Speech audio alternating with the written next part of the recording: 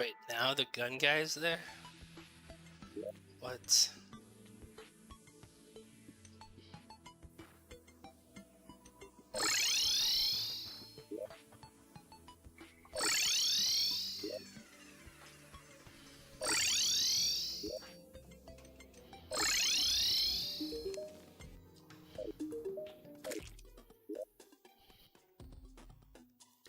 I guess you have to do this one to get out there.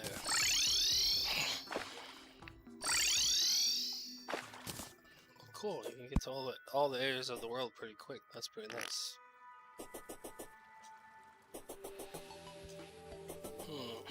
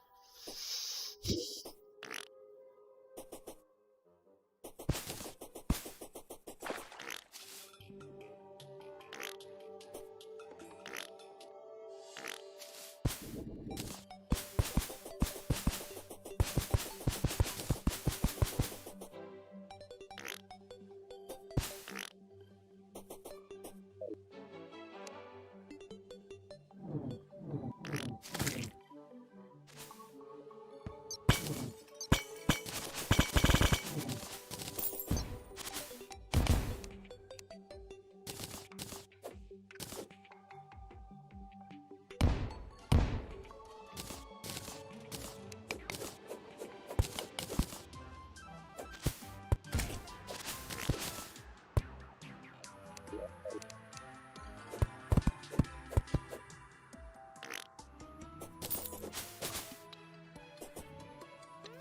I don't want to break those. Dang it.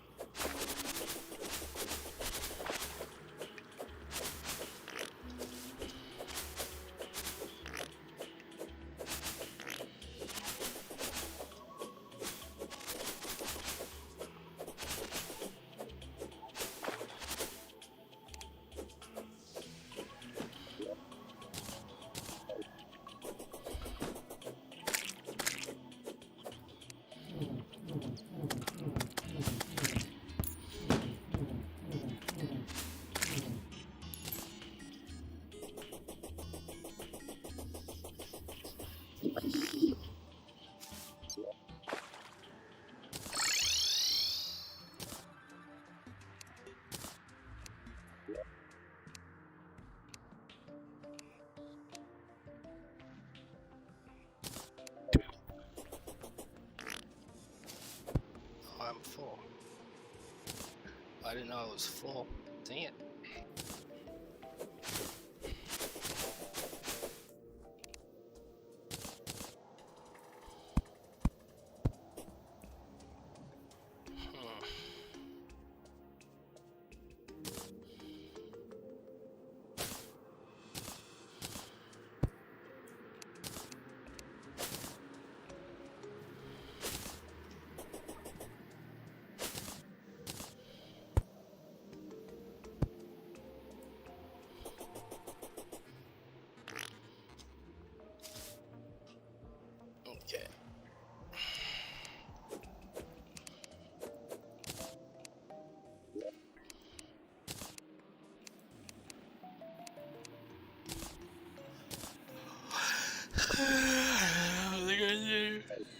He's still.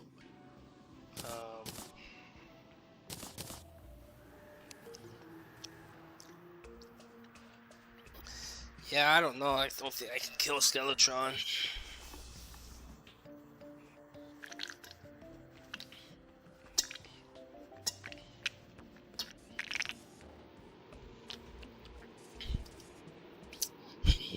I mean, I can, but I may have to do it a different technique. The train tracks ain't working. What I could do is summon them, do a bunch of damage, teleport, heal, just do just like any normal fight. But I guess I should just go do make my way through the.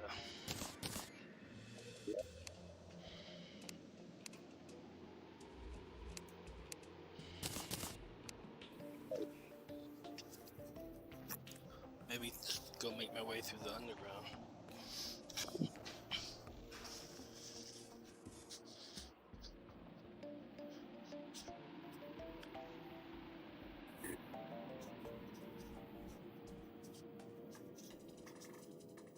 Yeah.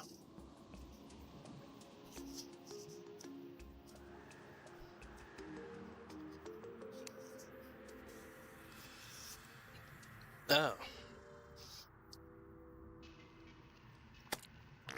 Yeah, let's get the thing. Whoops.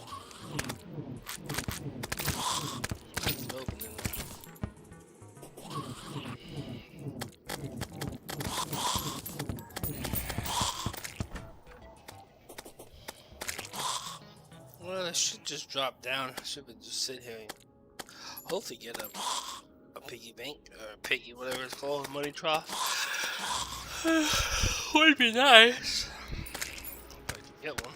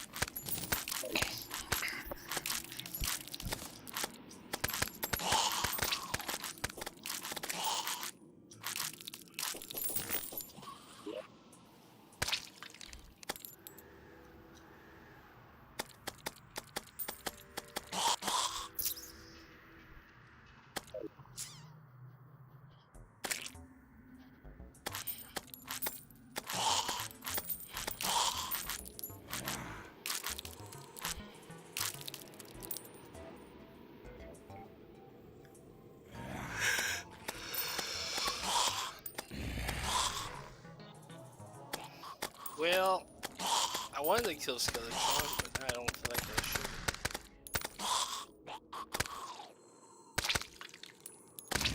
should. Well, it's not that I couldn't, should.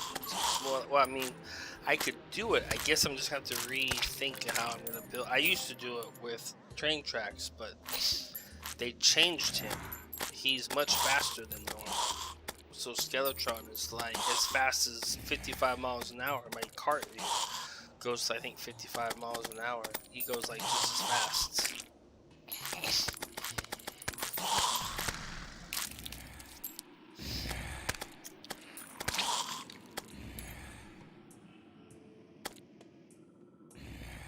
I wonder if I could set up the Hoink system to work. I think I have to get rid of the trap doors in order for the Hoink system to work. But in theory, I could speed this up a lot. Kill a lot more guys a lot faster. I could probably double the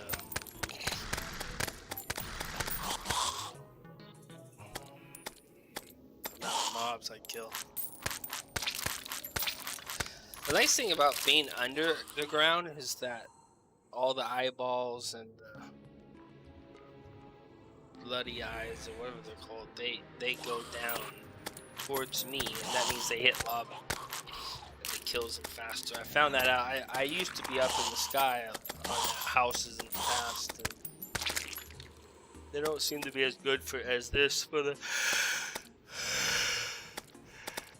for these kind of events.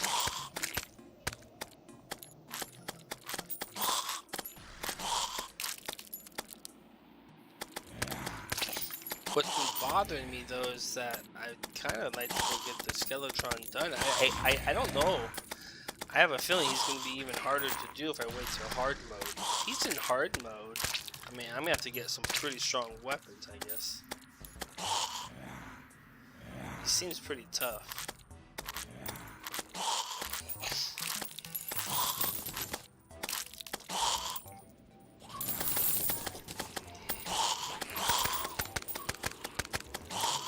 He seems really tough.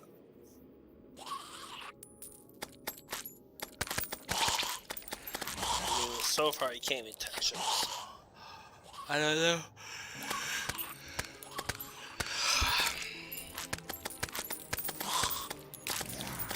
I mean, yeah, it's impossible to do it the way I used to do it. Now, if this was expert mode, I could probably pull it off. No problem. I don't know, though. I don't know how much expert mode changes. This is master mode, so I don't know how much it changes the mod that we're running the For the Worthy. I'm pretty sure the For the Worthy is quite a bit harder.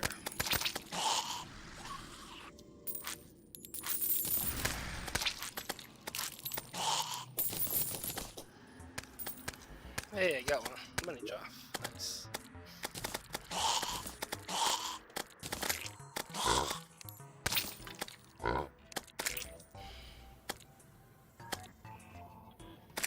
I don't know, I need half this stuff on me at all times, really. I hate to keep it on me.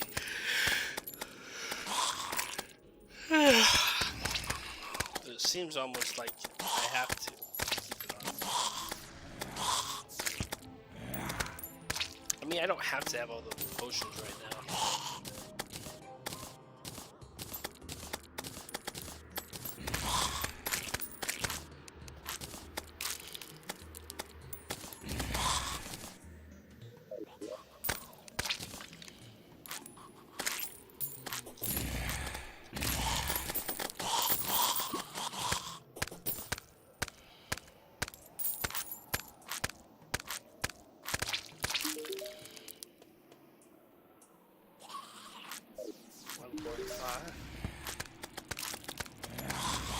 I mean 1.5.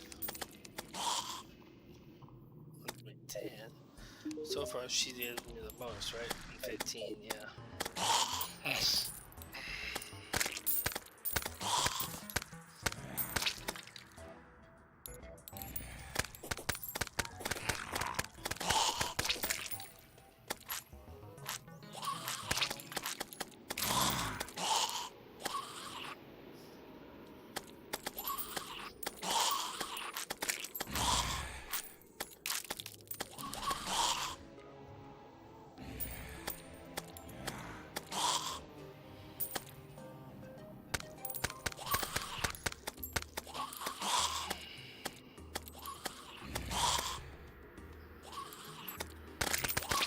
It's almost over.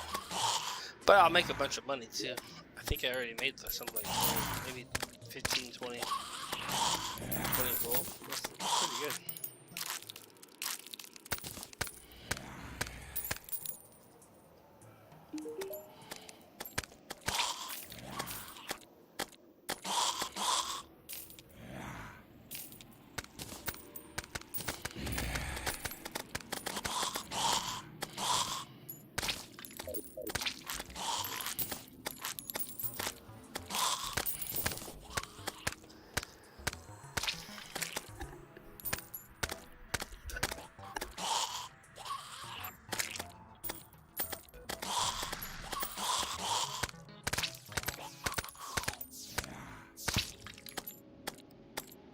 I think I'm just gonna go right into hard mode.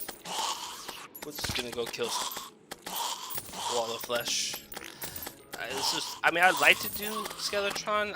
I already prepared the train tracks and everything, and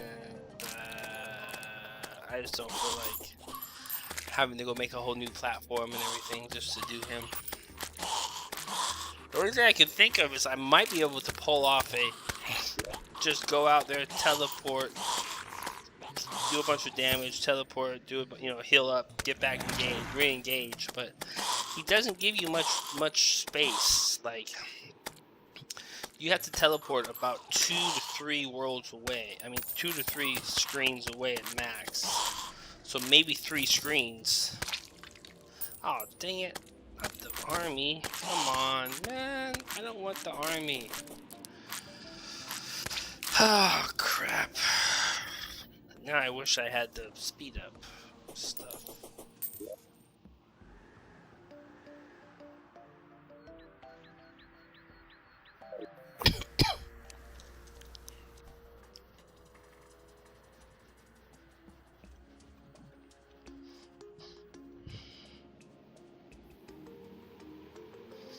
Well, there goes that. Gonna have to do this stupid thing.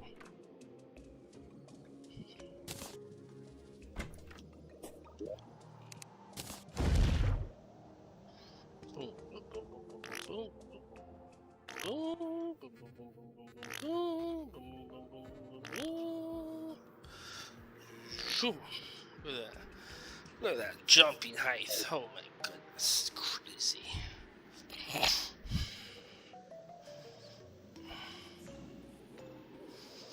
Alright, go for it. Let's go. Come on, bring me your goodies. Bring me all your goodies. I will take all your goodies. Haha. All your goodies now belong to me.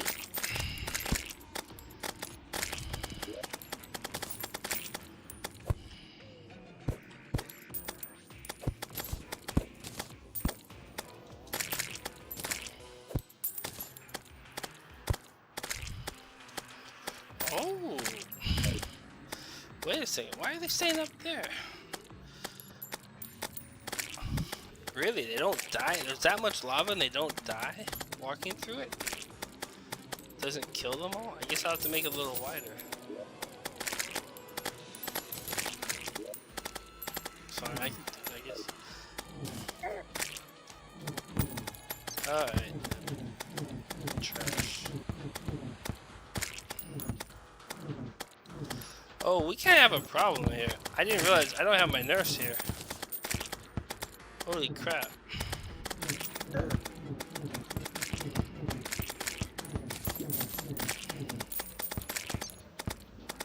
That's not good.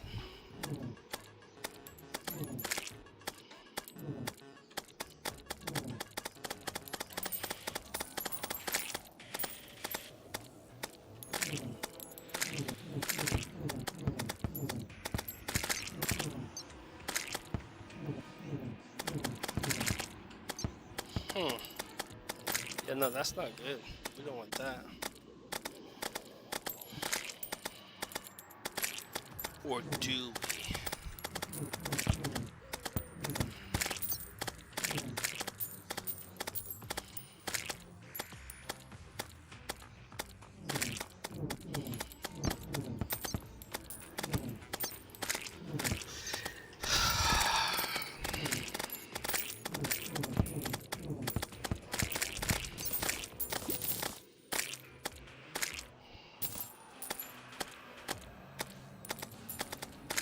Make my lava farther.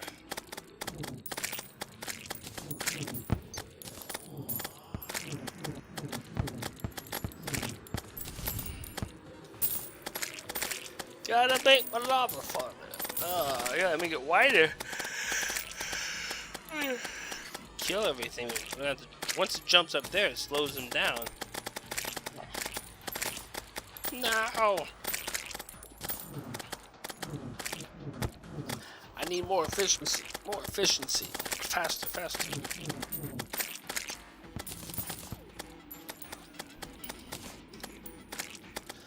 Poor guys. Poor goblins. They never learned to stay away from lava.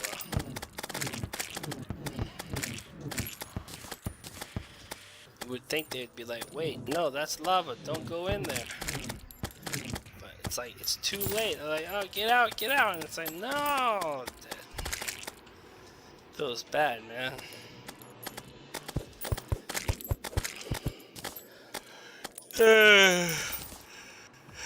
Finally, that took forever. Jeez, mamma mia. Okay, let's do some stuff there. Dang it, I'm like so overloaded with stuff in my inventory.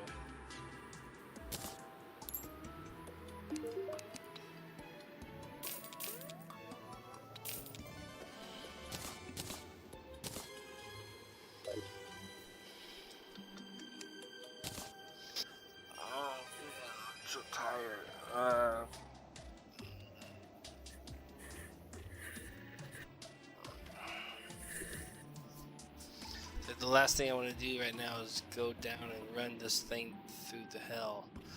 It's such a pain in the butt. But I guess we gotta do it.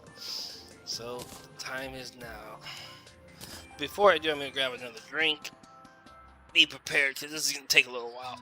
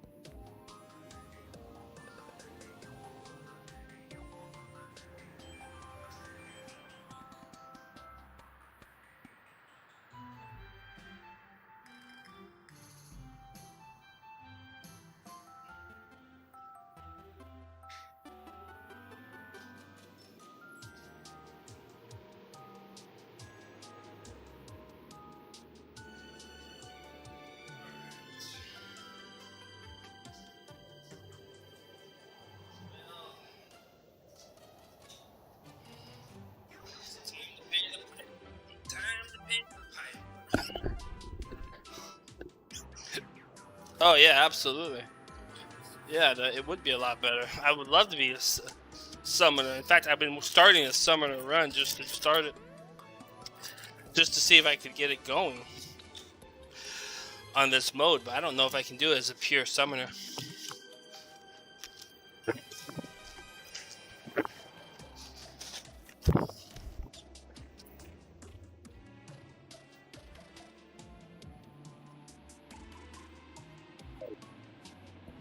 Yeah, getting the armor is like insane.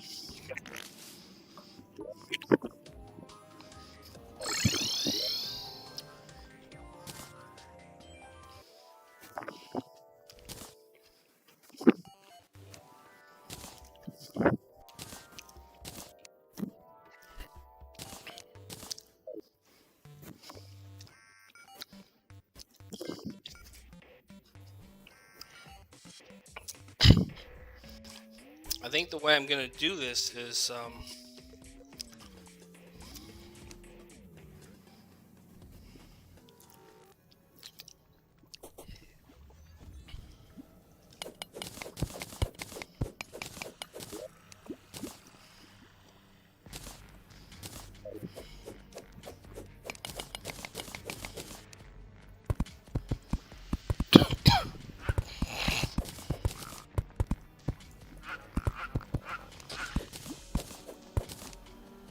oh, I gotta get the Comey potions. Well, as soon as I get one bad run, I have to go out of here. I'll go grab them.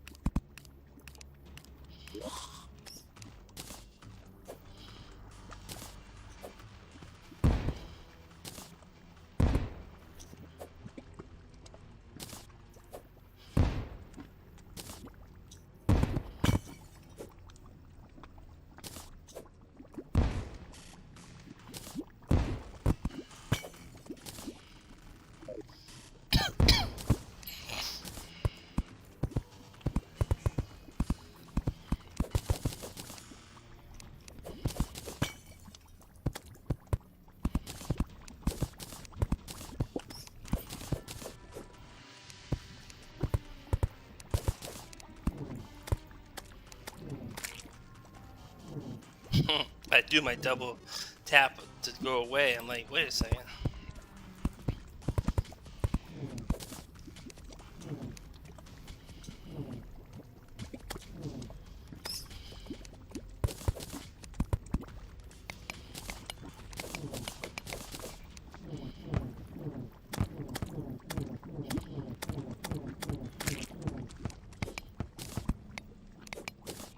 Oh, wait, would that allow me to... Nope, can't get rid of it.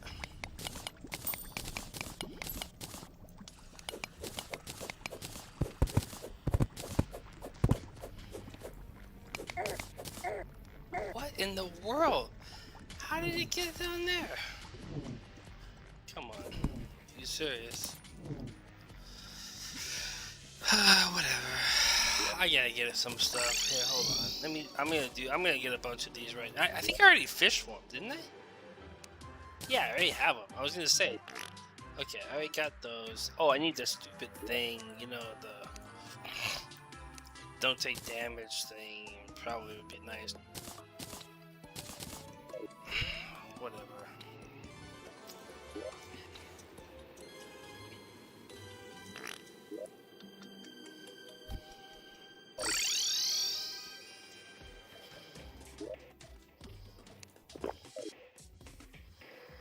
We'll have a lot less spawns.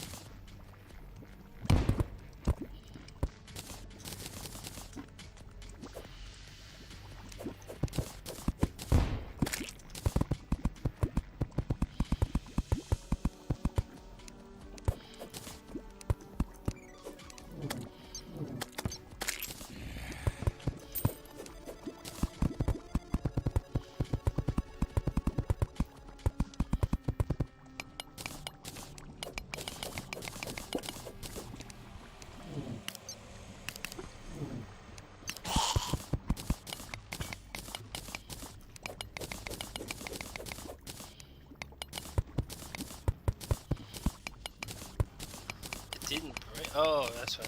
I'm not hitting. I'm like, what? It didn't break the pot?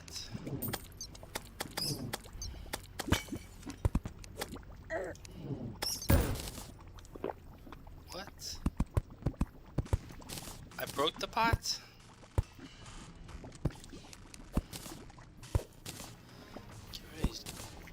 I hate those torches.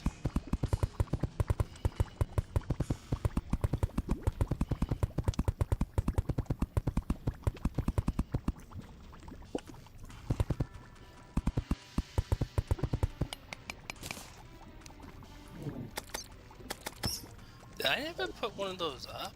I thought I did.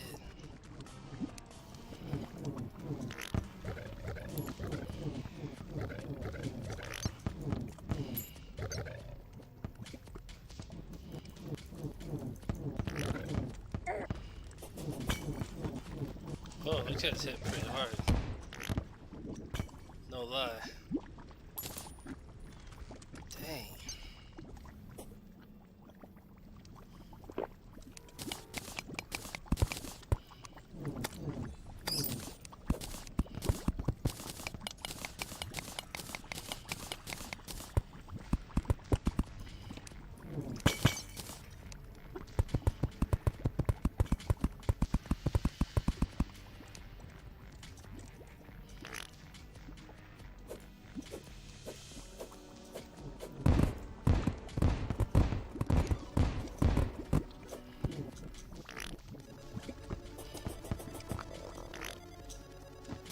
World, what's going on over here?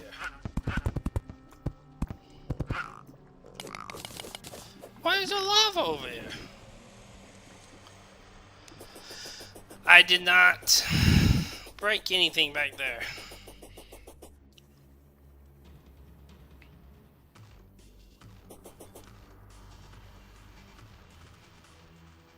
I put the bad thing up. Still hit for 135. I thought it was gonna hurt for a lot less than that.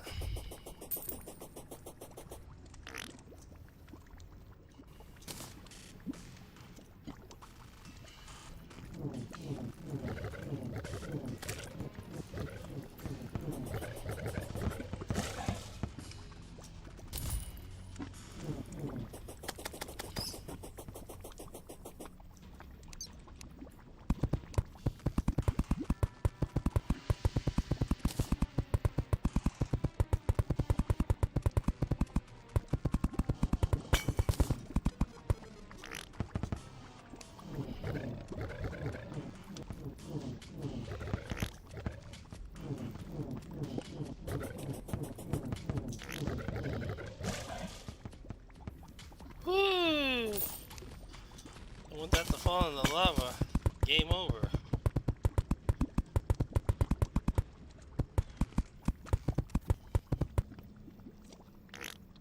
Come here, little guy. Just jump up. Thank you.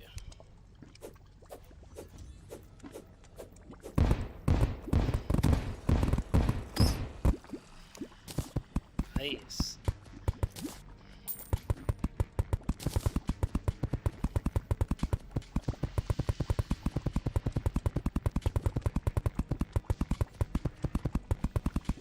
I'm moving out. This is fast. Oh crap.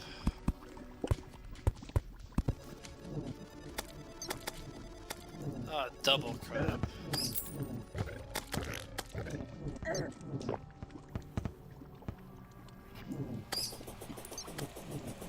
Thought that was gonna do better.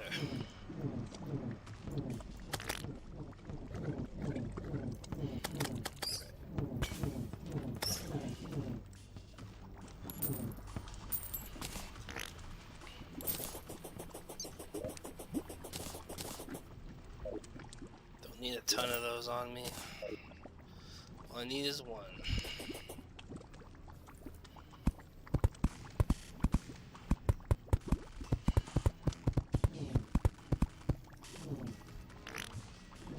Sure. Fine.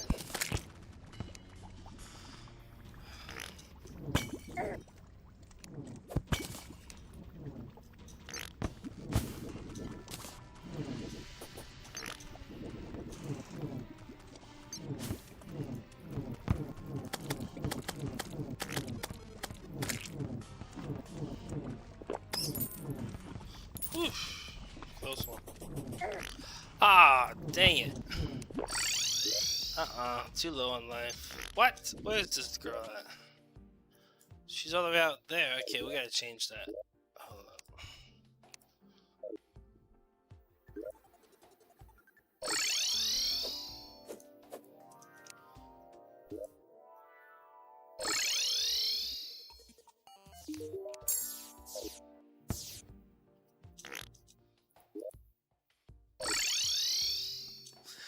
Bling! Bling!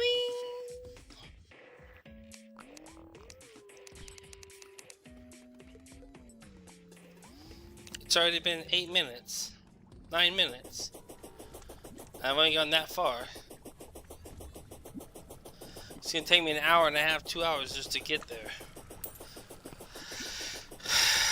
This is just asinine.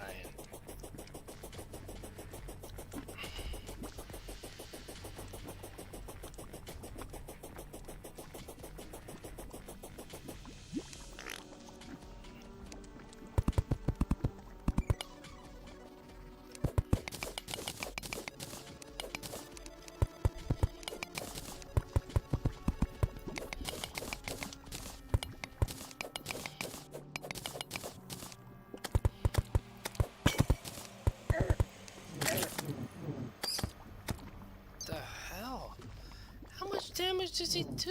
What? Oh, now I get the staff. I've been doing them, and I'm like, this is my second staff I've had on this particular run. I think this run has had 2 staffs now.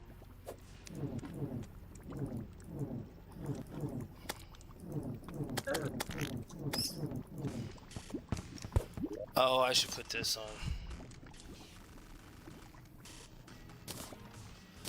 Get that other thing. Okay, they won't hurt me now.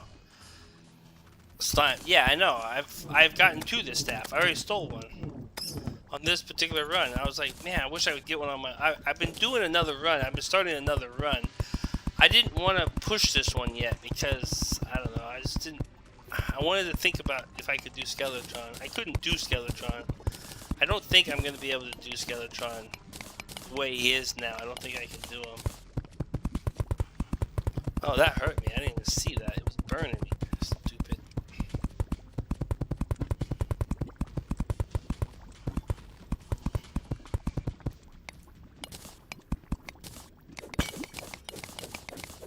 Ah, crap.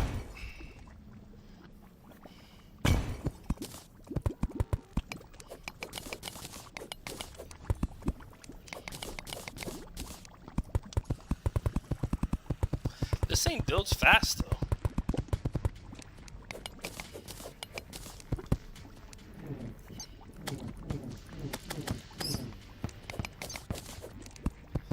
I'm happy it's so fast. I just wish I wasn't being bombarded with stuff. Oh wait, hold on.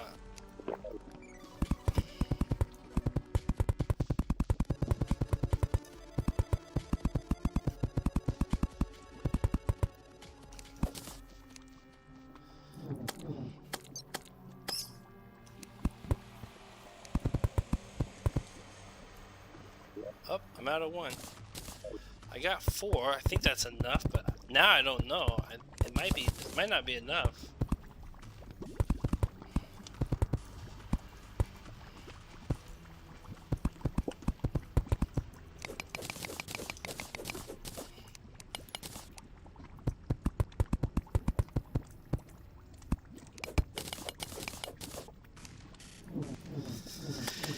Oh, come on. Let me keep going, guys.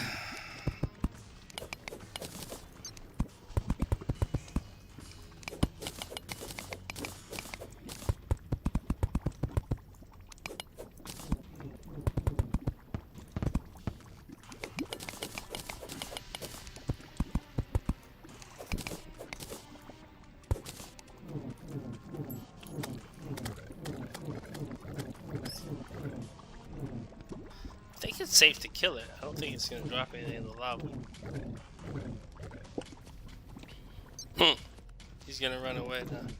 It's like, what? I'm gonna let you kill me. Uh-oh, don't kill the... No, not gonna do it. That guy drops lava, then that thing is in the lava, and mine runs over.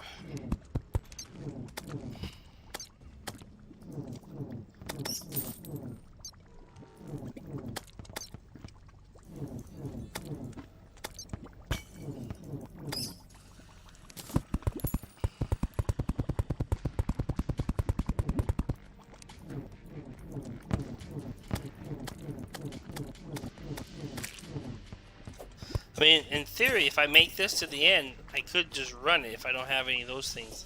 I'll come back in a little bit when I go up a little bit further. I'd like to just drop it and go and just get this over with. Either I'm going to kill it or not. If I can make it to the end with the platforms, I should be able to do it. I think I have all my potions, so we should be good.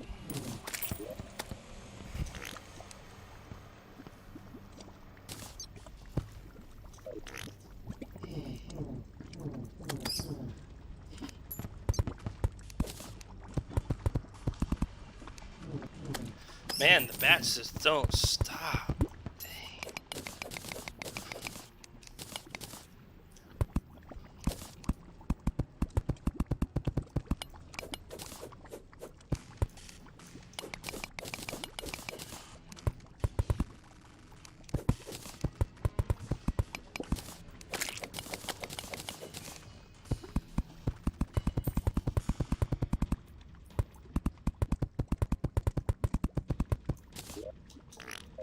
This bat, you guys, I don't understand. See, like, to me, there's nothing fun about this part of the game.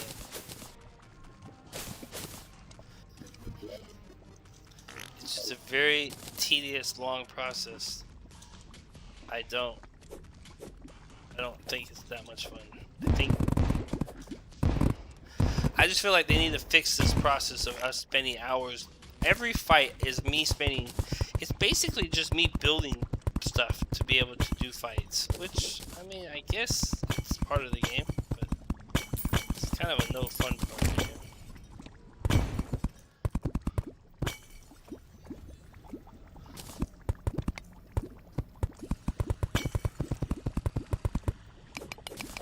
I mean, it's part of the game. What can you say, you know? That's what makes the game the game. I guess I just wish it was a little bit faster. Like, I could do this in like 5 minutes, you know, 10 minutes. Not some, you know, hour-long process. Just to pull the fight. That's all I'm saying. That's the part I don't like. It's that you do this much work. Like, if you could just build a couple platforms, you know, put up a few things like health and, you know, heart lantern, and like that. Okay, that makes sense. But this is kind of a lot of work for one fight.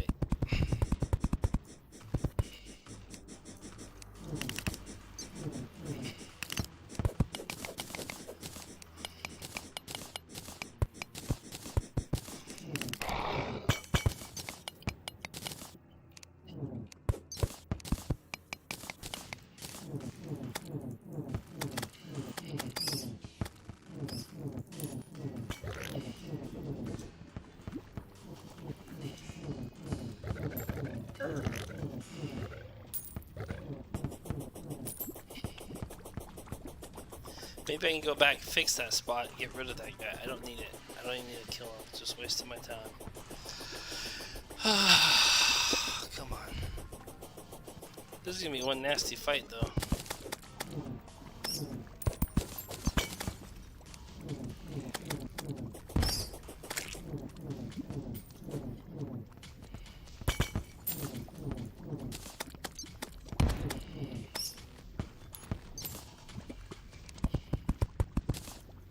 It's gonna be a nasty fight. But no, this is actually this used to be the easiest fight with the mage, because this weapon is so strong against the wall of flesh. It's so good against the wall of flesh. It's like, this is the best weapon you can use against wall of flesh.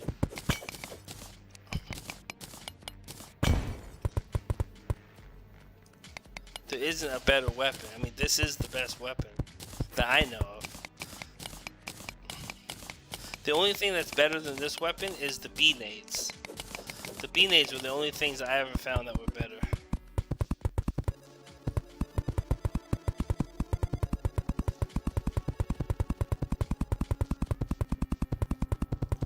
That would be awesome if I could just hold down the button and run.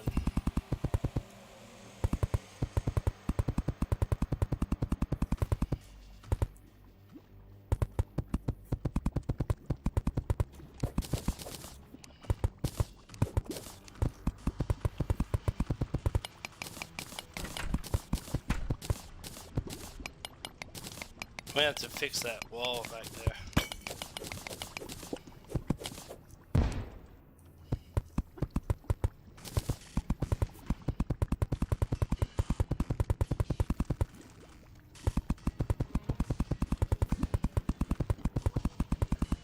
I might just rerun it.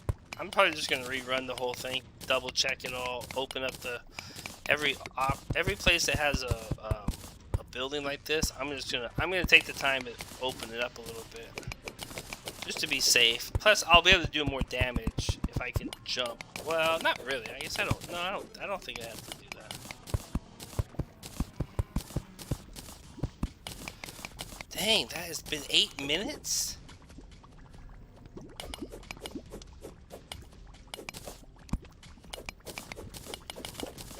I can't believe 8 minutes went by already. Dude, why doesn't the lava go? It stays there forever. It's like it's honey or something.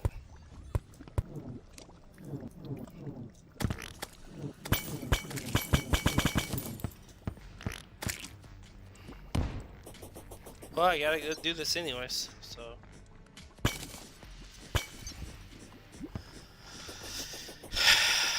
What is some good early hard mode mage set? Titanium? I mean, yeah, if you can get titanium, that'd be great.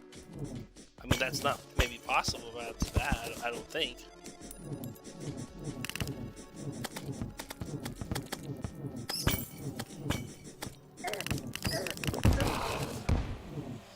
Whoa, whoa. Okay, I did not know I was that level. Dude, the bomb. Well, I didn't even see it.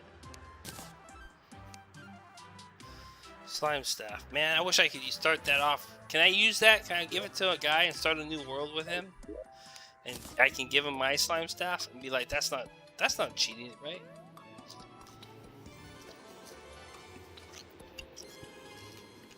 I mean, I did get it.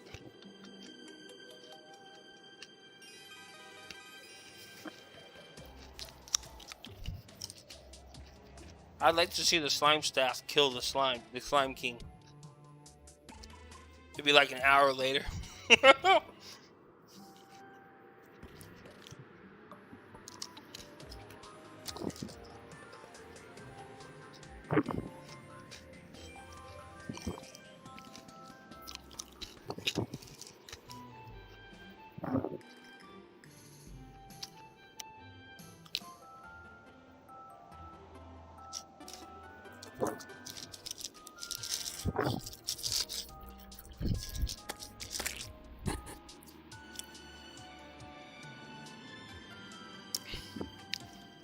Yeah, I know, right?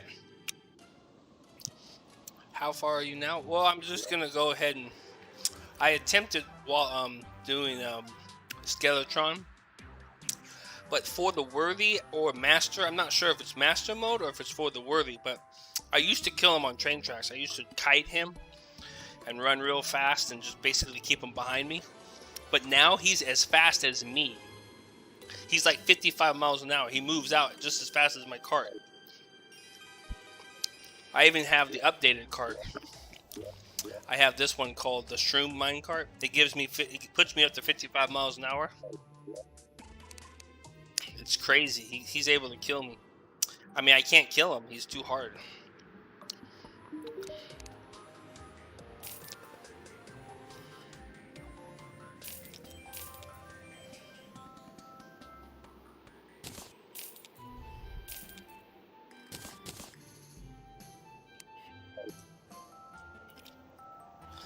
Oh, for the worthy makes Skeletron a lot faster. Oh, what gear am I? Oh, I just have jungle gear. You know, the jungle armor. You get pre-hard mode.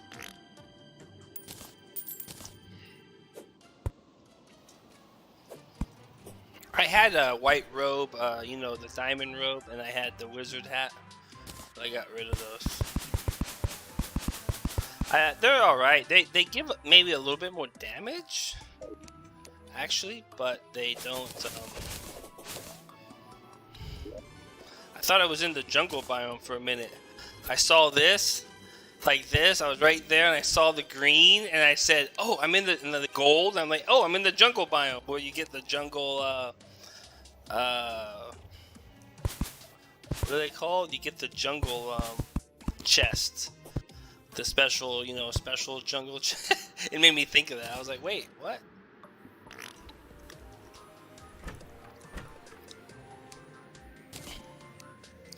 This is that new special potion. Potion of Return. Consumable. It teleports you home and creates a portal. Use the portal to return when you are done. That's really cool. That's actually really cool. I haven't actually used it yet. Look at this, 37 extra ones.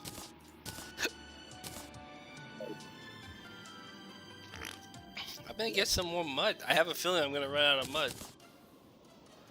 Where's another stack of mud? 420? That's ash, that's mud. I don't have another whole stack of mud? Oh yeah, there we go. How far have I gone? Dude, I've not even made halfway yet. That's halfway. Oh my gosh. I should have a... Oh, man, this is going to take me all day, dude. This is so bullcrap.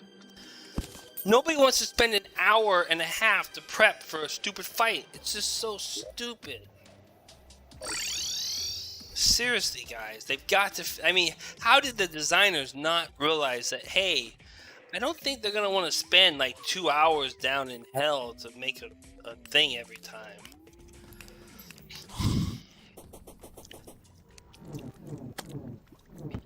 This makes you not want to play the game. After I beat it, I'm like, no, I think I'm done.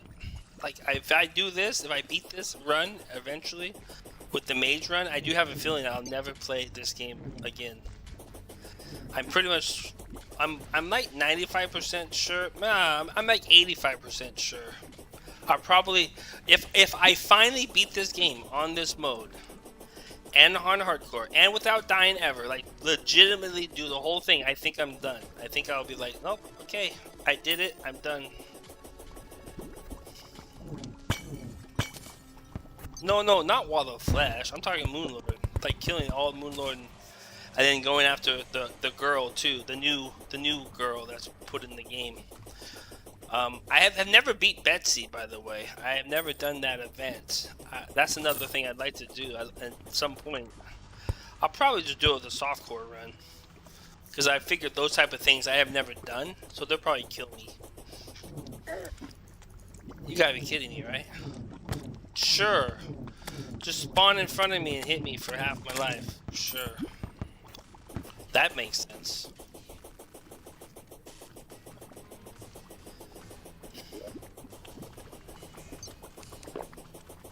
How long are these? 8 minutes?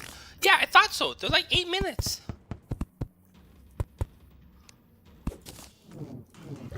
It's like they're 8 minutes.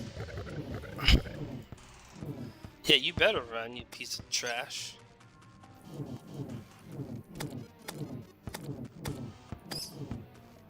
Oh man, no, no, no! Ah, don't hit it one more time. If it falls in that lava, game over.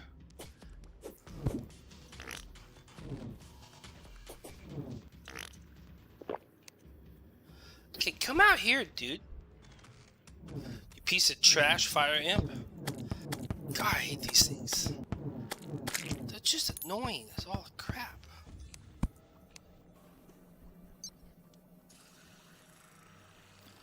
Go back the other way. Oh, you want to go up there? That's fine.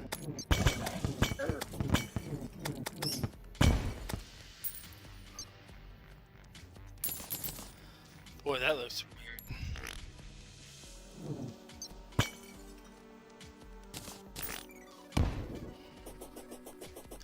I'll fix that later. I'm gonna run through all this. I'm gonna have to. The thing is, I don't want to. I just want to drop it and go as soon as I get there. I'm tired of this. I want to start a new run before I sit here and do this. See, are you doing a mage or summoner? Well, mage run. What the heck? 1 heart? I didn't even know I was that low. Holy Toledo. You guys gotta tell me when I'm low on life sometimes, because I guess I'm missing it. I'm not seeing it. I didn't realize I was that low on life. Like, what? Can't get it unless I kill the eye of... the brain or the eye or the wall.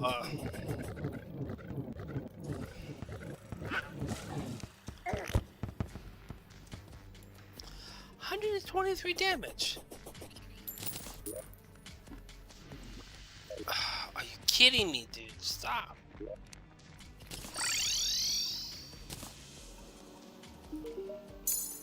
I took the dang potion.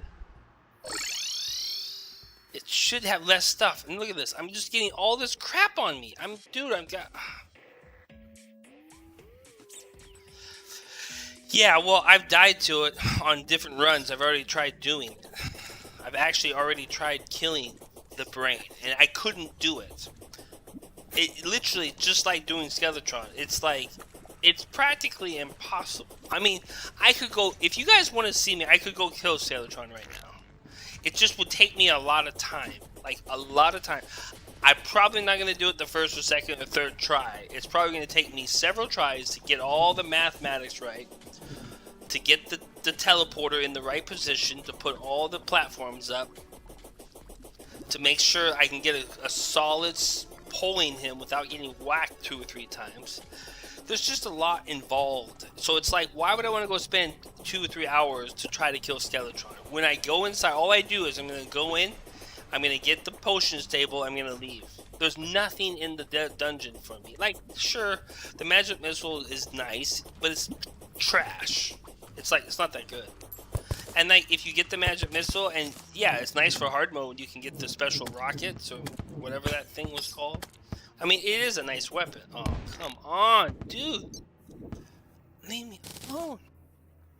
Yeah, get in there. Get stuck in there. Piece of trash. The space gun is really trash now, too. I don't know if you know that, but it's not really any good. Again, this weapon makes the space gun look really bad.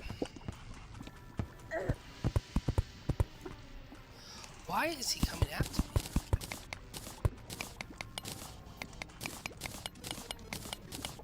It shoots fast, but it doesn't have a very high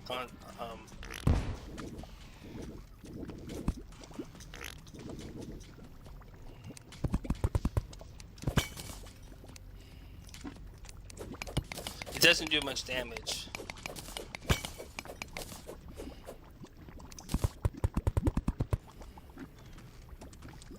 I didn't go up, did I?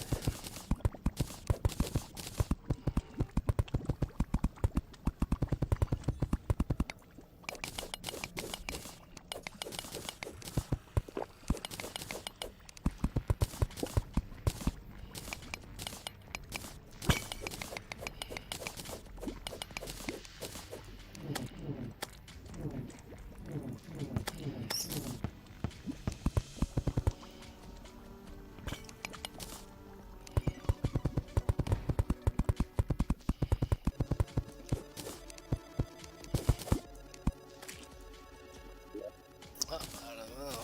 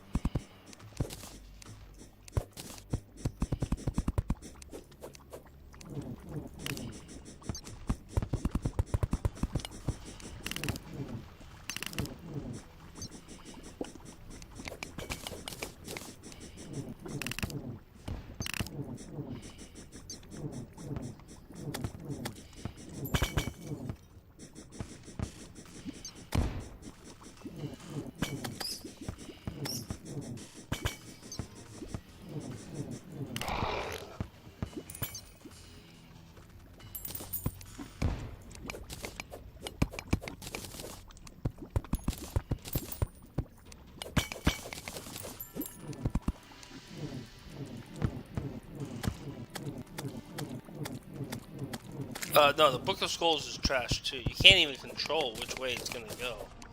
If it heat synced, it would be alright, but it doesn't. The Flame Lash is the one that got upgraded. It would be really good. Actually, that's the one that you could get that's out of the... That would be awesome. But you still have to get the key, and you have to hope it's in your world. It's 1 in 6 chance of getting... I don't know. Maybe it's worth it. It could be the reason why. I mean, I could maybe kill everything, Skeletron, everything with it easy. I don't know. I haven't used it since the 1.4 update. But they got a big update, so it is a lot better. They fixed it. I guess it's much more stronger, more powerful. I've never used it. I could load up the all items map just to check it out. And maybe I will be like, oh, whoa, this thing is insane. But I'm not too worried about it. I know the book. I already know what I'll do is I'm just going to go into hard mode. I'll get all the hard mode armor. I'll get all the hard mode, you know, the good stuff out of hard mode. I'll get the Crystal Serpent, and then I'll go take out probably Skeletron at that time.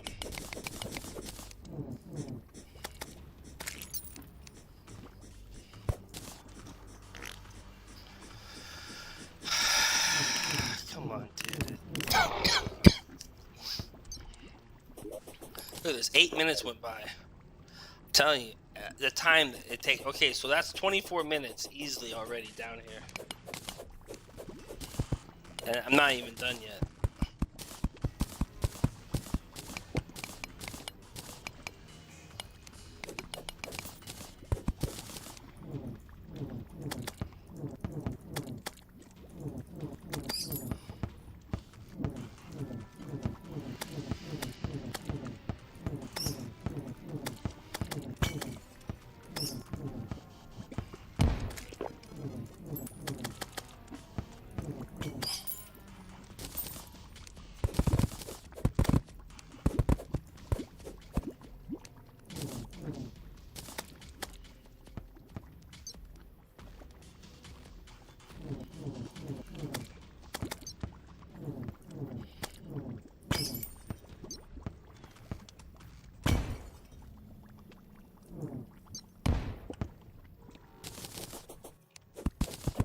Skull. Oh wait, now what? So you just take out skeleton and leave it at leave.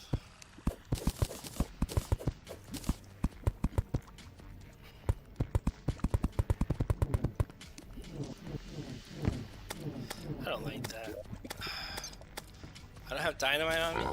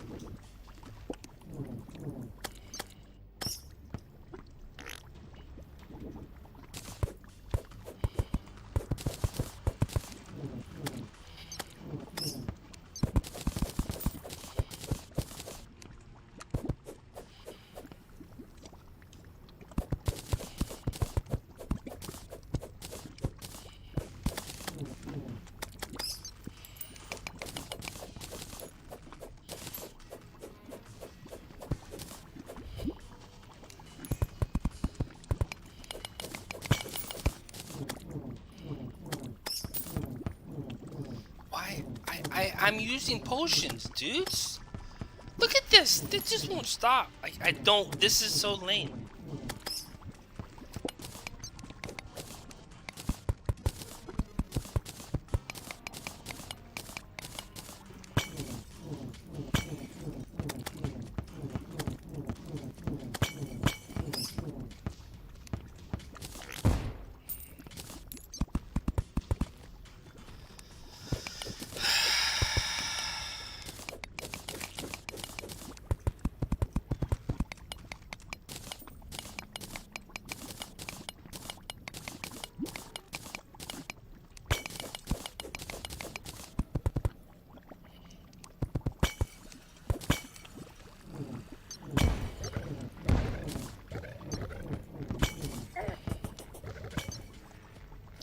Come on.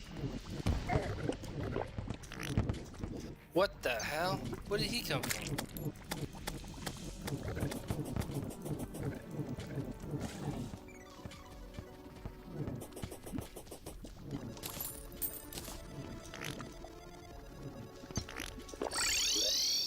Not gonna be messing with that. That's how I died last time.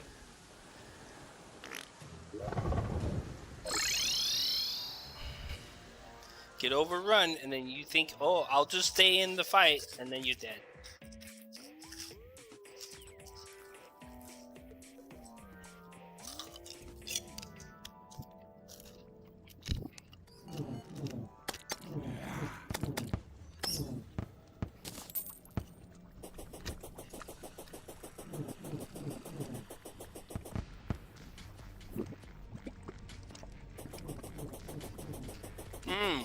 Oh, all the way to the end. I need as much as possible.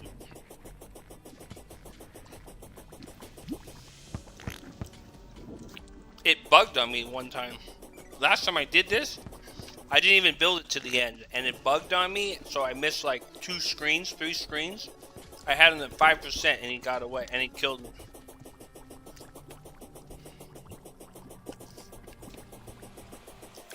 That was like 3 weeks ago.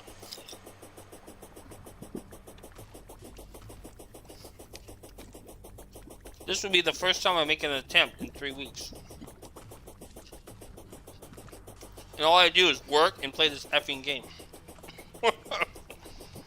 I work and play this game. It's like my second job. I put 8 to 10 hours almost in a day, if not more. Oh, this weapon, of course.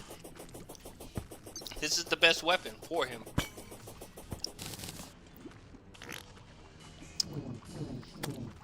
It goes through everything. Up to 5 times it goes through a mob.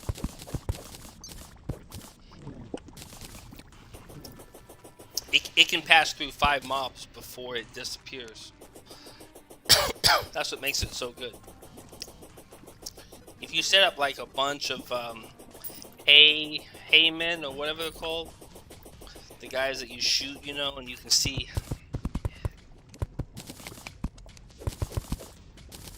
No, that is not what I wanted. I hit. Dummies. You set up the dummies, and you can see how many they pass through before. If you've never done that, you should always test all your weapons out with dummies. Dummies will tell you how much damage. You also need a damage meter per second to tell you how much damage you do per second. It gives you a good idea of how much damage you're doing. I'm telling you, man, these bombs are something I would not feel bad in one way to never play this mod again. The bombs is just ridiculous to me. I mean, they drive me nuts. They killed me so many times. On top of that, it's just annoying. Like, every time you break a pot, you have to worry if a bomb's gonna blow up. Again, not really fun. They made it a lot harder. The problem with this mod is, I'm gonna tell you why. You're probably never gonna see other people ever play this and beat this game. This mod. There's reasons why. I'll tell you why. One, you basically have to become super. Use it. What weapon are you going to use? Oh, this weapon. The book. Anyways, there's not gonna be many people that can beat this mod, and I'll tell you why. They're gonna get too frustrated with all the deaths in hard mode, and they're just gonna give up. Because if the game is already this hard on me, and it took me 3 weeks, which you gotta remember, when I beat it on expert, the first time, actually legitimately beating it on expert, it only took me 3 or 4 tries of each of my other guys to beat it, on the summoner and the ranger. I might have died like 3 or 4 times at the most, and I beat it with the ranger and I beat it with the summoner. When I did this on this mode, what in the, like, why am I? Yeah, that's why. See, I'm over here with these guys. This is what happens when you have a jungle underneath you.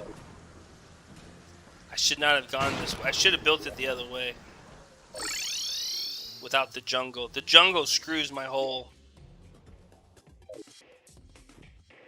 The jungle is real bad. You get like double spawns because of the jungle.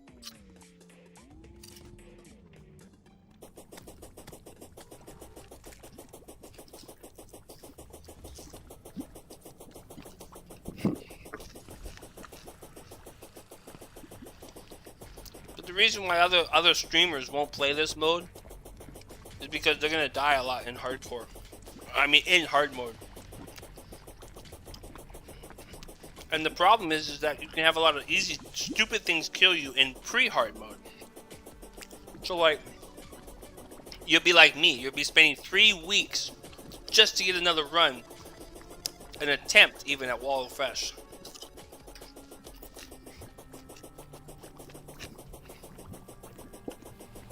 It's like that. It will get old. People won't want to play it. They'll be like, okay, I whatever.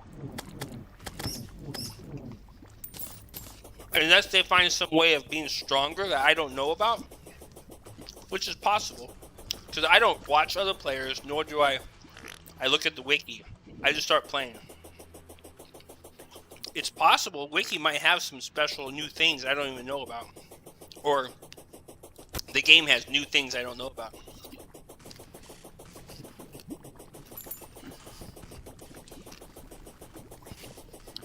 That in theory means I could be stronger.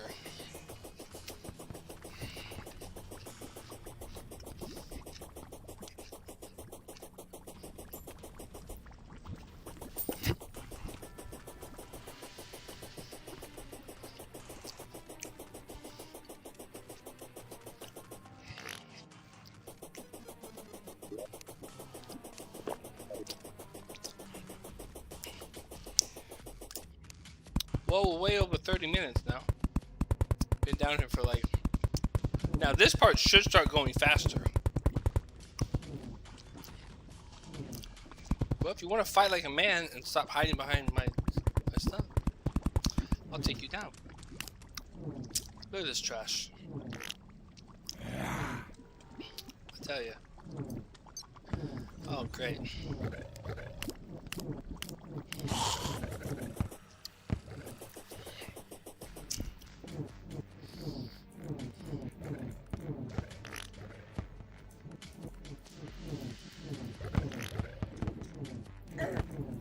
Nice. I didn't even see him down there. I'm like, where is the guy?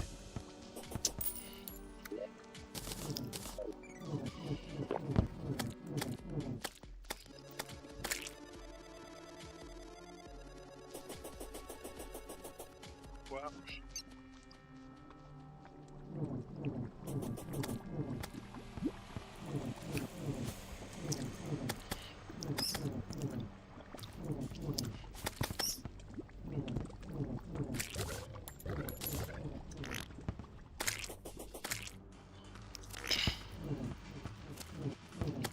There's a bee down there. Oh, that's pretty funny.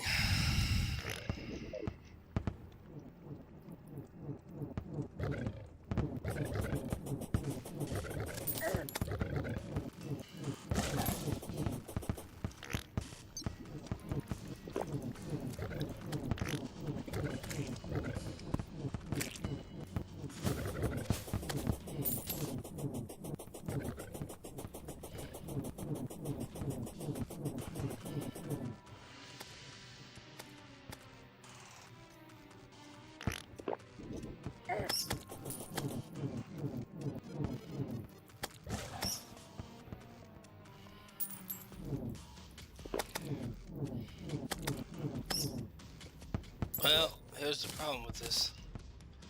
It's just so dangerous, and they all have freaking things too. I'm really low right now. I could take one hit and die here. If one of those stupid idiot dudes just spawn on top of me, I'm dead. I mean, I have 200 health, 190 health.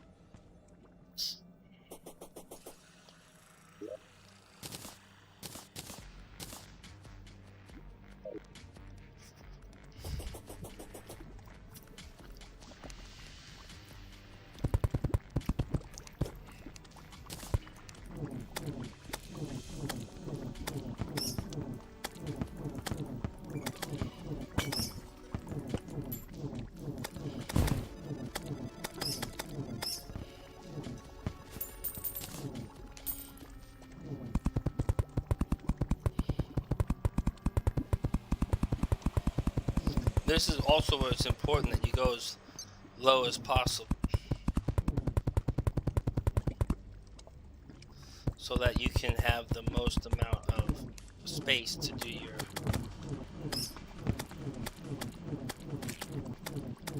You can jump and avoid the lasers.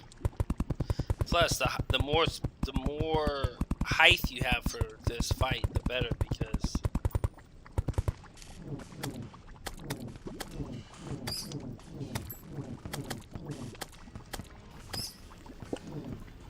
ridiculous. You have to hit a bat 5, 6, 7 times, I tell you.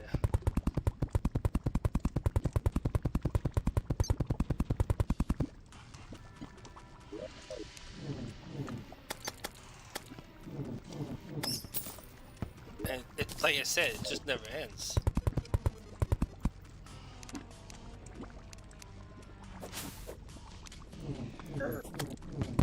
$161 damage.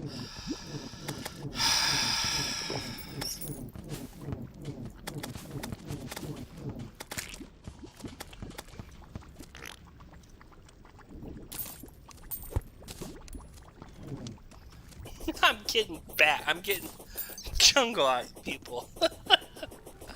I tell you.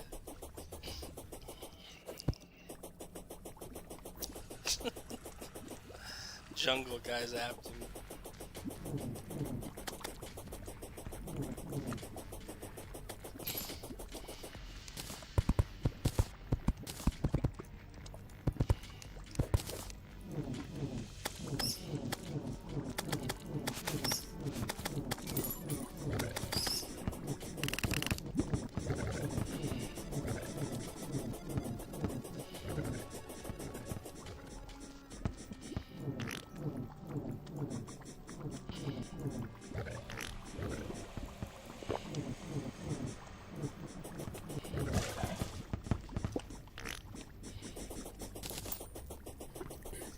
Well, I might be able to pull off the win. Even now, if I drop one in, I might actually be able to beat him.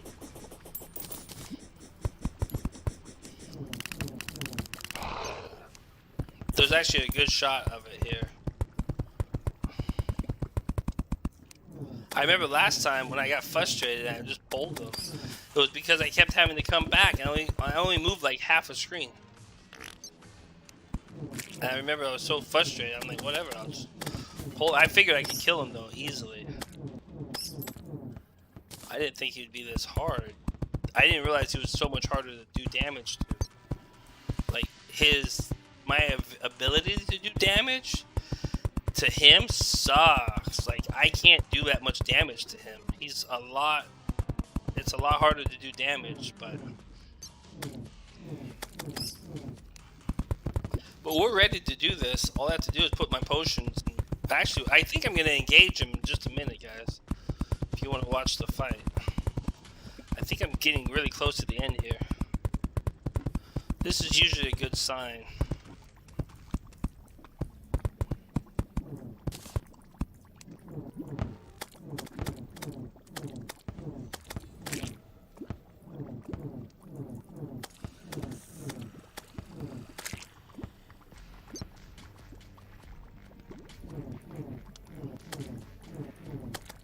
Do what? A potion? No, I mean I don't think there's. I'm gonna need to clip it though. If I beat this, I'm gonna need to clip it.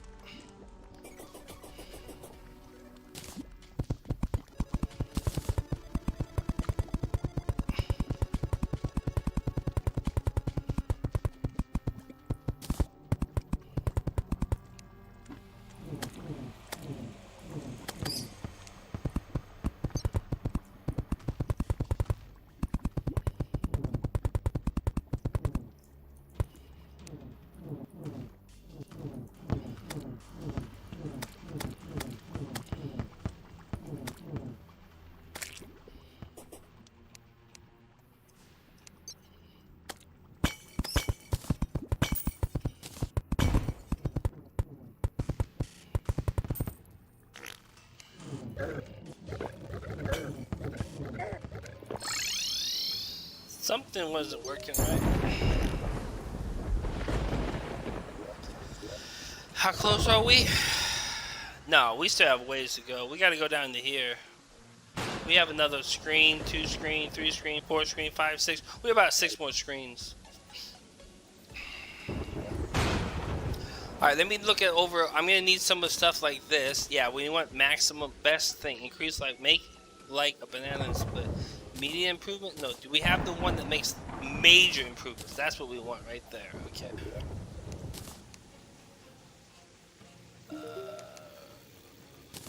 Shit we want, shit we don't want, shit we don't want. Okay, here we go. We're gonna do this. I have a better one, so it's fine. Though I could. Oh wait, hold on. I could put a little money into that one. I could drop. I mean, maybe if I got lucky and got a mythical, that would be awesome. Actually, hold on. Let me think for a second. Let's do this. Let's go.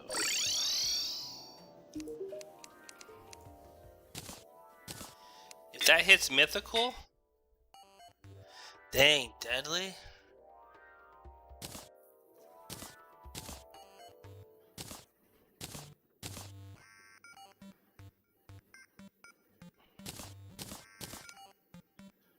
No, superior is still better.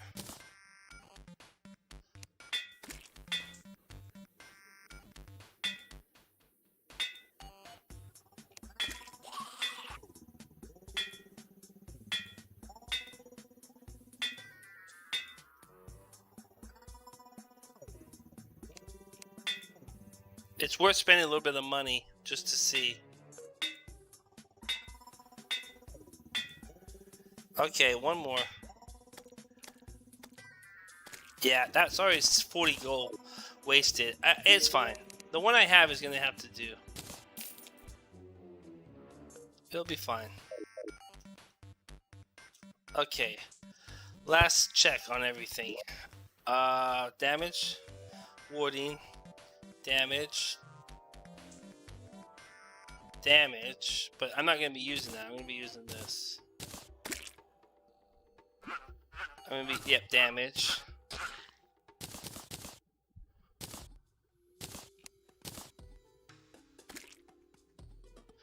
I'll be using this. Movement speed. No, we don't want movement speed. No, I'm gonna be using this. I want more damage. So yeah, let's reforge that. Reforge.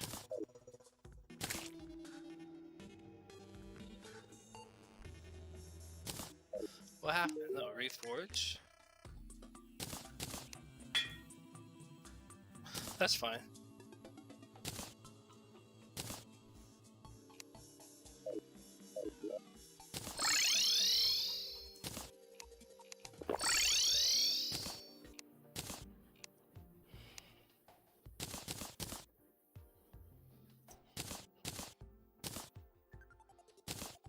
I have a bunch down there if I need them. Alright, well, let's go do this. Let's go get this done.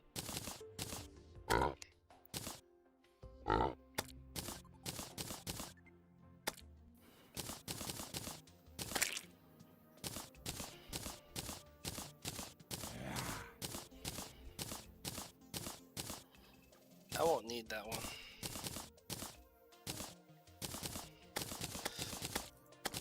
These are all my mining potions when I have to go mining. Alright, well, let's go do this. It's do or die, boys. Do or die.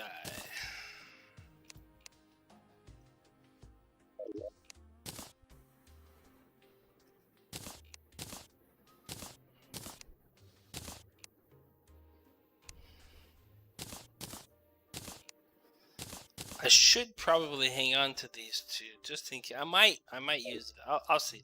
Okay, we should be good to go. Let's go. Let's do this. I don't think there's anything else I need. So now it's just a matter of pulling them and getting this done.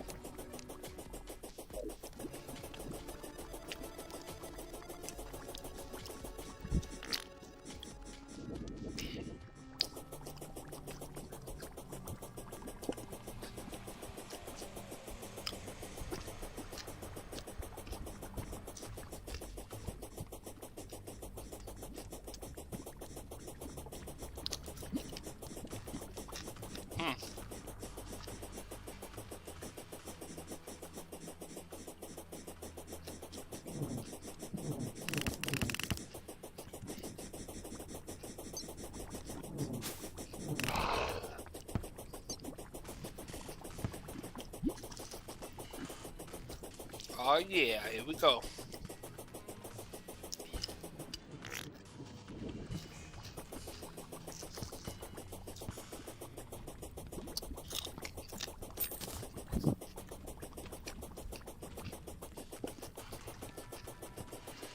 Alright, man. Gotta get the hype going. This is huge right here.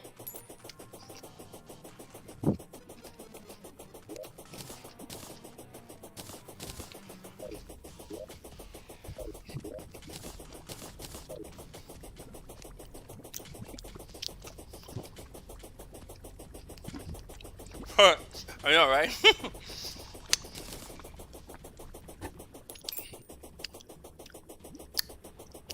Yes, I need your help, Lord Jesus.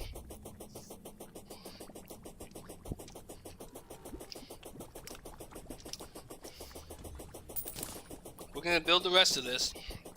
We're close. We're close to finishing it. Here we go. Here we go.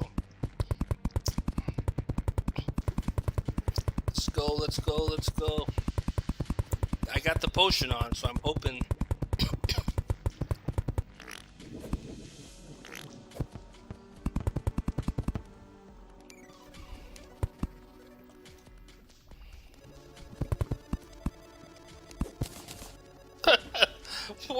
What is this stuff?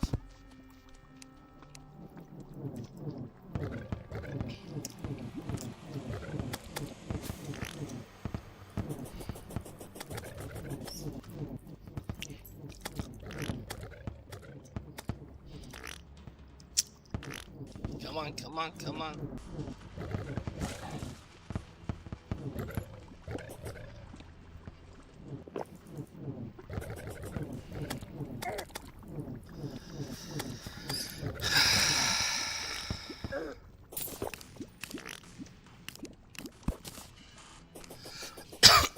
Alright, gotta go.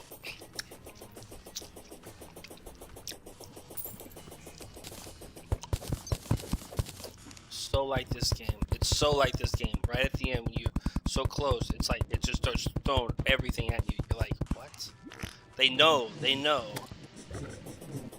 They know. They're like, oh yeah, he's gonna go for it now. He's gonna go for the...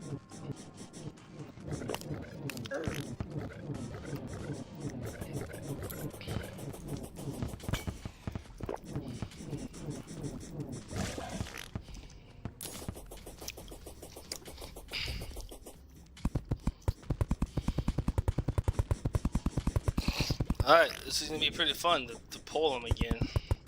It's been a long time, man. 3 weeks.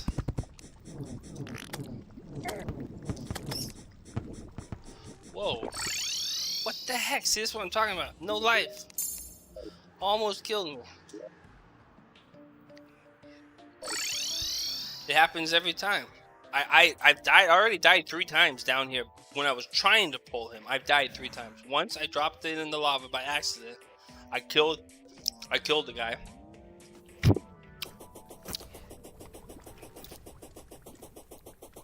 No, I've done that twice.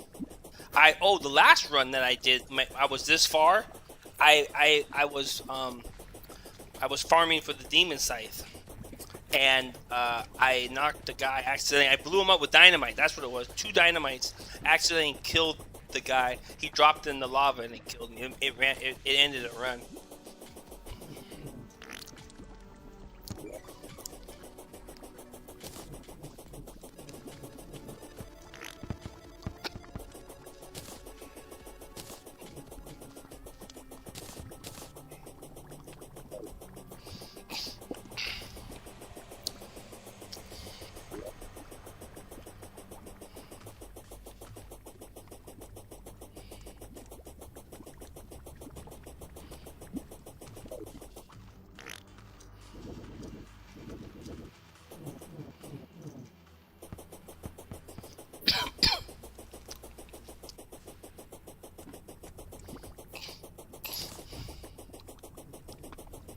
Alright. I can see victory. I can see doing this. If I don't die. I like there. 3 hearts and 1 heart. Remember, I was at 1 heart earlier and I've been at 3 hearts trying to build this bridge. So you can see how difficult it is. And I've been using calming potions the whole time. Ay ay ay.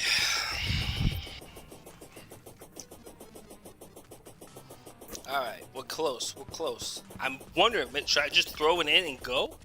I feel like maybe I'm far enough. I should technically be far enough, but, you know, why chance it? Why not go all the way to the end of the world, you know? Now, if I was doing a summoner run, I'd have to go about 2/3 of the way back the other direction. You need to have a lot of extra room. Summoners don't do as much damage. It takes a long time. You almost have to use 2/3 of the whole underground. You can't do half. You have to do like 2/3 of it. Because you need more room to do more damage. You don't do as much damage when you're a summoner. Summoner's damage is low.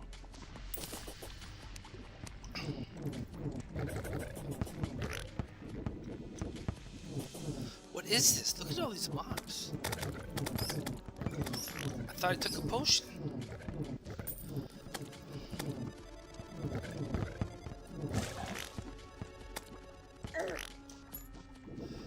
Oh, these guys are after me. Hold on, hold on. These guys are on me.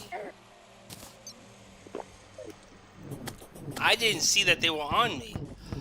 Oh, maybe that's what hit me earlier.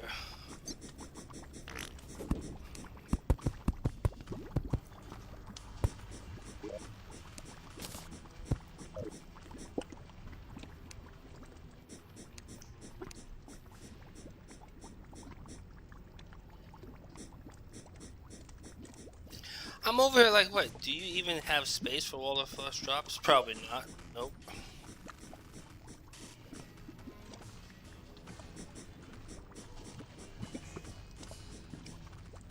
Yeah, I guess I could technically pop all these twice if I have to, but I don't really want to. I'll just wait here. We're just gonna wait. We're gonna heal up.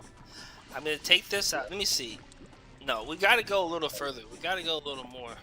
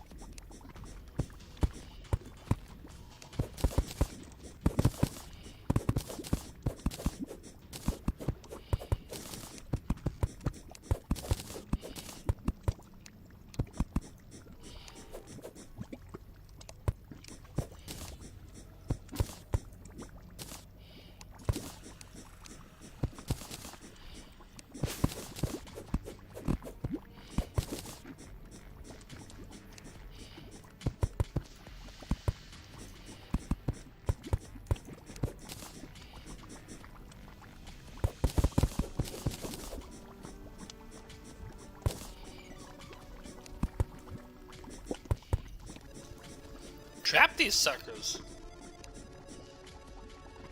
I don't have to worry about it.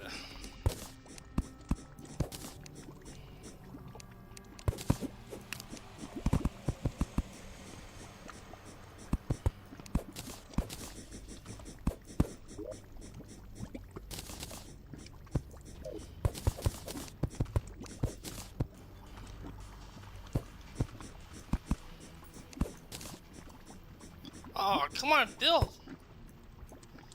I can't trap him.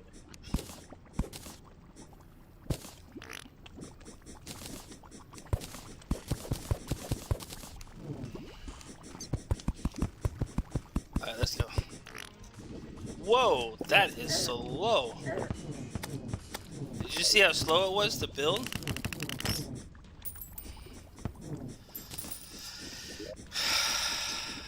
I really need to get rid of this too.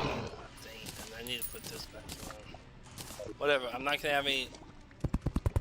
I gotta go. Look at this, it just won't stop spawning though. Dude, have you noticed this? How many bats I'm getting? The thing is that's total bullcrap is I have the despawn thingy. I'm still getting like 20 plus bats. 20 plus animals on the screen.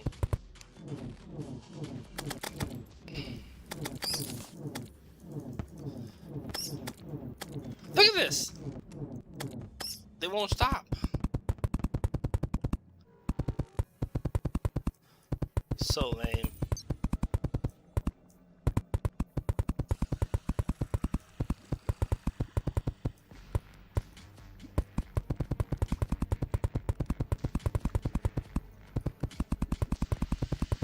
It's like calming potions my butt.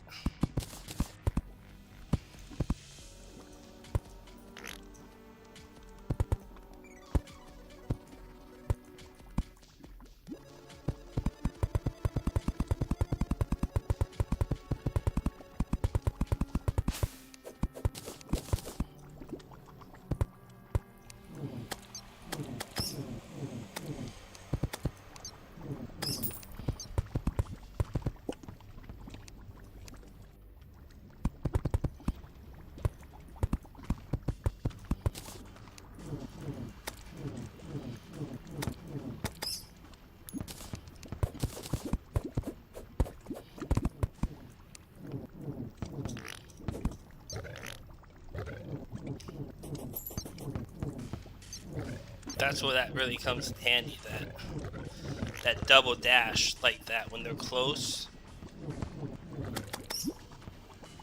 You can hit them. How are you gonna heal mana? Oh, I have mana potions that keep my mana up. I have a special mana potion. It's the pink star. You won't believe it, but having these extra, just these extra like 4 or 5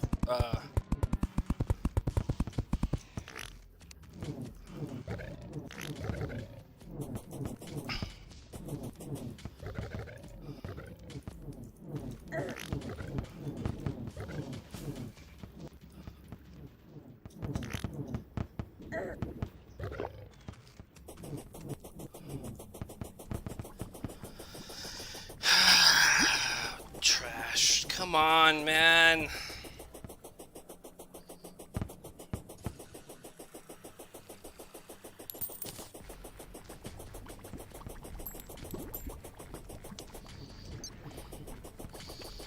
You can't outrun them. That's... Yeah, it's full life. Okay. Do you have the arcane? No, I just keep feeding myself. When I just hit F and feed myself. You don't have to have the... Although it does help with reducing the mana cost of your potions.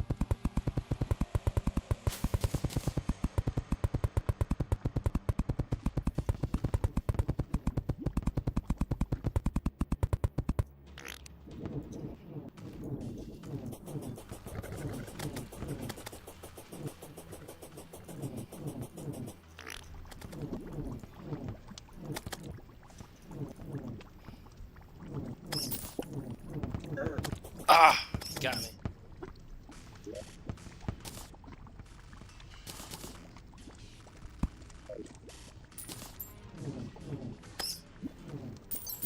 Did he despawn? Or is he still there? Oh crap, I don't want to run fast because that thing will pop in front of you and kill you. You never want to run fast when these guys, if you know these guys are on the screen, the fire imps, if you're running real fast, they'll pop right on top of you and hit you. And they hurt real bad. Eventually, I mean, they can't just like almost kill you.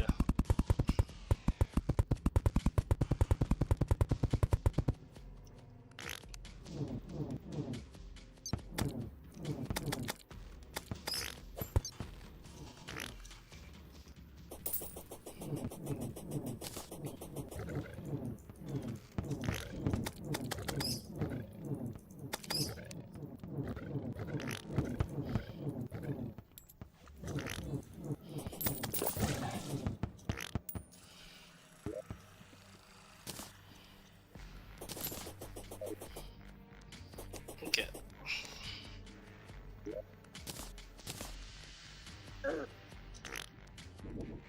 What? I'm out of dirt too? What is hitting me? Was it a bat or something? I missed it. I didn't see it. It must have been a bat or something. Alright, let's get to the end of this. We'll have the most amount of room possible.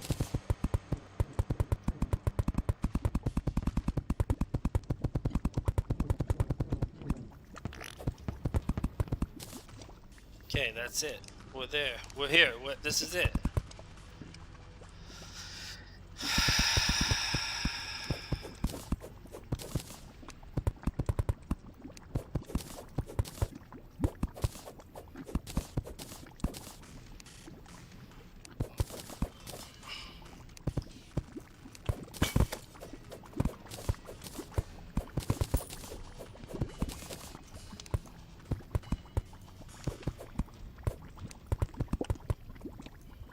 Come on, come on, come on, come on.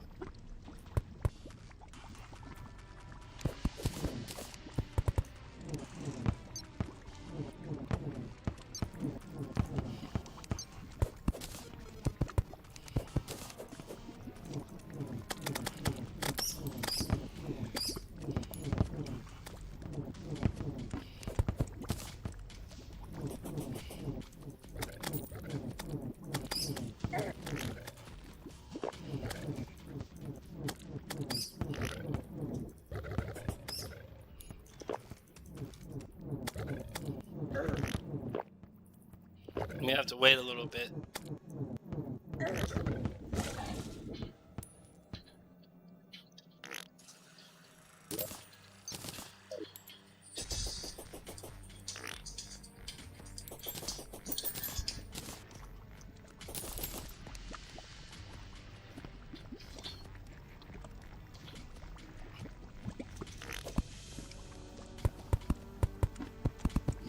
We're gonna have to come up here a minute and give myself a break. Make sure I heal up.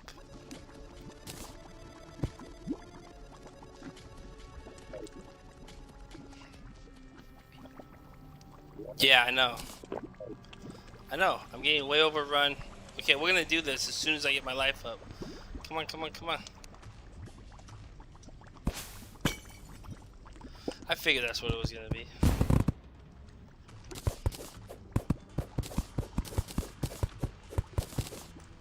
But I thought maybe it'd be hearts, you know? Alright, we're all ready. I'm gonna eat this. We're gonna take this off. We're gonna put this on. Okay, guys, we're ready to go. Let's do this. I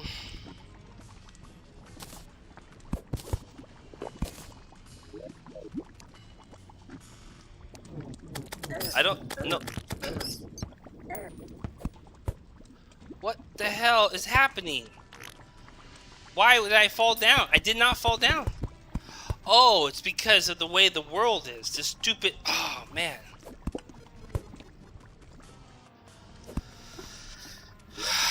Crap. Now I took the potion and everything. I didn't mean to... Come on, heal.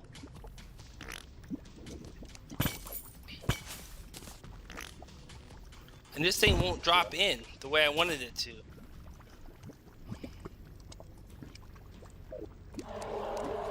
Alright, here we go.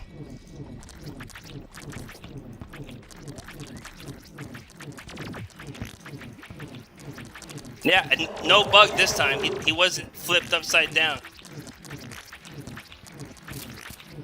This is already much, much better.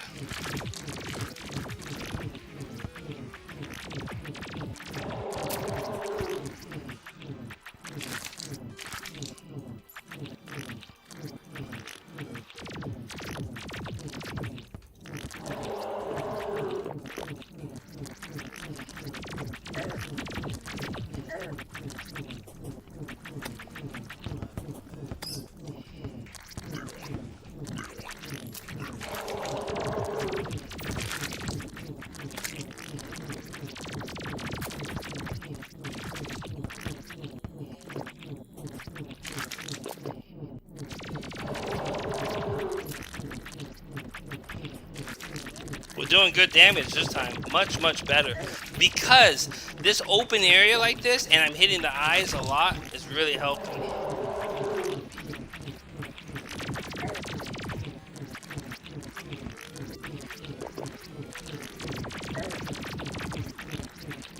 If I can keep jumping and getting those eyes, I'll do a lot more damage.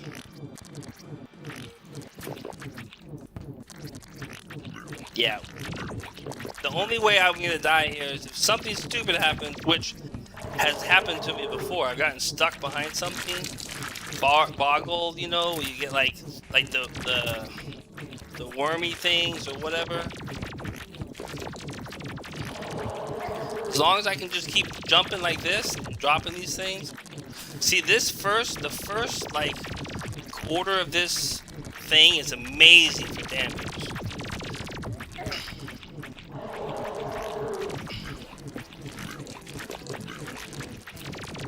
Fortunately, I have to keep popping the freaking... I want to kill those. Those give me mana.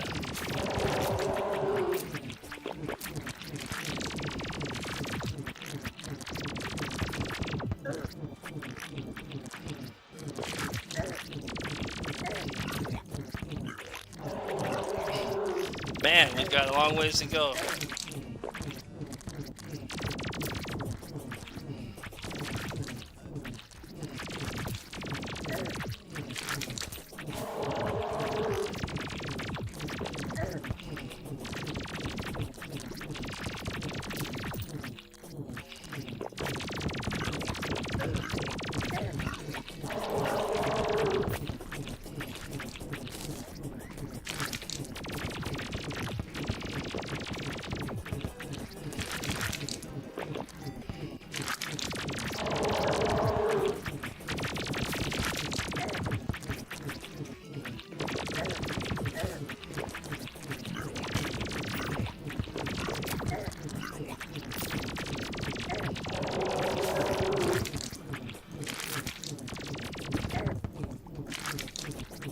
I'm low on life. Heal.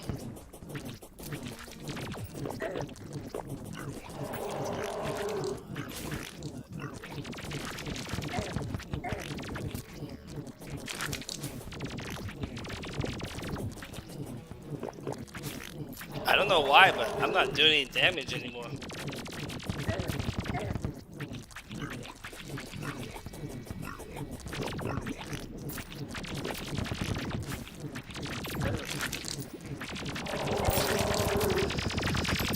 I don't know what happened. I don't know why. I can't stay alive. I'm taking too much damage. I don't even know why. I have to stop the stream and watch this over. That was disappointing. First, let's just do this. Let's go far. How many more screens is it? I mean, I should have done plenty of damage. How low was he? This is what killed me last time. I got him down to 5. Yeah.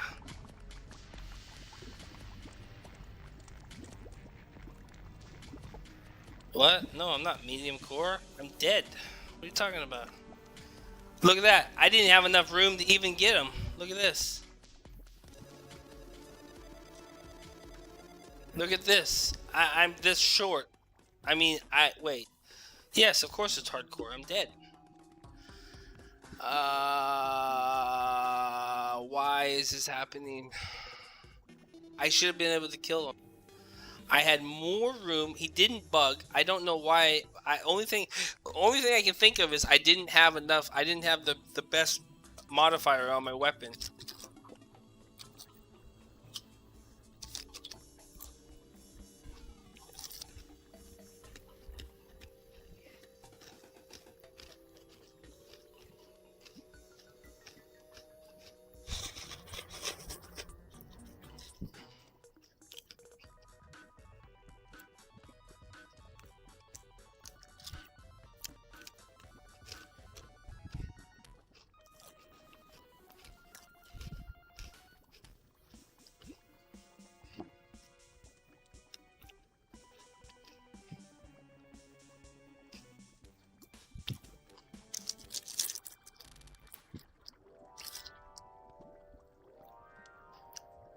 I see now. You gotta have that mythical.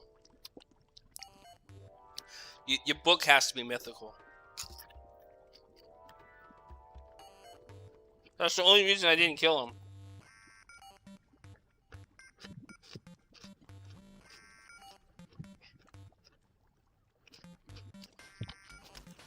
The book wasn't mythical.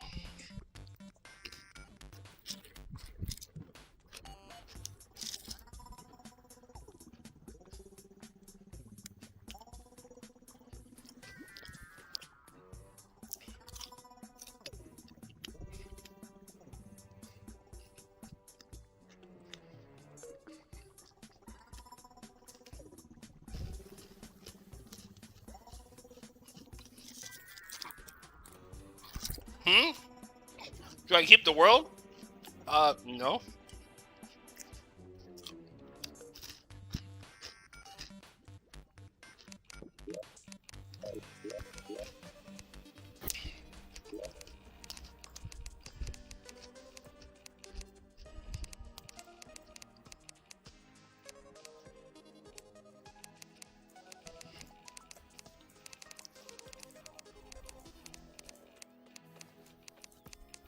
No, we just make a new run, man. This is always how I played. I started a whole new world, whole new everything.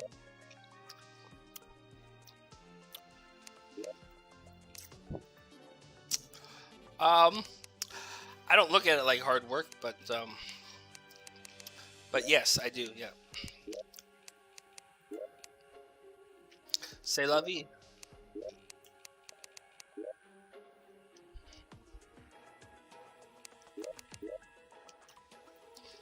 It's if you ever want to get good at something, you do what I'm doing. You make it as hard as possible. New world, all new stuff. But see, now I know my mistake. My mistake was simple. I didn't have the better book, and that's why I lost. If I just would have went and farmed more money, I can farm money in the game, make money. Then I could have put more money in. I didn't want to waste the money. I'm greedy. I wanted to save my money.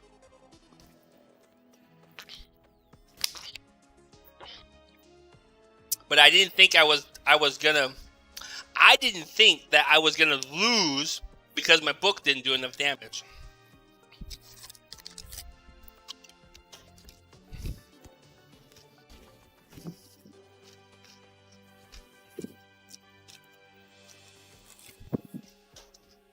If my book had done more damage, I would have beat him easily.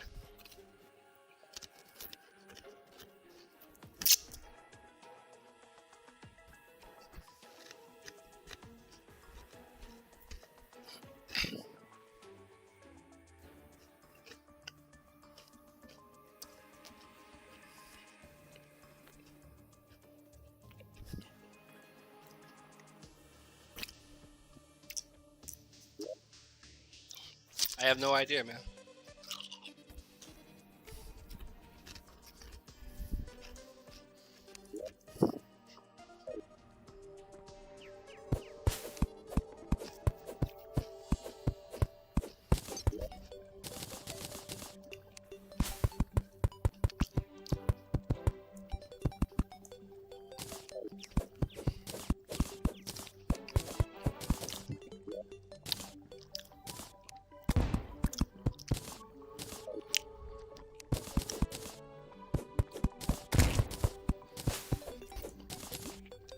You want to come in or not, dude?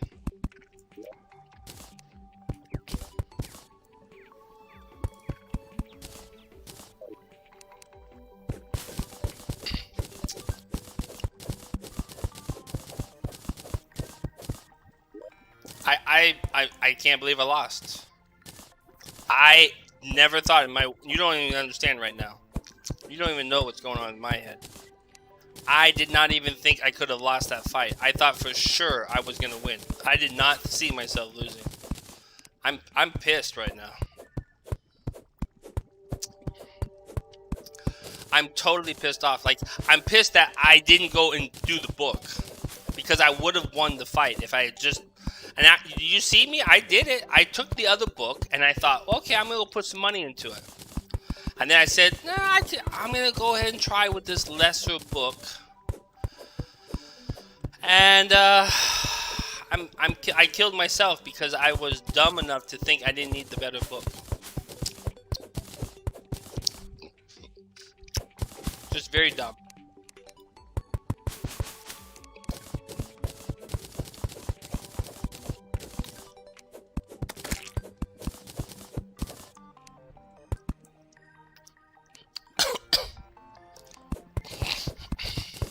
Very dumb.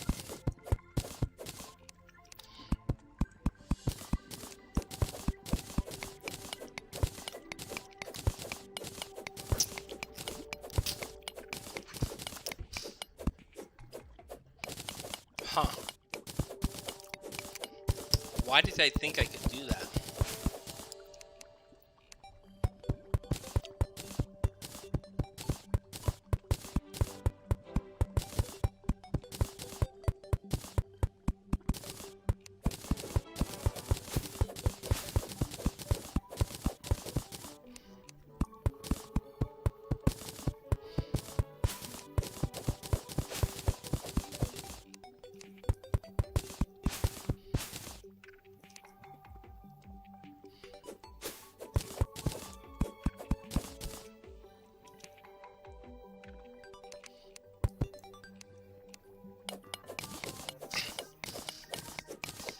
That explosion showed something down here. I think there's some ore down here.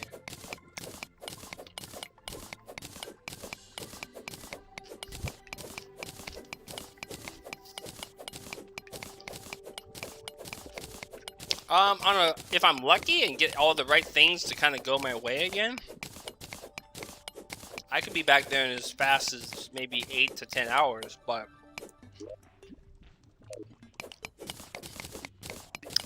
it's looking more. It will probably be more like 12 hours by the time I'm exactly where I was. Oh, to get all the way back to like where I was like actually pulling him. That's add another hour plus. So I'd say 13 to 15 hours, probably. Probably about 13. I would say a good estimate would be around 13 hours.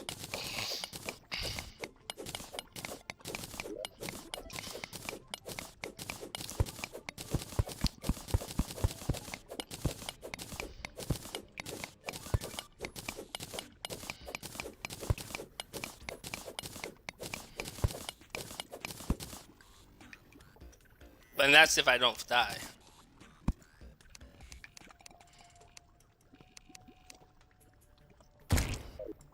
Crap, I don't have any.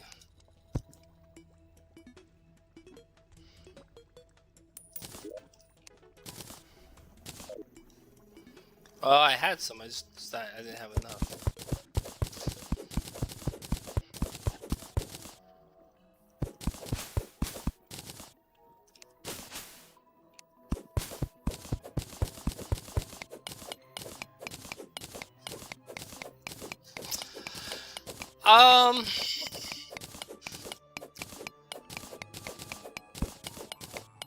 I don't know.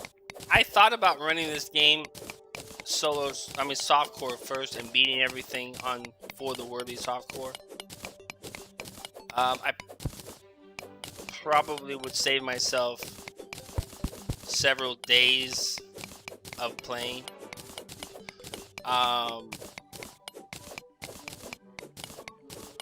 So I guess in that way, that kind of kills me, because I probably would have played on softcore and had a better understanding of exactly the fights and everything.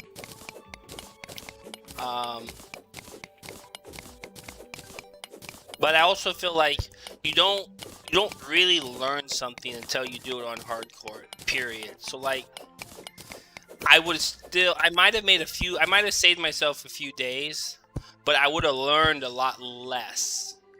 Like, I would have learned how to become better at the game. So I always champion, if you want to be good at something, you know, it should be as hard as possible, because it's gonna increase your skill level if you play it at the hardest level. If you make it easier for you, it's only gonna make you a worse player. Now, I mean, what benefit you might say of being a better player? I mean, there's probably no real benefit, but it's a personal thing, you know. But some things in life is just like that. You know, you just want to have... Why are you even playing the game to begin with? It's a personal reason to do something for yourself. Oh, absolutely. The hardcore also is a lot more of a... it also increases your ability, like your knowledge too, of the game quite a bit when you play on hardcore, because all the little things that you don't normally pay attention to, you all of a sudden have to pay attention to, and it actually makes you a much smarter player. So it's kind of a win-win in my book. It's sort of like that in my mind, yes. I guess you could say kind of it's a little bit like that, yeah. But I don't know if it's Socrates, more of I suppose, was he a philosopher, right? Socrates. So I guess, yeah.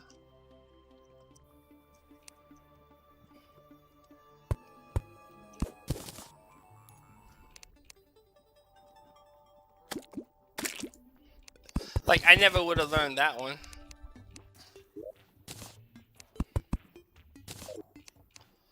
This, I played the game for 8,000 hours, and it wasn't until like 8,001 hours I learned that you just do this to get wood. Like, that just happened like literally 3 weeks ago. It's been all the difference of leveling the character, playing at the start, because I can harvest wood now, like, super fast. So it's just another way of speeding the game up. But I never would have learned that if I wasn't playing hardcore and stuff. So it's like you learn some key things that, like now, like what I just learned there. I know now you have to have the very best modified book. And that gives me an idea that when I play other runs, if I ever do another run with like a different kind of run, let's say, I also know that I'm going to need the very best of rolls on the item. So it's basically just, you know, you live, you learn, but now you know, you have a good base of, you know, what it takes to do it, to get the job done. They say failure is the beginning of success, you know, because you learn from your failure. So it's nothing wrong with failing. It's giving up that really is detrimental to a person. It's if you give up, then you can't win. But if you set in your mind, like, hey, no, I'm going to do this until I get it, then as long as you keep applying yourself, it's just a matter of time. But technically, I'm getting one step closer each time, if that makes sense. Whether I die or not is, sure, again, like I said, I could maybe have saved myself some time and just summoned him again and then, you know, got the book, you know, fixed, and then I would be doing it on softcore, and it'd be like, oh, yeah. But you don't understand, I never would have been able to do what I did on hardcore if I wasn't put all those hours in playing. I can tell you right now, if you take any softcore player who plays softcore, and that's all he's ever played, and you tell him to go play hardcore, it'll take him a long time to beat the game on hardcore. It's just not that easy. But I don't know. I mean, I'm not the best game player in the world, so, you know, I'm sure there's other people who would make it look easy. Like, maybe they're that much better, you know? So it's like Shroud, you know? He makes everything look easy. When he shoots, I mean, he never misses. So you're like, what the heck? How does he do it? Well, it's a lot of training and practice and figuring stuff out, I guess. Working on your skill, you know? The level of skill, I guess.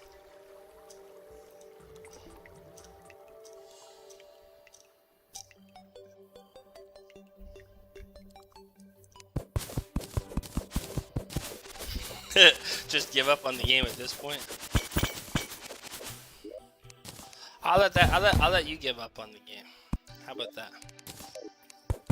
You can give up. I never give up. I'm a fighter till the end. Well, kind of. I wouldn't say I'm a fighter till the end.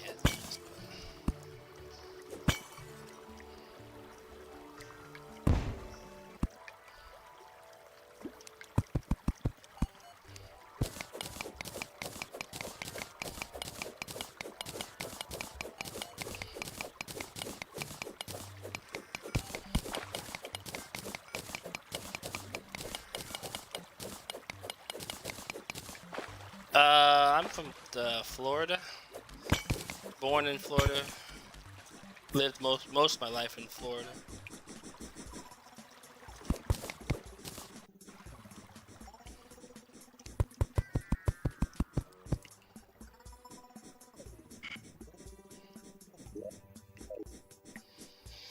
Is this a silver world? It's not, is it?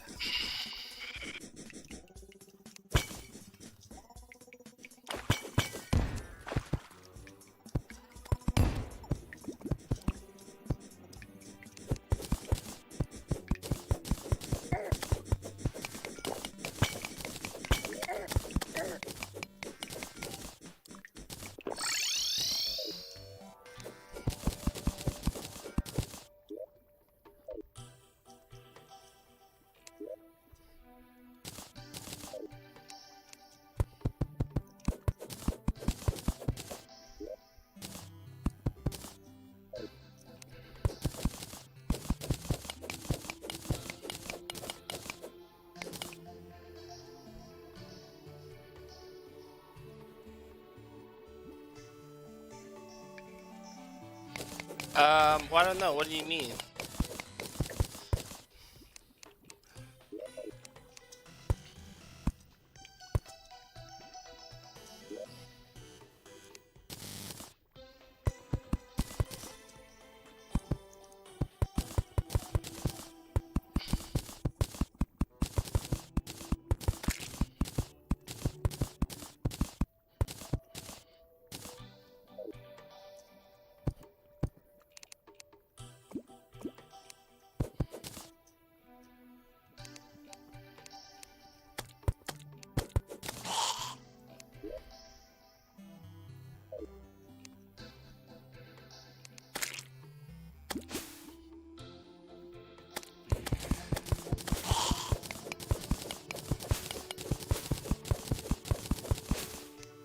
protests. The protest has, I guess, been going on for a while. I'm not really sure what they're all after. Some, I don't keep up with it too much, honestly.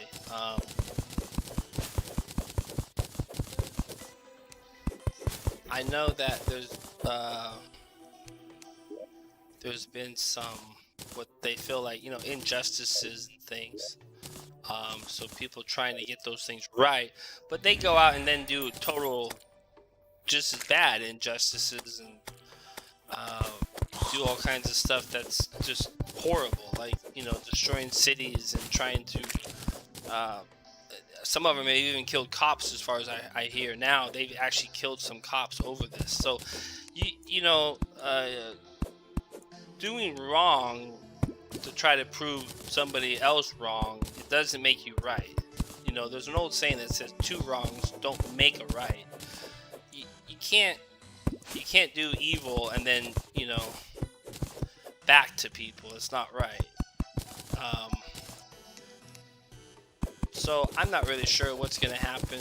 I don't understand all of it, and I don't even know how long it's gonna last and whatnot. But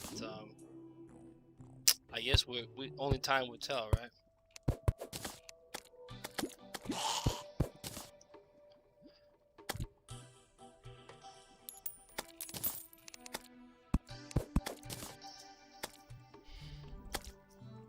But as far as I know, they're making a bigger issue out of it than it need be, I guess.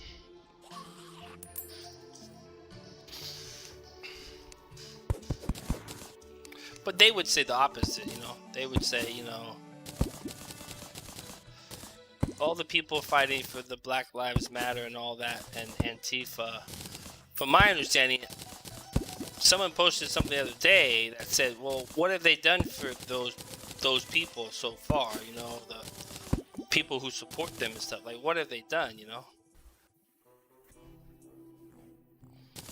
Oh, you're talking about the corona? Well, I don't know.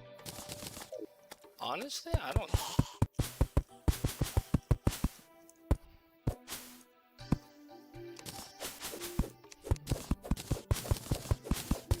I mean, I guess it's killing thousands and thousands of people, so I guess it's bad.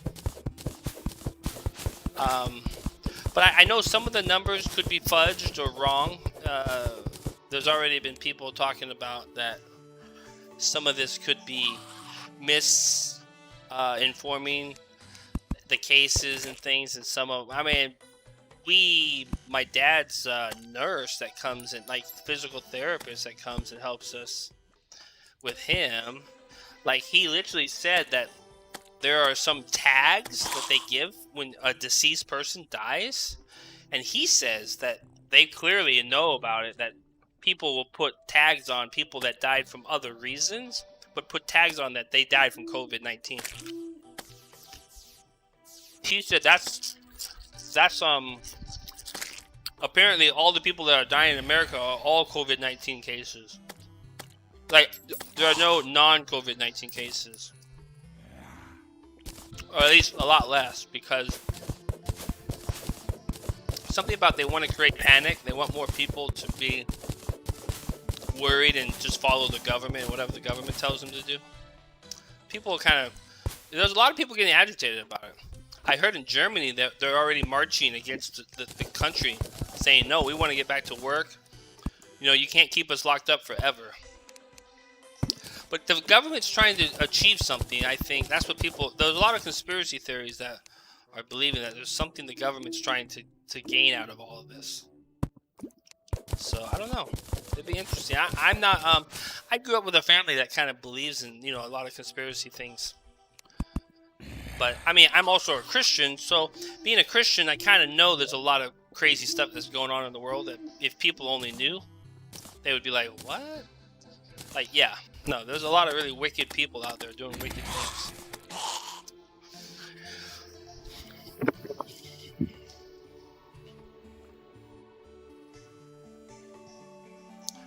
Well, yeah, there's a lot of people that take advantage of systems. Now, we can all do it. I mean, a lot of us can do it.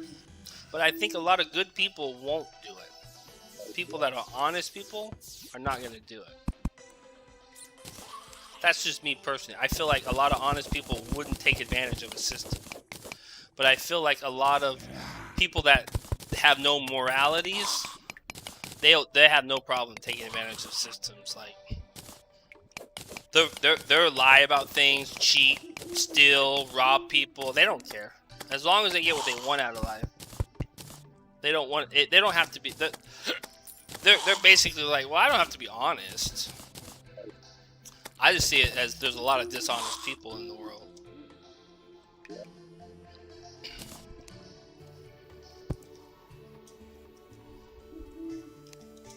I mean, it's probably because I know I'm a dishonest person. I'm not perfect. Not that I even claim to be, but I mean, I don't know how honest I want to be with people and be honest. I think if I had to be honest with myself, I would say I'm not a very honest person either. But then again, it's not like I'm a bad, dishonest person trying to. I'm not trying to cause trouble or, things. But I think that honesty is the best policy. And I think that's something we've lost. Society has, in general, well, it's always been lost. There's always been people in power that don't want people to challenge their power. So I don't know. It's a complicated thing.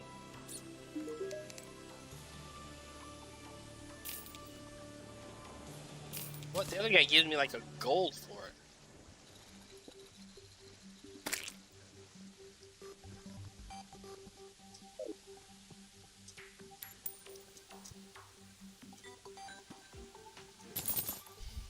This sucks.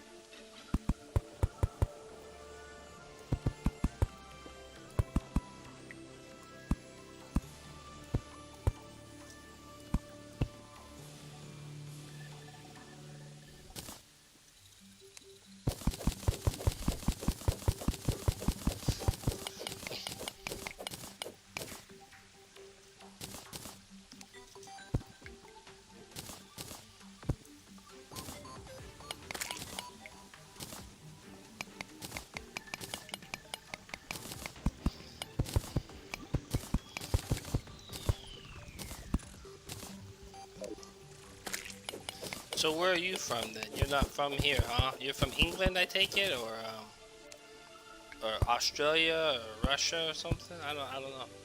Can't remember. I think you told me. I just forget. I don't have the best memory.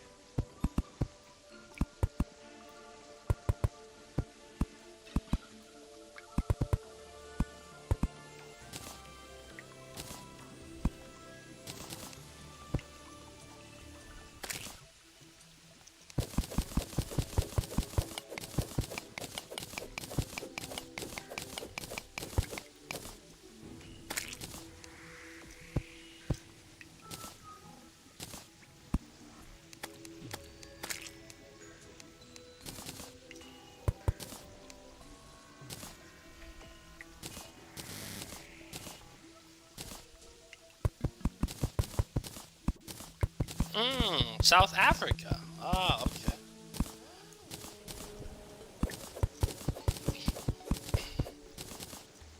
Yeah, I hear it's really beautiful there.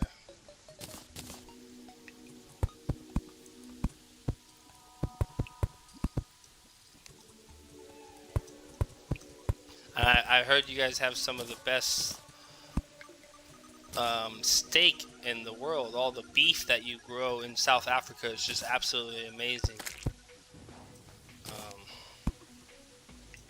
the quality of it and just the taste. And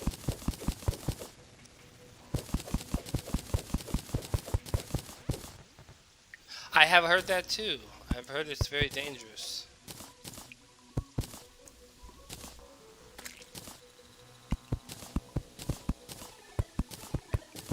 Somebody had told me that they were told as kids when they grew up there that never there was a lot of raping going on. That's one of the harder parts of this. The people are pretty brutal. I was like, ooh, ouch, that's not good. And if you had young kids, you know, that was also very dangerous. They said they were missionaries, so they had kids there, and they said it was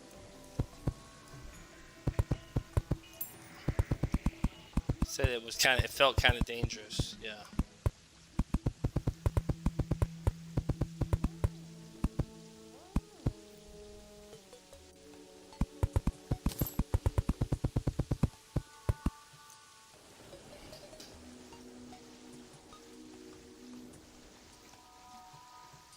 Hmm.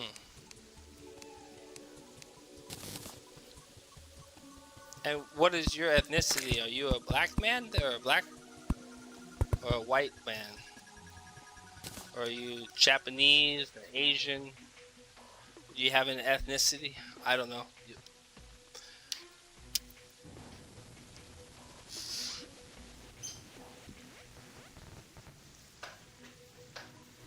Uh, Lost my lid.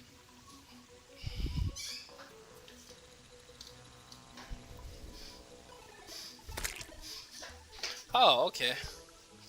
Oh, maybe you're like you know, have a combination of things,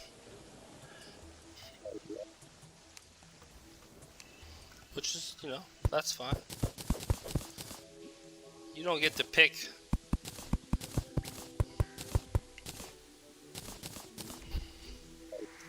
Yeah, of course, yeah. Well, I mean, in some senses, we all are ancestors. All of us are have some mixture of ancestries. I don't think there's really any super, I mean, completely pure people, but yeah,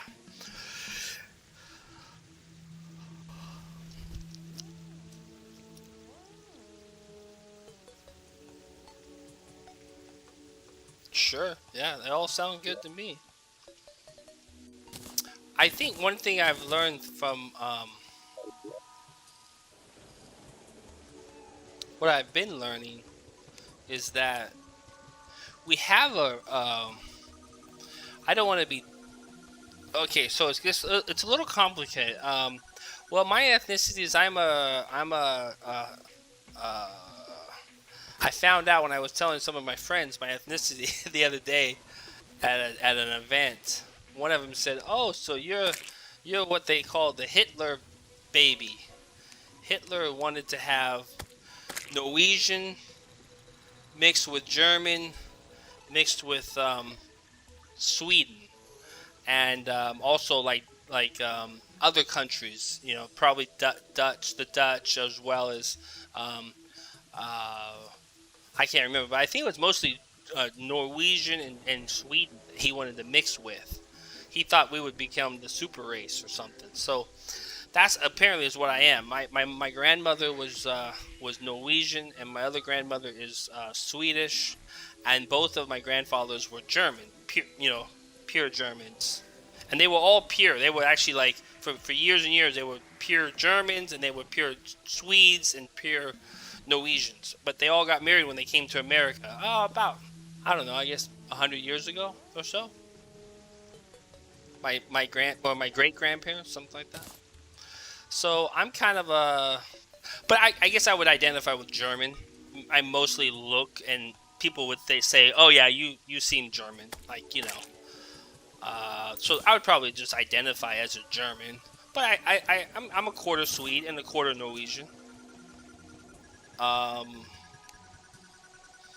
but it was interesting when my friends told me that. I said, "What? I'm a Hitler baby? I'm a Nazi baby?" I'm like, "What?" They were like, "Yeah, basically you're what he was hoping to achieve." And I was kind of like, "Oh, okay." Um, Now, my parents have a different view on races and things. They want to see people. It's not that we're race. I wouldn't say they're. Oh well, it's complicated. I don't know. Is racist mean that you want people to stay within their own race? Does that mean you're racist? Because see, some people would say, well, that's racist. If you want, people of their same ethnicity to marry their same ethnicity, some people would say that is a form of racist. But a lot of people do believe that it's best to marry within your own race. Not that it's wrong to marry outside of your race, but that, well, they will probably have more culturally, they'll probably identify with one another better, things like that. That's what people say, well, culturally, it's easier to be accepted and or deal with people of your already nationality, of who you are. If you brought an Asian person into a Mexican home, he might feel like, whoa, I don't feel quite normal here. I feel kind of, I don't understand the way they live their lives. It's different than the way we grew up. So I think that's all I'm saying is I think culturally, people speaking, they kind of tend to say, it's ideally good to stay with your own particular race. But some people say, well, no, that's racist. Like, that's a racist thing. But I think my parents have always thought that it's best to live within your own. Just that it's better for everyone. That was their understanding was it was better for everyone. Um, I see it a little different. I kind of see now that I think what I've seen is that I have I have met people that whether you're black or you're Hispanic or you're Jewish or whatever, it doesn't matter. Some people you feel you safe with, like you feel like they're good people, and there are people that you are around, and I don't care what race you are, black, white, Chinese, it doesn't matter. Some people you don't feel good about. I feel like a darkness about that person or something. So I would much rather be around someone I enjoy, I think is a wonderful person, not have nothing to do with their skin color, just because I like them. And to me, what I do find interesting is that I guess the ethnicity that you are grown up with, whether I know in one of the big problems we have in America is people are saying is that, well, white people like myself have privilege, or we haven't had as hard a life as somebody of maybe some other ethnicities in America, Asian and or Mexican or Latino, or someone that's a black person might have a harder time in America because of their race. So, like, I understand what they're saying because I think there is some truth to that. I don't want to say there isn't. I think that's bullcrap. I've heard people say, "Oh no, there's no such thing as white privilege." I'm like, no, that's not true. White people kind of do have a privilege in a sense, but I still say I don't know though, because I feel like people look at you and are gonna base a lot of just by looking at you. They're gonna judge you. And they're gonna say, "Oh, I can trust this person, or I cannot trust this person." And people might say, "Oh, they're less likely to trust somebody." Let's say that is not of their same background. Hence, I think in America it's like 70% white people. So you have less of the other people. So they are a minority here. So I could understand why they would feel maybe not as people don't trust them, or they might not think that they're as trustworthy because they're not the majority of the people.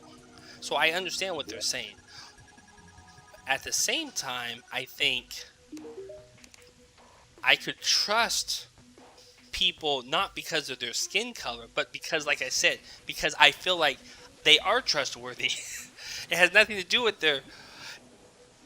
their skin color. It has all to do with like their personality and what kind of people are they, and how they carry themselves, and things like that. So I don't always feel like I'm maybe the best judge of character, I guess, of people, but I feel like you kind of naturally just instinctively feel certain people you do feel okay with, like they're good, like I don't know, and other people you feel like, no, I don't think I could trust this type of a person or these type of people. Um,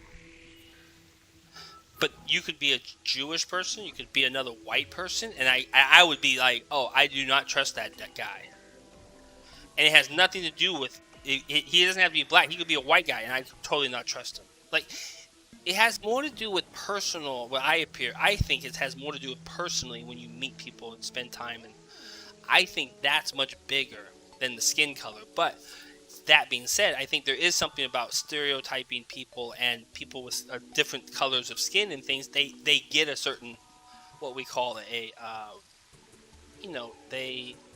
they have a stigma about them, a stigmatism about them. Just like if you're a redneck person and you're a redneck and you're country boy and you're living out in the woods and you're killing your food and you drive big trucks with off-road.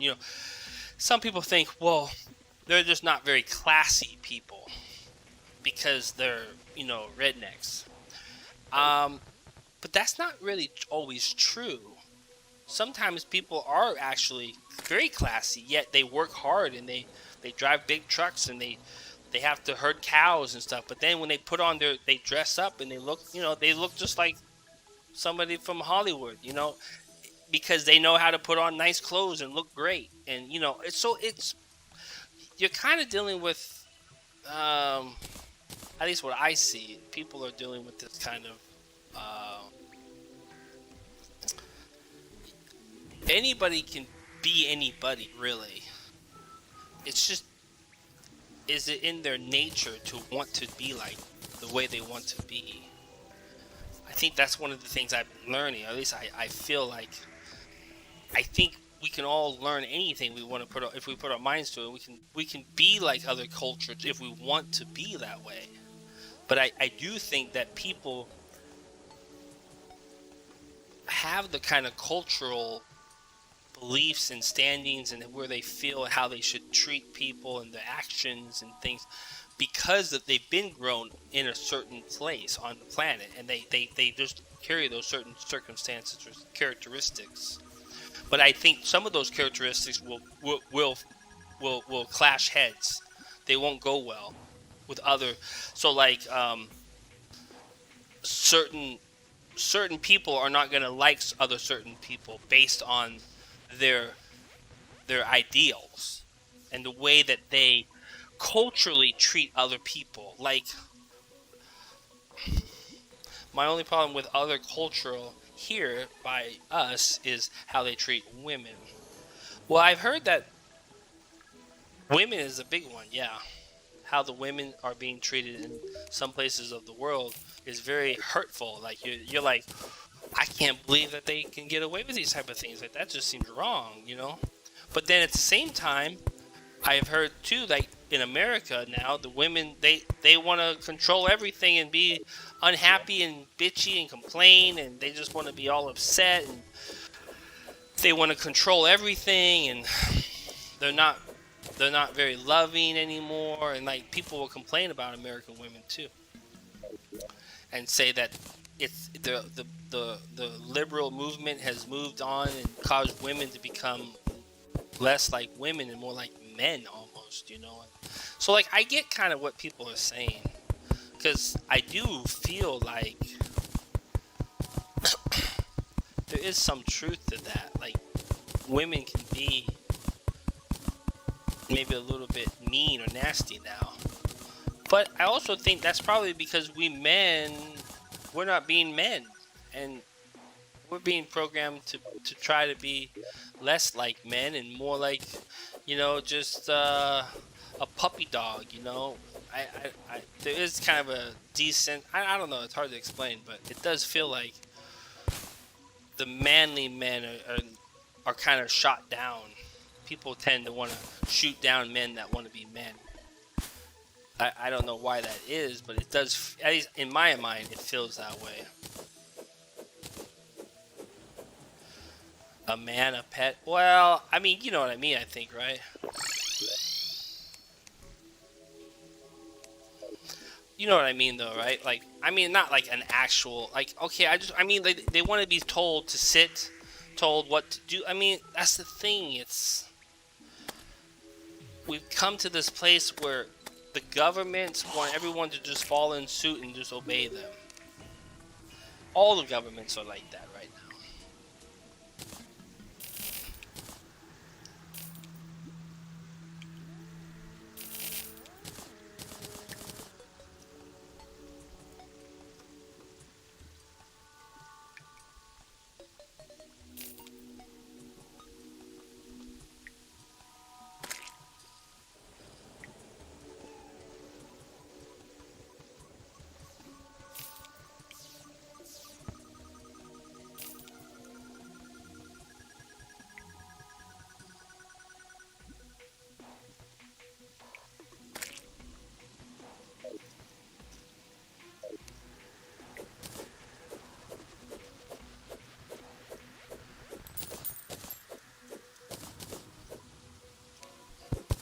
Um,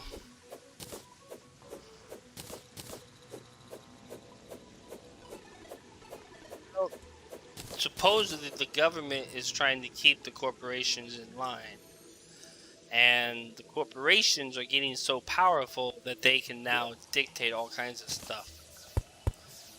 They can just change things at will. They're basically becoming like their own uh, their own force of nobody really um, I guess they don't have to,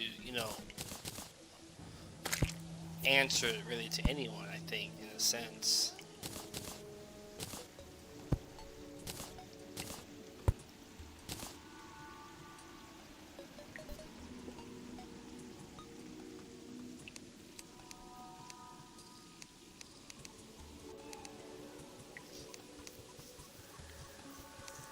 I don't know, I saw a movie the other day where the guy said that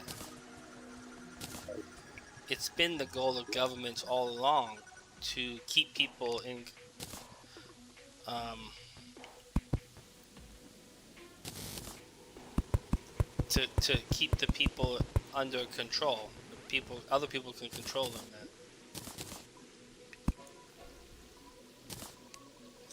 I don't like that.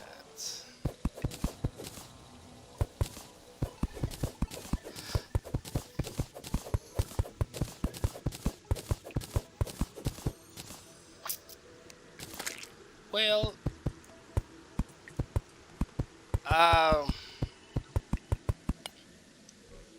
I guess the way, okay, so law should be universal, that everyone would agree upon. For example, the law should be that um, no one of one nationality and or country should have a right to go in and destroy another nationality and another color or choice of their skin color.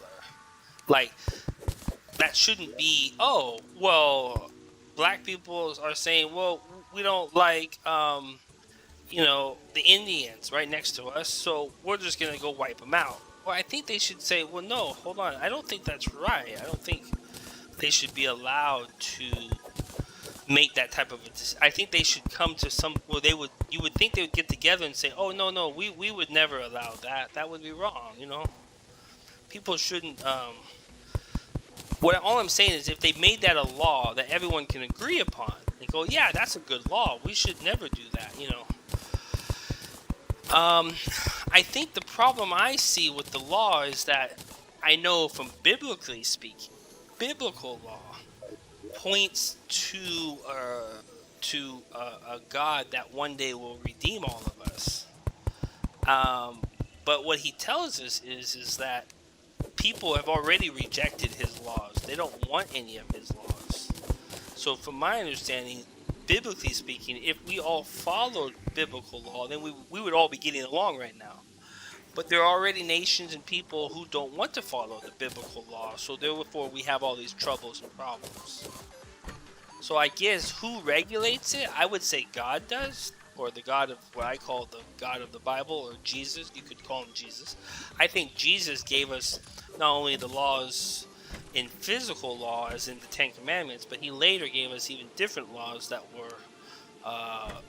It was said in the Old Testament. Jesus said that you are not to murder your brother, but I tell you, don't even hate your brother, and don't even say raka, that you wish he was dead, because you have judgment upon your own self.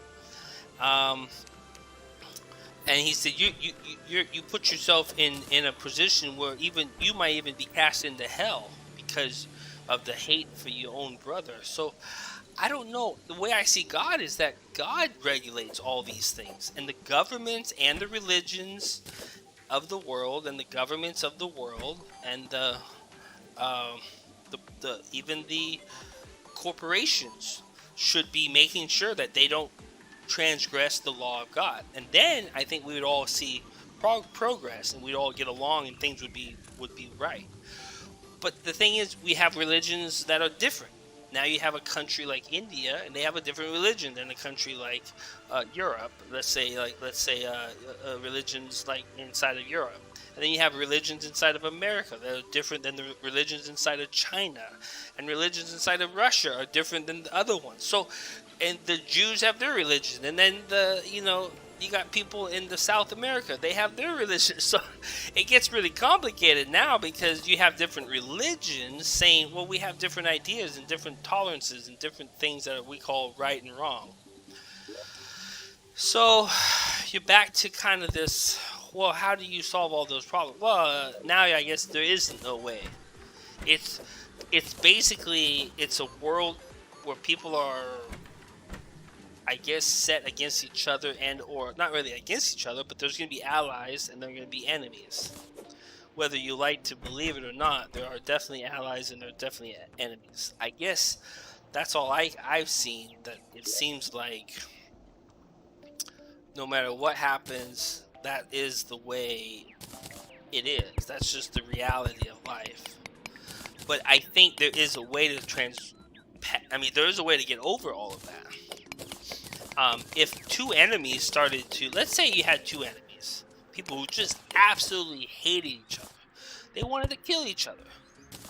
But let's say somebody talked to both of them and said, hey, have you guys ever thought about, instead of being such enemies, maybe instead of going, to war against each other, have you ever thought about maybe spending all your resources to help one another? Instead of trying to take each other's resources or try to kill one another, have you ever thought that maybe if you guys started helping one another, you would see that you'd be a lot happier? Well, in some ways, the world has been a better place over the last 50 to 70 years. There's been less deaths and less stuff with war. I think there's been a lot of people knowing this, saying, yeah, let's try for other things instead of war. Let's try to help one another instead of kill one another. I think people have been doing that. I think the world is, and that's one of the reasons why we've actually had less bloodshed, I think, in the last maybe 70 years. Because of that. I mean, personally, I think it is better than people. They don't understand. It used to be much worse. If you go back 100 years ago, when World War I happened, then you had World War II. I mean, those were just horrific wars. Millions of people died. They said in Russia, something like 3 million, just imagine people like me and you, their countrymen went off to war, left them, and they all died because of starvation. I mean, they had millions of people literally die because they couldn't eat, and they died. And that's just, can you imagine millions of people dying? So, we haven't had anything like that for a long time. Now, biblically speaking, this is the saddest thing. Biblically speaking, it's all leading to a huge war that's going to take place in a place called Benghetto or something like that. It's supposed to happen over in the Middle East. And the Bible said, it said this 2,000, 3,000 years ago. It said there was going to be a great war with 1 billion people are going to fight 1 billion soldiers. It's going to be a war that has 1 billion soldiers on each side of the war. Now, when you think about it, people probably thought, what? That's not possible. How would you ever have 1 billion people versus a billion people? Well, now it's actually possible. You could put a couple countries together and then put another couple countries together and probably come up with 1 billion soldiers. And it sounds like if that is the case, and if God says that's going to happen, then it's just a matter of time. So it sounds like we're looking towards some real big war at some point that's going to happen. I don't know. You know, I don't want to. I've read stuff like that in the Bible, but I want to always say that, you know, I don't know for sure if God does intend it to be a war that, you know, that's going to happen guaranteed that way. It could be different than we might think, or it might not even be. And I don't remember if it has anything to do with this lifetime or if it could happen in the next. I think it happens before Jesus returns, but of course, you know, I'm speaking from a personal belief in Jesus that I have. Not everyone shares that same belief, so I mean, you know, there's going to be differences of opinions of them. But anyways, so I don't know, you know, if you thought a couple million people dying was bad, and that was 20 million and I think 20 million on each war between World War I and World War II, something like about 20 million each time die. That's nothing compared to 1 billion people fighting 1 billion people. You probably have something like hundreds of millions of people dying. You might have 500 million people will die. I mean, that's wow. That's a lot of dead people. So I don't know. You know, it's. I hope that to God that never happens.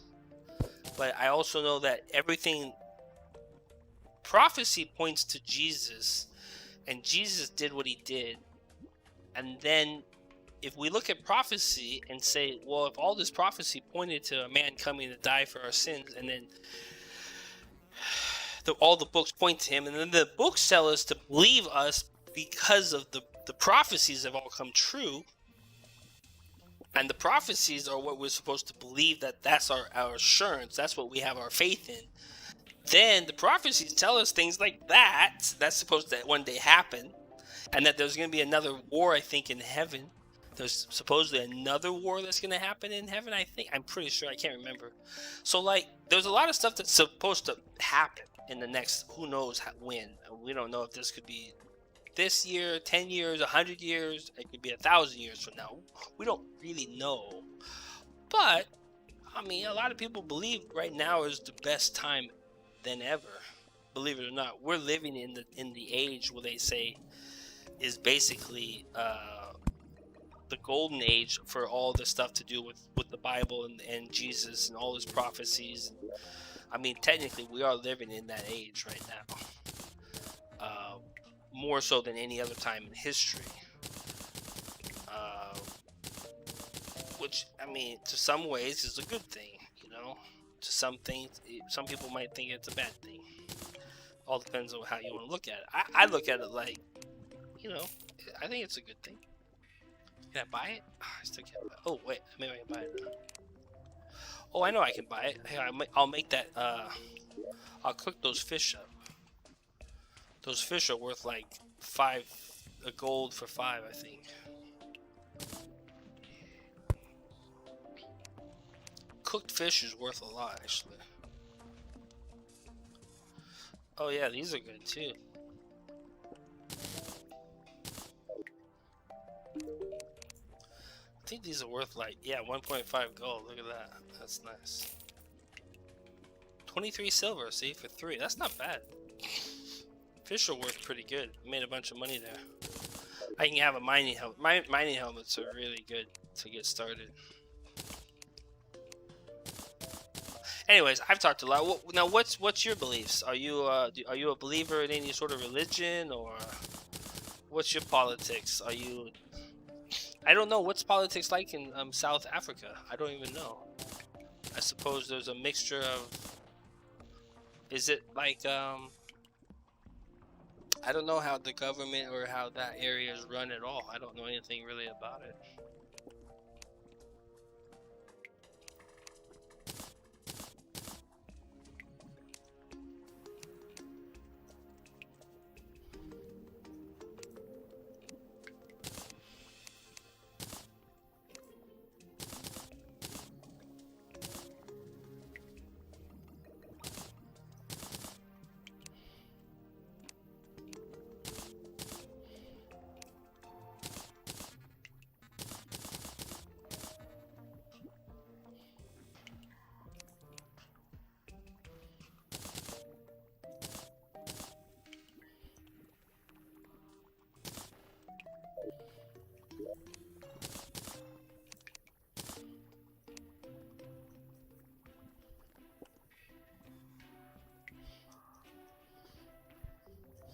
Oh, tribes, kind of like uh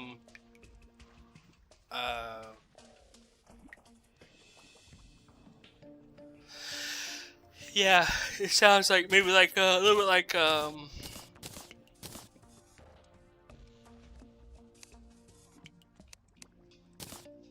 mafia kind of thing or something.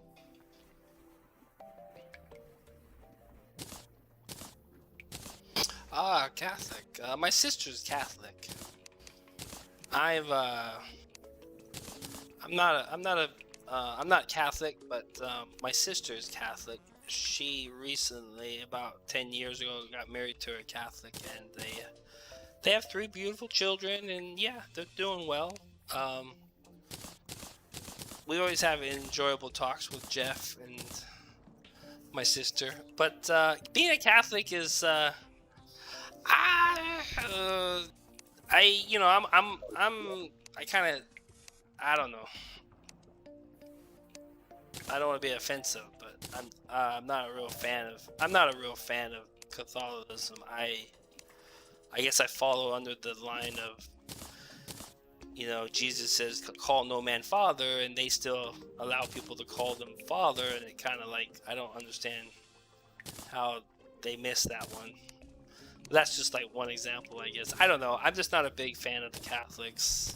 No offense, I hope. I personally, I don't have a problem with the people that are Catholics. It's more of, I don't know. I feel like from the top down, it feels like it might not be.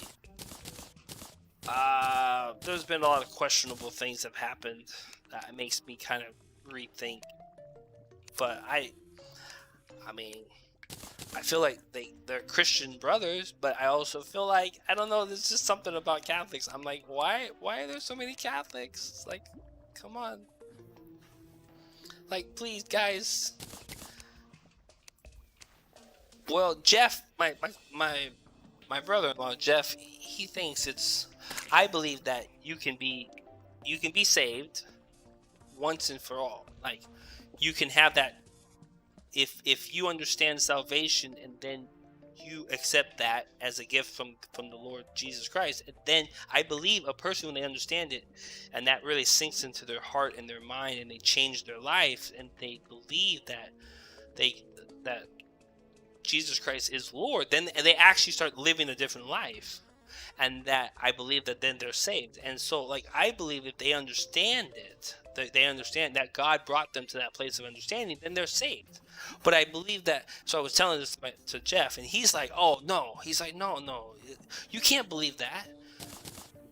Unconfessed sin means you could die and lose your salvation. If you believe what you're saying, and you die and you don't confess your sins, you won't have salvation. I was like, well, yeah, but what Jesus did for us on the cross is once and for all.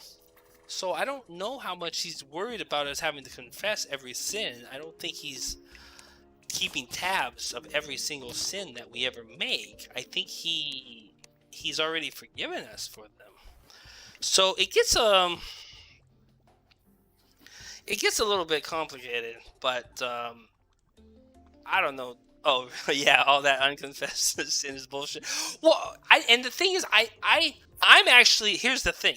I have been at a place where I know that if I want to grow as a Christian, I have to be real and be honest and tell people I have what we call deadly sins. I have some problems that need help. I need help. Now, the church I went to, they would say, hey, listen, to get your help, you need to invite Jesus to help you. You need to really ask Jesus, I need you to help me overcome my sin. Now, the Catholics are real good at labeling sin, explaining what it is, and then saying, hey, you need to go to confession and confess it. I actually was thinking that's a good thing. I wasn't really against the idea. I thought, well, that's actually good because it says that we're to confess our sins one to another. It said we're supposed to get our sins, and then you would feel on the inside like I'm healed if I can really confess my sins. So I think it's good to confess your sins. So I actually was leaning towards the Catholics in that way of saying, what, they're the only ones that do this. They're the only ones that actually require people to confess their sins. I said all the other religions, if you're Baptist or you're a Mormon or if you're Seventh-day Adventist or whatever, they're not asking people to confess their sins. So I thought, well, maybe the Catholics are right. That they got that right. So I kind of feel like, I think that could be... Oh yeah, the ritual of eating communion is creepy as hell. I hope I know. Jeff and I, we argue on this one. He really thinks that you're eating Jesus's flesh when you eat a piece of the bread or you eat a cracker. He really are drinking his blood when you drink. And I'm like, guys, it was a symbolism. I'm like, come on, you guys. I'm not saying that Jesus couldn't turn anything into anything. I mean, he can. But why would he want you to eat the flesh and drink his blood? That was my other thing. It's like, why would he want you to do that? I feel like that one I don't quite understand either. Like, come on, you guys. Like, isn't this something that people do? Now, granted, I haven't been to church in like 4 years, so I'm probably on the outs right now. I'm sure my church would be like, oh yeah, if you haven't been to church for so many years or months, you're probably in pretty bad situation. You might get saved by the skin of your teeth, but that's it. I mean, you're pretty much a heathen at this point. I haven't always gone to church all my life. I mean, most of my family are just Christians. We never really made church a huge part of our lives. Like, we have to go to church. I mean, but some of them are a little more so than others. But I mean, at the end of the day, we're all the believers. We all believe, but we don't feel like we have to have the church there to tell us that we have to be a part of this church in order for some sort of believing in God and acceptance of God. So I think most of my family have always been that way. But I'm not against the churches. I don't want to down even the Catholics. I want to believe that all we're all trying to do some good out of the church. And and so that for that reason, I don't really want to down anybody. I want to believe that we're all being used in God's hands some way. No, it doesn't matter. Even the messed up churches, like I would say, some of the messed up churches though, like really messed up ones, would be like the Mormons, in my opinion. The Mormons are really out there. They have their own book that they expect people to actually accept as equal to the Bible, and it's like, what? It's like, but it's not. It's not. I mean, it's not the Bible. It's like, what? So there's some other religions and things that I would say I'm not too keen on. Man, what am I doing?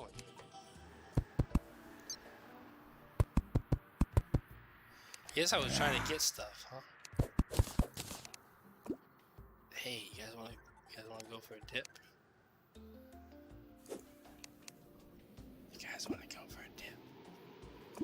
Come on, you know you wanna go in there. Come on.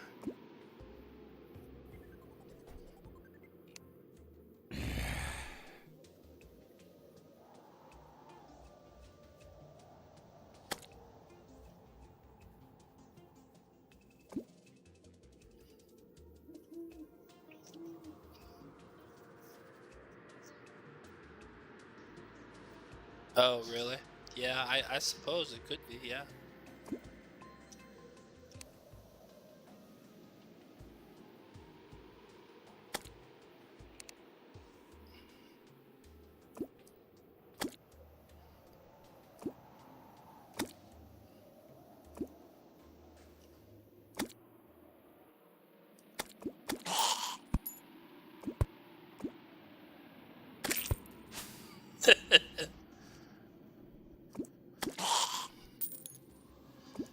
Do I summon goblins?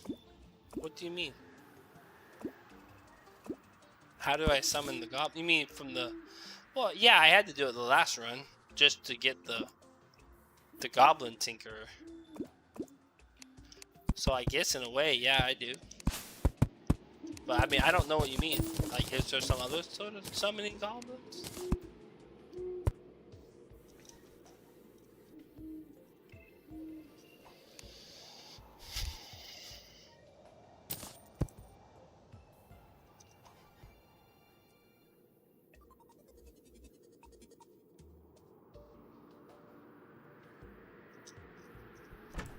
Are you talking about real life summoning goblins in real life?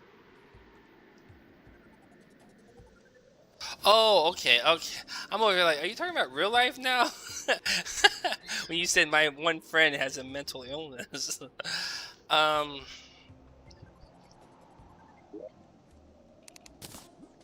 yeah.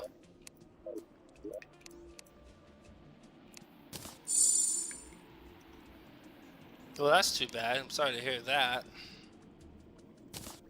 You hate to hear that.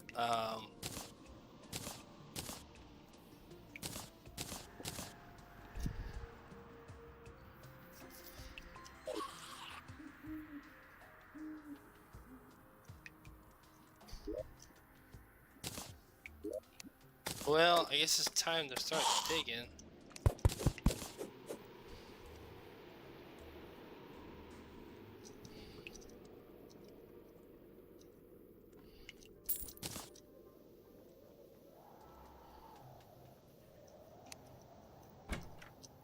Well, what kind of a church is it? What makes it a bad church? I mean, usually you need to kind of, yeah, have a good understanding of why it's a bad church.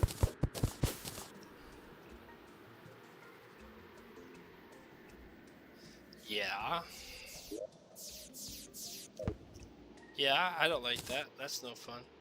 But what's been worse is that I had to go farm this stupid girl because the goblins don't even come. That drives me crazy. And it takes me like an hour to do it.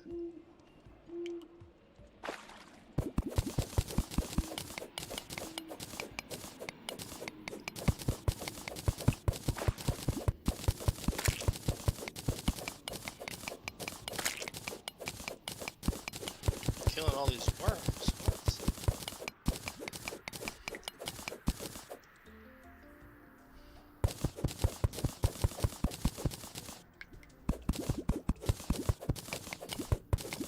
Whoa. Okay, yeah, that's pretty effed up stuff. That sounds like Mormonism. The Mormons have they believe that there are people that are actual prophets right now. And I'm like, I'm not saying that there can't be people that have prophetic abilities. God can talk through visions and dreams. That's in the Bible, but I mean, why would you want to kneel down and bow down to, I mean, why? The Bible says you're not to bow down to anyone. Not even, yeah, anyone. You're only to bow to the Lord.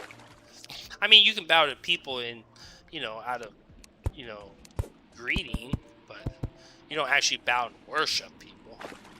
Was he bowing and worshiping this person, or was he just being told that he's? I mean, why would he be bowing in the first place?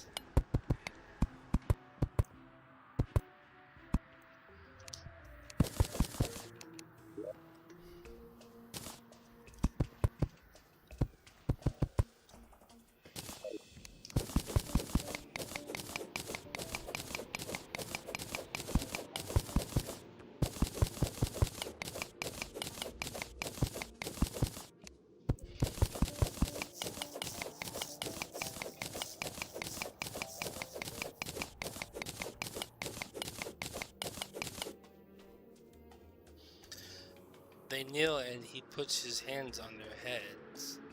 He also sells holy oil. Yeah, I don't know about that. I wouldn't say that would be... That doesn't sound like anything God would want people to be doing. To buy your oil from the prophet.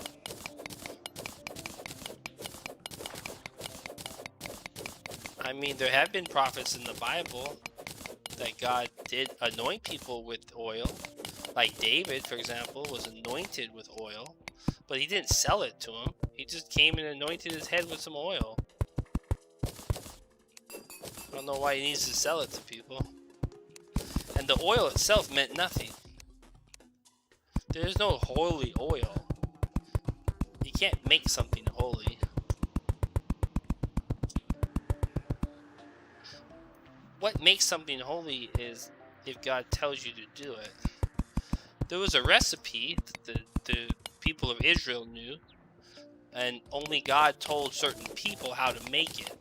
And it was for like preparing some of the breads, or I can't remember. It was something to do with some special special things. And anyways, it was a family recipe kind of thing, and then it would change every year because God would change it, and he would reveal it to whoever the people were that were in control of that. But it wasn't like, oh, once you found the secret recipe, it was like the Coca-Cola secret recipe. Now you can just make all the Coca-Cola you want. It was like something different. It was like it would change every year. And so God always did that because he knew that different people would come into play and they would have to do a new batch, basically, to use this special ointments, and or they would heal people and do different things. But I don't think they sold it. They just used it as needed. The Lord would command some of the prophets to, or the prophets and stuff to get some of it or whatever, and they would heal people with it and stuff. So I know about some of it. Now maybe he's figuring out some of those things, the healing properties. Now, but that's not too far-fetched. I mean, all of our ointments, all of our things come from plants and stuff. So he probably just knows how to make some stuff that actually can help people. And he can pray over it and ask God to bless it. But, I mean, I don't know. Is it wrong to make stuff that could heal people if you knew how and give it to them? Or, I mean, if he sells it because it's practically, cost him just the time to make it or something, but it actually helps people? I mean, you can't fault the guy then if it actually doesn't work. And it's not like crazy stuff, it's just like, hey, give me $1 and I'll give you some of the special oil I've been making that helps my blah blah blah, and you buy it for $1. It's not like, oh, I had to spend like hundreds of dollars on it. I'm out $1. It's like no big deal. So I mean, it all depends on, you gotta take everything into consideration. You never know. I hate to judge a situation without actually knowing the people or persons in said thing. Yeah, the special herbs, exactly. Special herbs.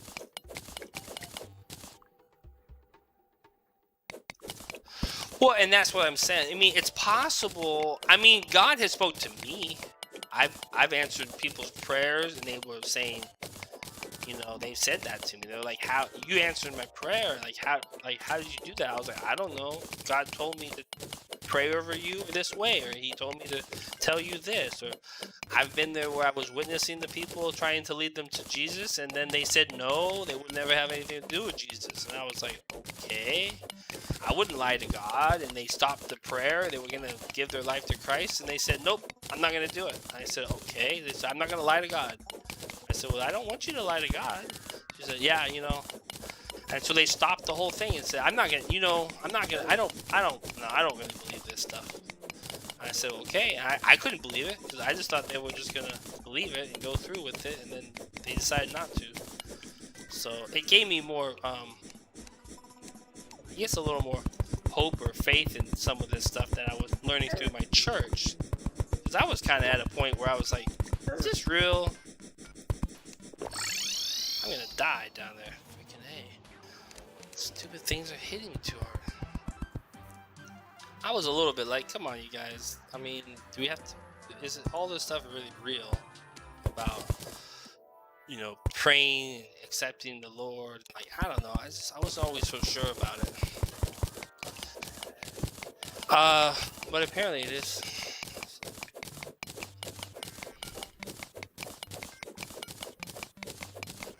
I guess, yeah, it's can you understand salvation? I guess, or like, you know, I guess something told her to stop because she didn't want to go through with it anymore. But we were like halfway through her prayer, then she stopped me. It's pretty interesting. But I don't know. So I mean, I don't want to judge a person. You know, I don't know what the person is doing, and is it, you know, is it out of the kindness of his heart? Is he doing it? Is he, if God's asking him, or, you know, I mean, it does sound a little bit crazy though to say that, you know, you're, you know, you need to kneel before me and put my hands on you, and kind of rituals, you know, that sounds kind of bizarre. What? Really? I don't know. I don't know what that is referring to. What, really?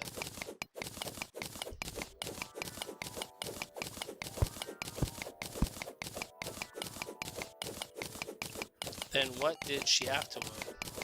Oh, she just said that she didn't want to give her life to Christ, and she told me that she said that she is talking.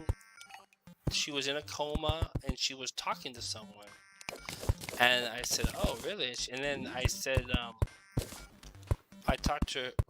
It gets a little bit complicated, because there's a process, what we call, I learned about, called sharing your faith with others, telling them about what does it mean to be a Christian, and, you know, and so you could ask people and say, you know,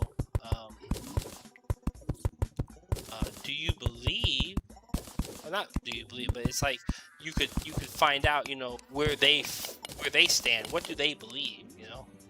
So I was just sharing with her about how you can know, I guess, if you're a Christian or not, or something like that. Or I don't know, I can't remember what we were talking about. It was actually a date. I went on a date with this lady, with this woman. It was like 2, 3, 4 years ago. I don't remember. It was a long time ago.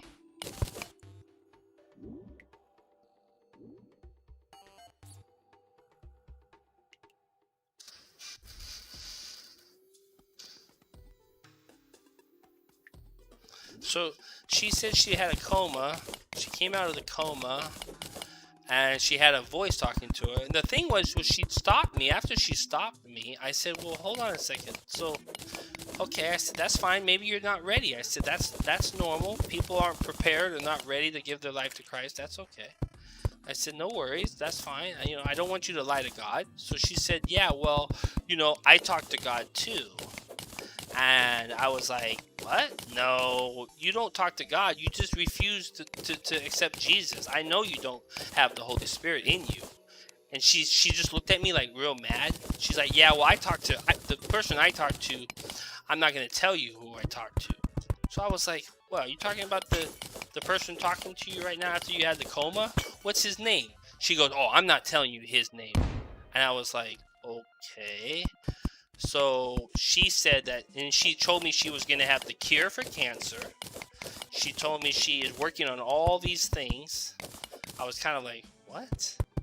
What are you talking about? She started going into all this stuff about, I don't know, different things, what she believed, voices talking to her. And I said, well, I've had voices talk to me, but I've always felt that they were, God talking to me. I never really felt like I was told to, like, do something evil. So it was kind of interesting because I didn't quite fully understand. The thing that really set it all off, though, was when she told me to stop praying. She wasn't gonna lie to God. I thought, who says this? I'm not gonna lie to God. I thought, dang, this is really real. Because I was kind of new at it. It was something in my church. I was going to a class learning about evangelism and how to, and how to, like, share the gospel with people. Like, to me, like, I just thought you talk to people, and if they actually made sense, like they knew what what they believed in, or whatever. I don't know. Like, you can just say, "Hey, are you a Christian?" And the person says, "Yeah, I'm a Christian." And, oh, you're a Christian. Like, I didn't think you had to do some sort of test or ask questions to verify if they're a Christian. Like, I didn't believe in all that stuff. Ooh, I'm gonna die. Bat's gonna get me. So, anyways, I was a skeptic of all this stuff. But I kept going to my men's meeting at church, and I kept talking to the guys, and they kept, telling me, no, Wade, you gotta, it's real. Like, you can lead people to Jesus and talk to them about it. And so I just started kind of doing it out of, I don't know, just out of boredom maybe, or thinking, well, I'll try it, whatever. Like, I'll try some, but I don't really believe in this stuff. Like, I'm like, I don't really. Anyway, so I started trying it, and every time, I tell you right now, to this day, I have never had one it didn't either lead in a person giving their life to Christ, or it didn't leave the person really believing, like, well, I'm not ready for this. But they looked at you like, yeah, I'm gonna have to think this through maybe someday.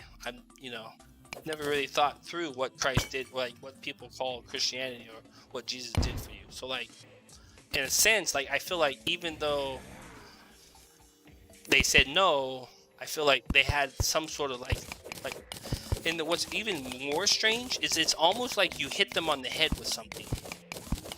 It's like they're stunned. As soon as you start talking about salvation, it's like their whole mind and body just like can't handle it. And they're like sitting there like they're totally like numb to everything around them. Like, all of a sudden they're just like in another world. It's almost like you transported these people that you're talking to, and you put them in like a box or something, and like now you're like in a new world or something. Because to them, they're just like, what's happening right now? Like, I don't even understand what's happening. I've talked about it with my pastor, and he was like, no, it's just that it says in the Bible that the cross has the power to save a man's soul. So when you talk to them about salvation and how Jesus did all this so that he can save your soul, that it really affects your soul. Your soul knows there's something now happening within you. So something about his soul, I don't know, my pastor talked about it, who was teaching me about all this stuff. So, I mean, it's just a basic, anyone can look it up. You can look it up. It's called EE. It's called Evangelistic, what's it called? Evangelism Explosion. Yeah. EE stands for Evangelism Explosion or something like that.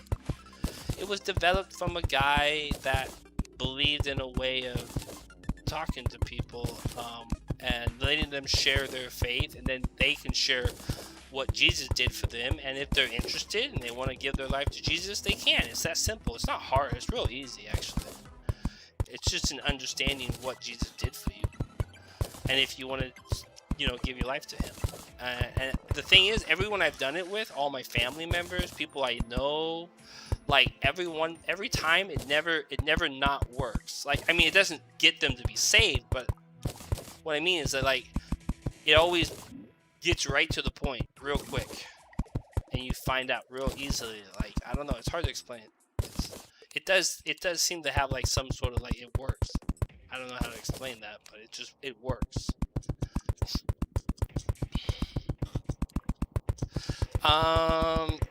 Yeah, like voices talking to her, yeah.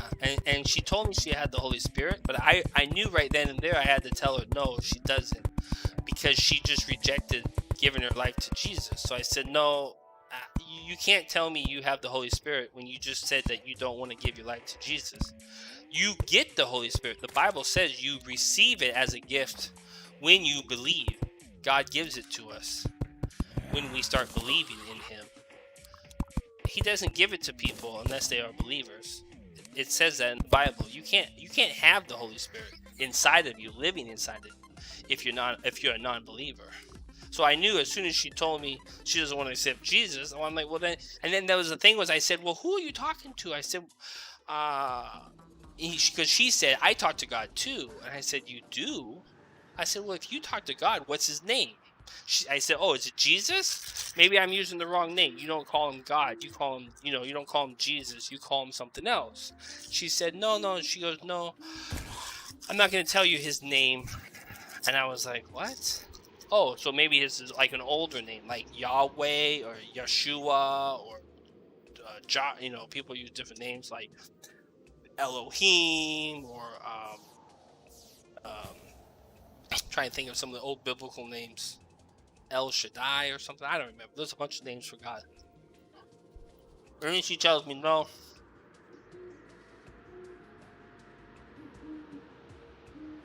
She goes, no, that's not His name. She goes, that's not His name, and I'm not telling you who I'm talking to. I was like, okay. So it got kind of weird, yeah. It only happened like the one time like that.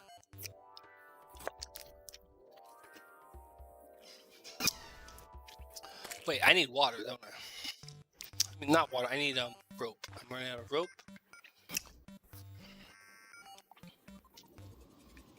We gotta go deeper. We gotta get the good stuff. We haven't gotten anything good yet.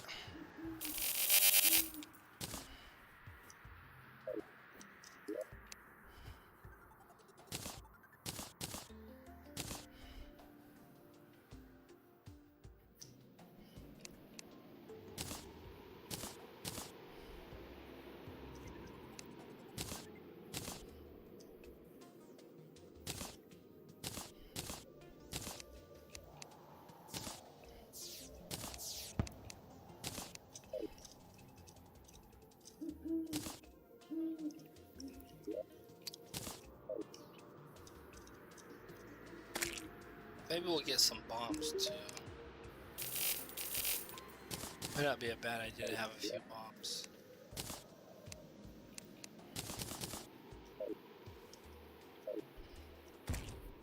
Yeah, you gotta make sure. I fell already on one of my runs. I was like that when I fell. I was off the edge of it and I died.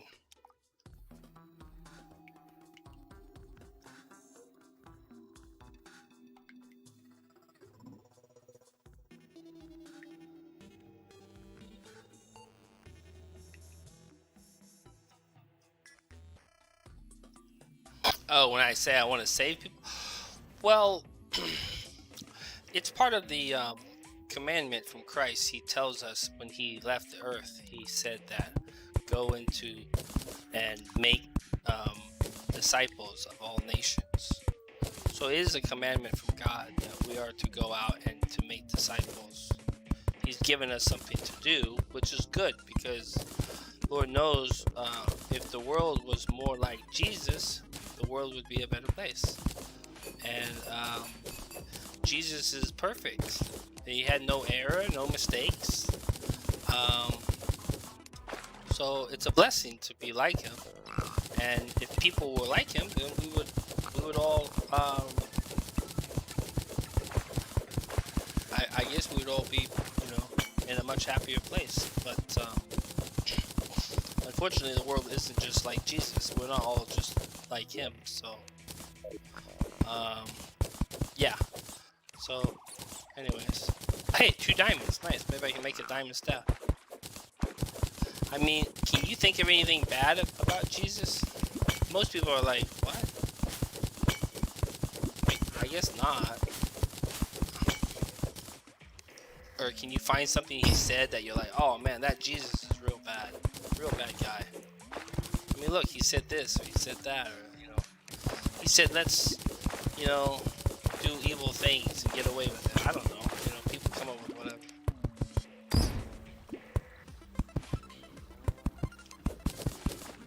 I always say, you know, the proof is in the pudding. So. As far as save people, that was just something I was learning to do. It gave me something to kind of think about. But as far as I know, you're probably being funny because I go to hell all the time and die. So yeah, I know, right? It's like, so if you follow me, you follow me straight into the pit of hell. Thank God you don't have to follow me. Don't follow me. I would say that. Don't follow me. Follow Jesus. He will never lead you astray. He'll never lead you to the wrong place. But yes, he did. He did. He told us to pay our taxes. And he told us even when we had ungodly masters and we're slaves to them, he said, you do the right thing. You always do the right thing.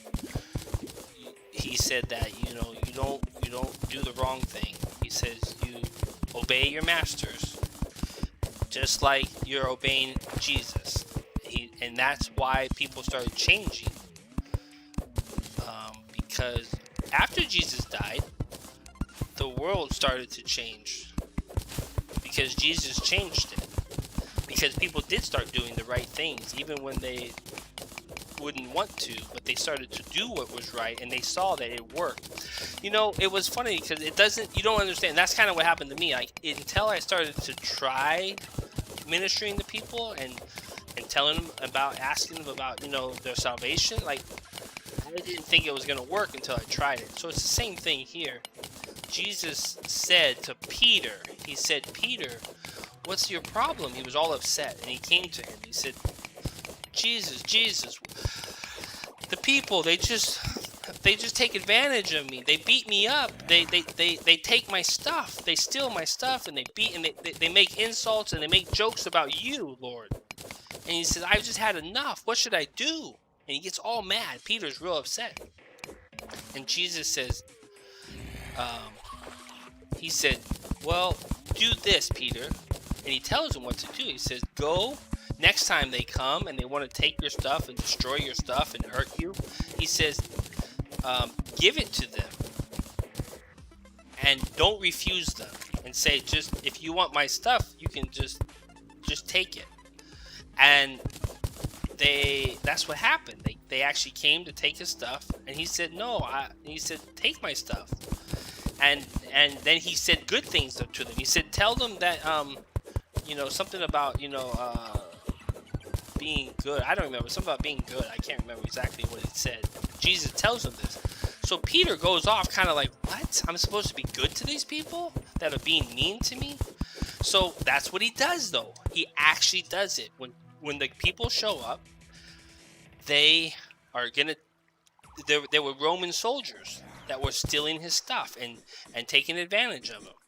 And so that's what he did. He followed what Jesus said to do. And after he did that, he gave them the boat, and he told them, you can use it anytime you want. You don't have to steal my stuff. You can just come and have it if you want it. You come and you can just have it. And the men were like, what? What's happened to you? What's gotten into you?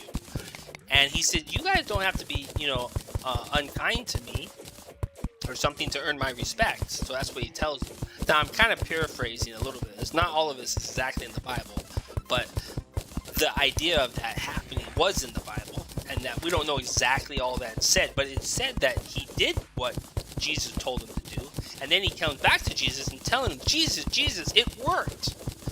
The men were actually, they stopped mistreating him, and all this that they were trying to do to him, it worked because the men stopped being mean to them.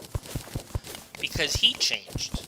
But he started to obey what Jesus told him to do. And that was all I was trying to get at, is that you don't know if a thing works or not until you try it. You know, and now once you tried it, you might find out if it works or not. So you might be surprised at how much stuff could possibly work if you try it. Hey, this thing's actually really nice. It tells you where all the metal is. It also tells you where hearts are. I just figured that one out the other day. If you get the metal detector, it tells you where the hearts are, which is really, really cool.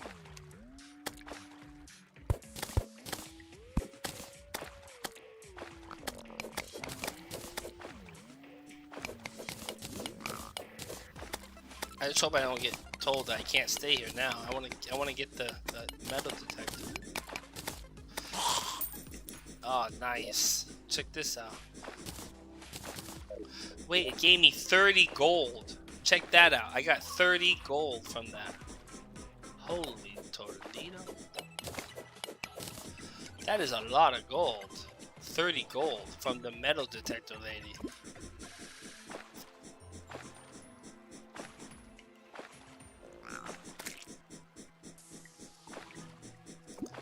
What if you run into an imp? Well, she probably would kill me. She probably just one-shot me.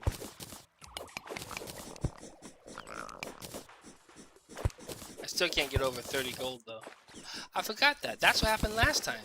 I killed her and got her stuff. She gave me 30 gold too. I was like, what? That's a lot of gold. Yeah, it's pretty nice.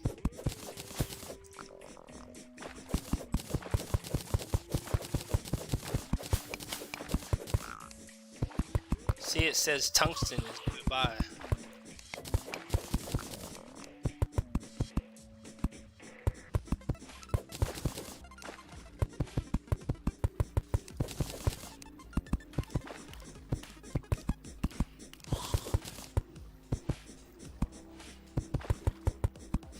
Kinda hoping this guy will leave me alone.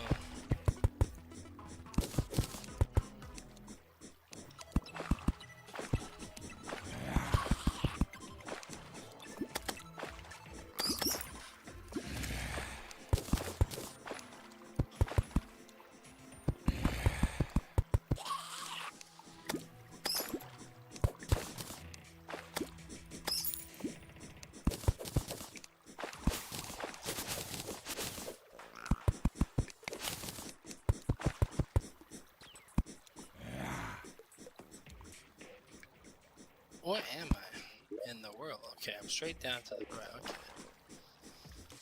Why am I going over here? Is there... I don't think I need to be over here.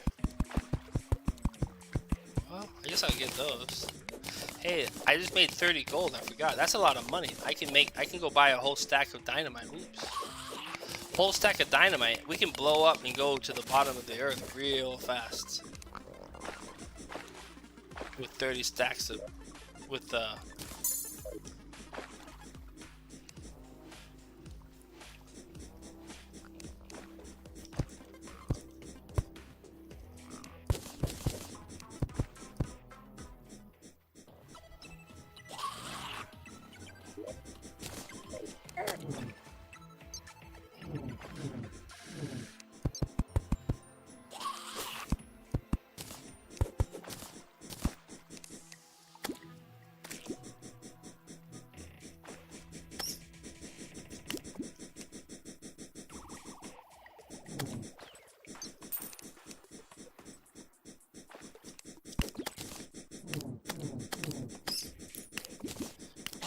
Come on. Oh, got him. Got him. Get in the lava. Dang it, guys, just let me out.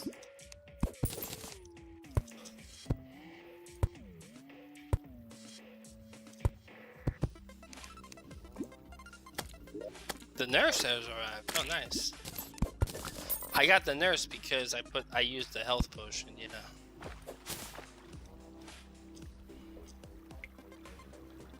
Now, sometimes there's a heart up there. Suppose we could go look.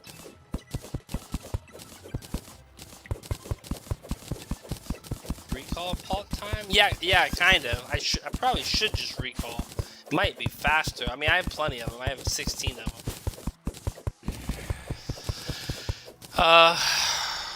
But let me see if I can make a quick run up here. Okay, that's not gonna happen.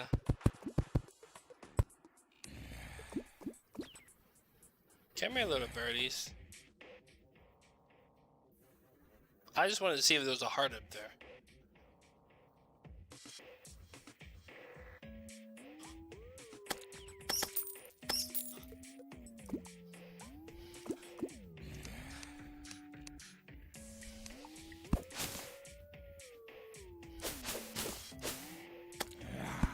Don't touch the lava! Thinking. I tried to tell you, don't touch the lava. You wouldn't listen.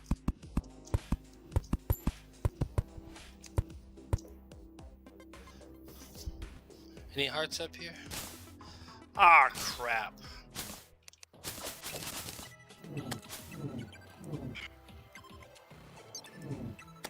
Ooh, life crystal. Oh! That would have been my death. I bet you $10 that would have dropped it. Oh, well, maybe that would have killed me. Well, maybe. I thought it was going to drop down from up there. It says there's a life crystal. See, life crystal detected nearby. Oh, another nymph. Oh, more money. Dude, we just lucked out big time.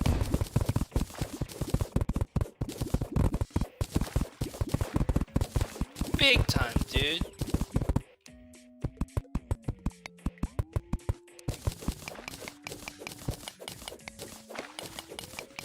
Dude, I'm gonna make like 60 gold here in a few. Just...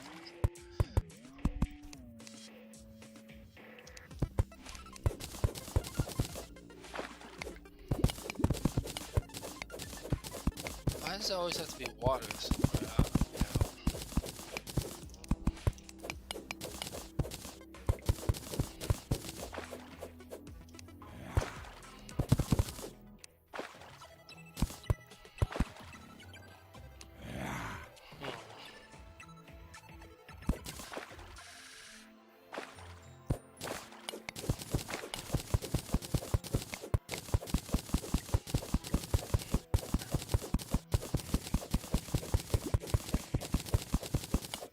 Get all that gold, that'd be good.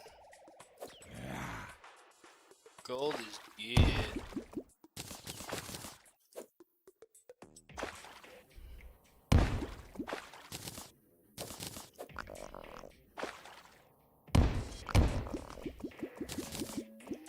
Don't drop the stuff!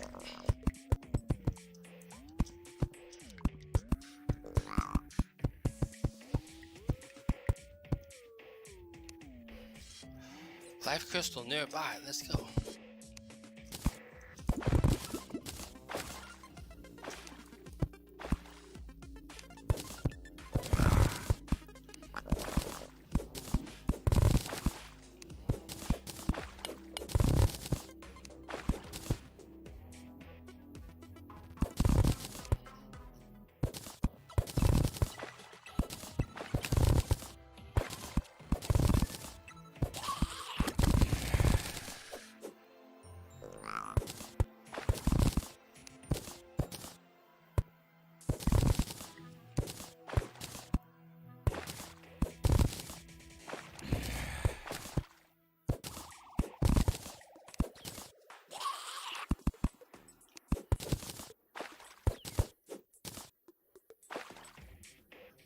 No.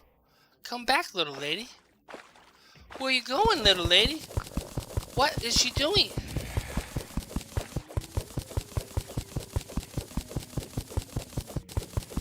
Why would she run? Oh, good, she's still there. Okay, why would she run away like that? What the heck? No, she's still there. I'm like, wait, what the? Crazy lady, like, yo, what? Come back.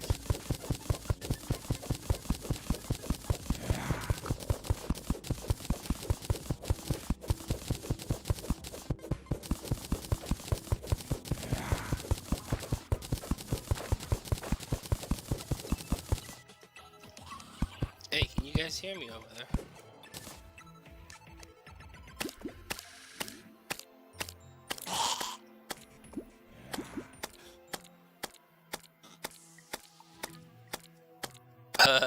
Yeah, right? 18 gold. Look at that. 37 gold. What? I have 70 gold, dude. Look at this. I've only gone down here and over here. I went over here. I have 70 gold. Dude, this is crazy. 70 gold. I can buy like... Oh my gosh. I can buy so many grenades right now. I know, right? I can just bomb the hell down to the elevator and get all those jewels I get. You know, I just turn them in sand. With sand, I can just turn them into like a ton of money. Every time you get a jewel, it's worth 1 gold. Okay, well. Oh yeah, this is a great way to make money too, you know. Really in the game, you can just do this type of stuff.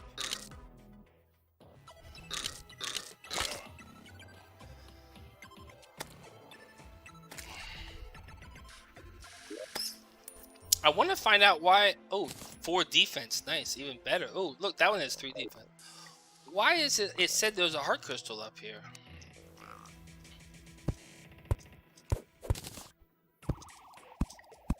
Life crystal nearby. See, there it goes. I bet it's over there. In that water, or off to that side. I want to go look. I want to go look.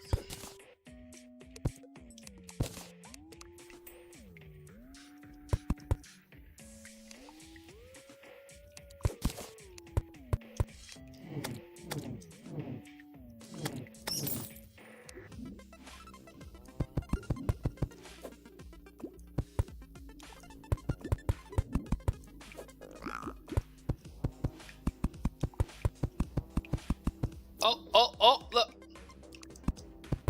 Aha, we found it. Yeah, I love this thing now. Anytime I see her, I'm like, oh my gosh, go get her. You get money.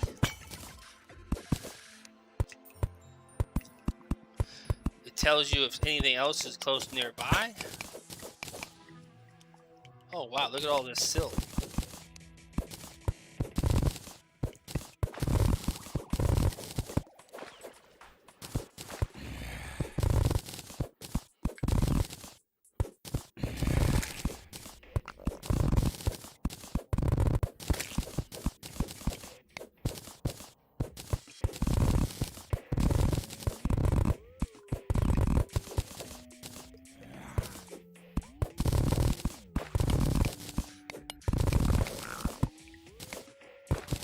I hate when I mess up.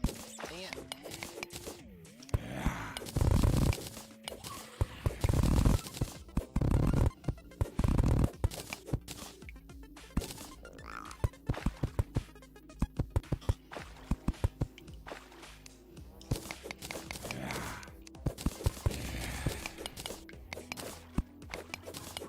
You want to see something cool? Do it like this. It's like, I don't know why. Something, we were just talking about this the other day. Something really fun about harvesting sand or silt. This new way. It's like, oh yeah, it's just fun. It's like, it's addicting. Is it more satisfying? Yeah.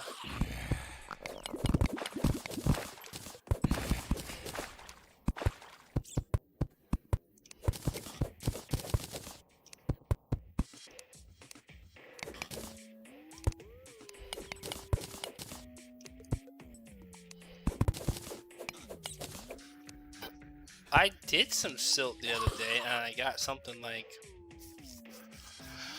I want to say it was something along the lines of...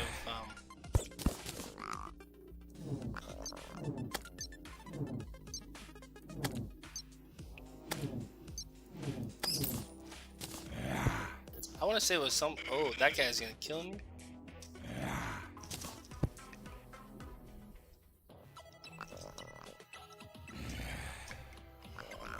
Wait, there's another mushroom biome? Oh, guys, we just lucked out. We found another mushroom biome.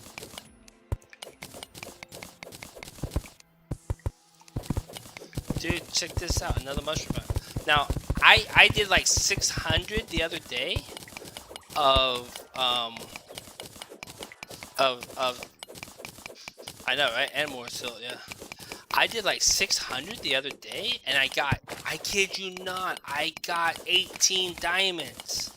I was like, what? How did I get so many diamonds? I normally do 600, and I'm lucky if I get 1 diamond. I still don't know how I got 18 diamonds out of like 600 silt. I don't know how that happened. Because normally you never get that much, you know?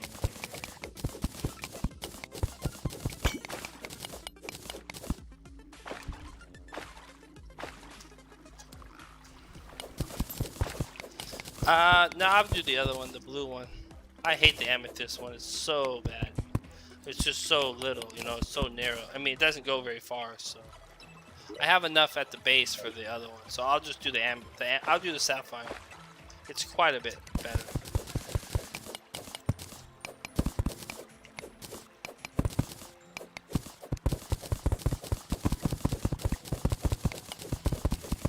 Time you do the whole thing, if it's not a really tall stack, it's really not worth it.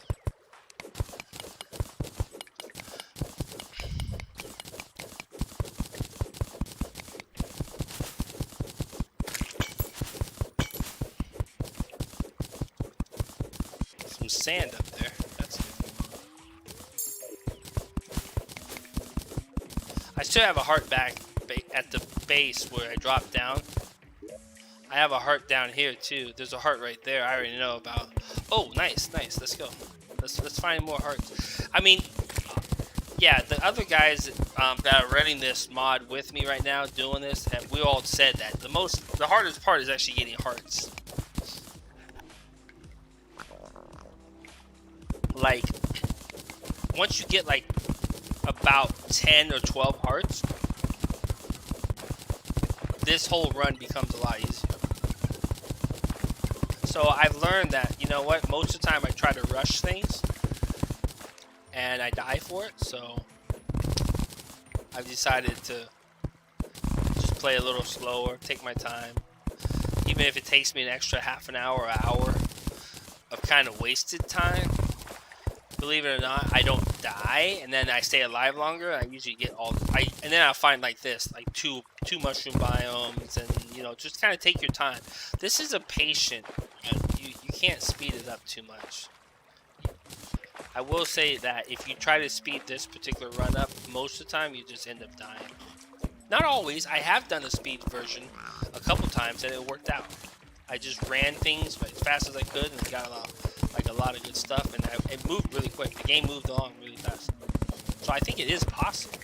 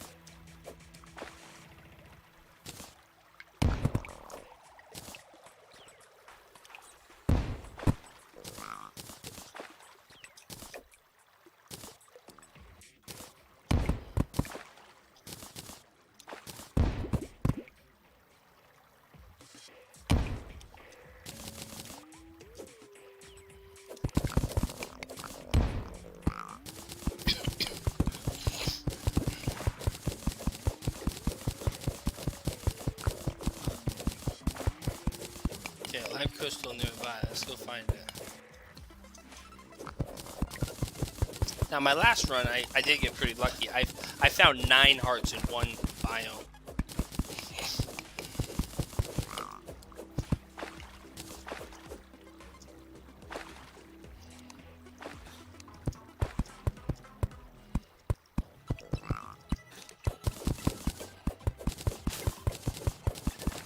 I also found the chisel.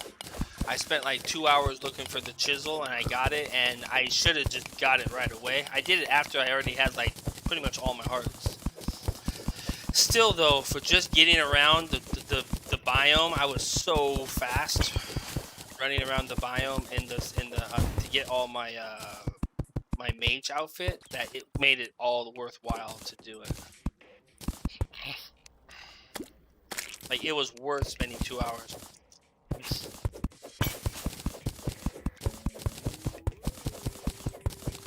Have you seen it? Did you see it, Toasted? How fast I go? It's 50% improved. Plus, you already have everything that you mine on this world is half. It's cut in half. So blocks break half as easy as they would in a normal Master, Classic, all the other worlds. This world, oh, there's another heart up there. This particular run called For the Worthy actually gives you half as much to break stuff. So all blocks break half as easy, I guess, so cut in half.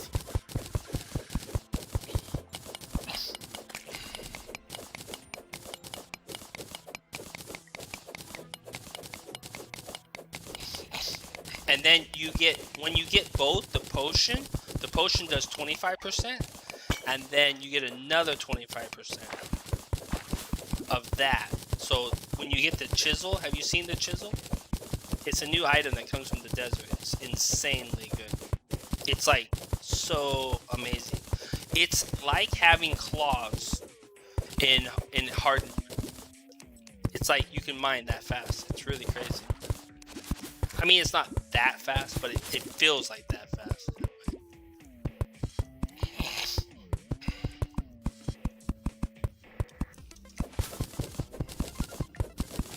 I doubt there's anything up here. It's probably all down below me.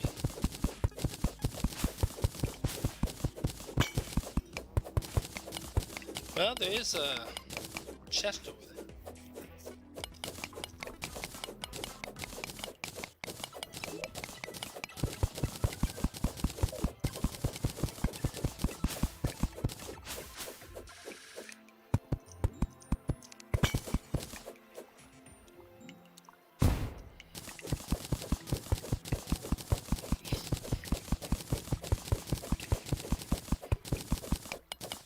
Use a mirror right now, though. A mirror would come in handy.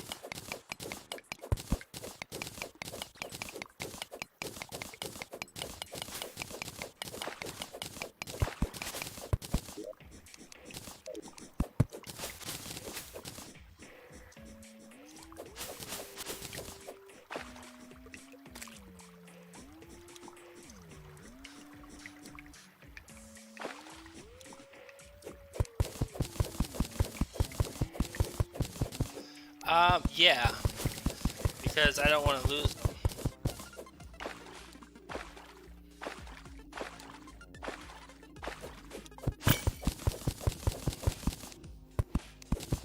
How do you like that move? That was a pro move right there. Knowing that you can fall with the water.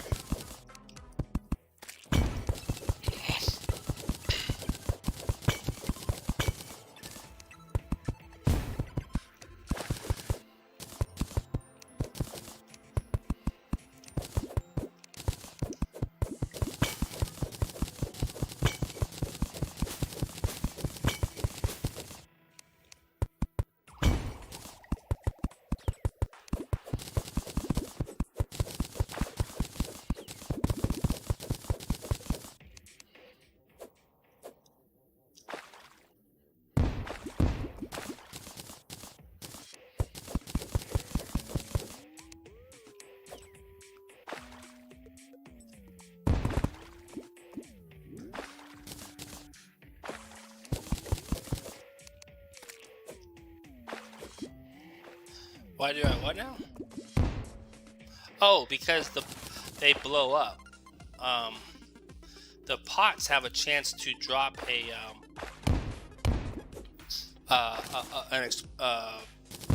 bomb instead of an item.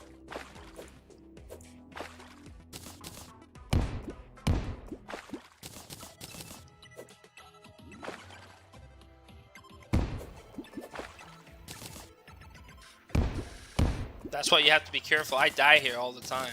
I'm always like, I have more hearts this time, so maybe I won't, but a lot of times I'll die down here.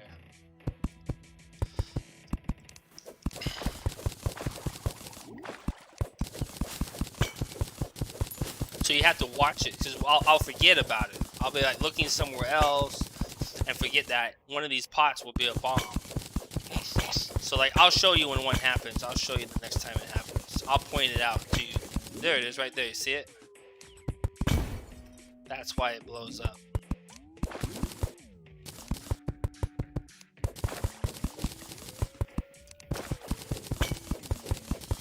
But these are really good places to go.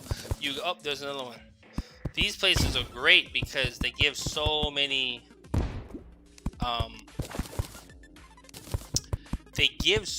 pots full of just like bombs and like, I mean, like, it's a really, all you have to do is find like usually one or two of these areas, and you got like half your hearts. You've got pretty much like tons of bombs, tons. I mean, it's crazy. Like, it's a really hard mod. This mod is like I said, it's insane.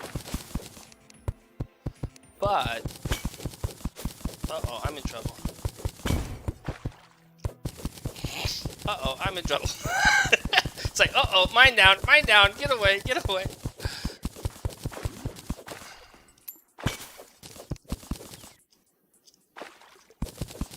But like, you know, I didn't know. Like, I don't know if that's a new thing they did in this mod. I don't know why, but getting 30 or 37 gold from killing one mob is insane. Like, that's just insane. I don't know if that's just for the worthy, or if that's even in master mode. But the nymph is like, you kill a nymph, that's insane amount of money. It usually takes you like pretty much full hearts, you know, kill a couple bosses and you have like 60 gold.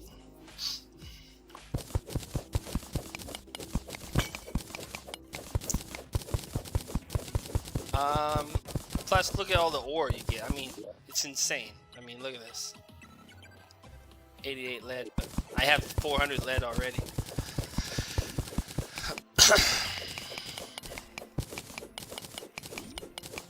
Are there any more? I don't think there's any more up here, right? Oh, I never went the other way. Duh. Gotta go the other way now.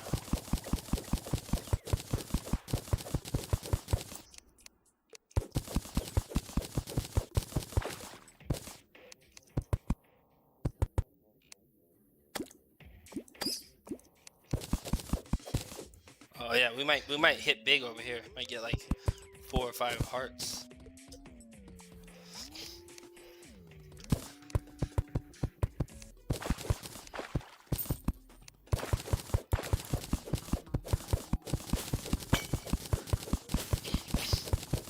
But you get a lot of mushrooms too, which is really good.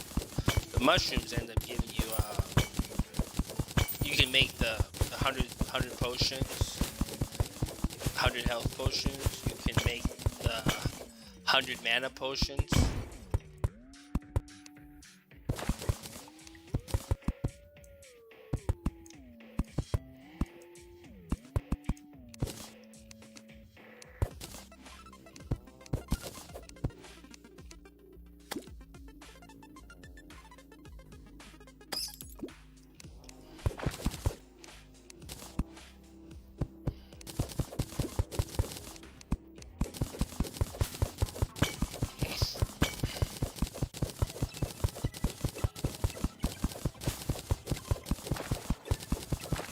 It's real slow though and tedious and kind of boring.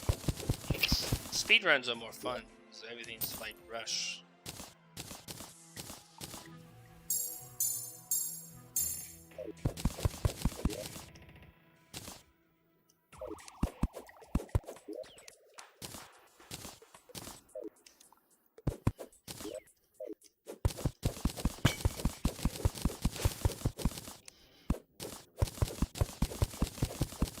Ooh, a shark statue. That came in handy when I was in the... I had a bunch of shark statues. I mean, I had a shark statue on the last one.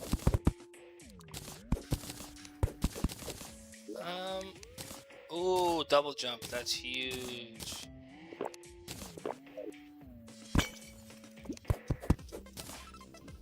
The shark statue is super huge. It's gives you the ability to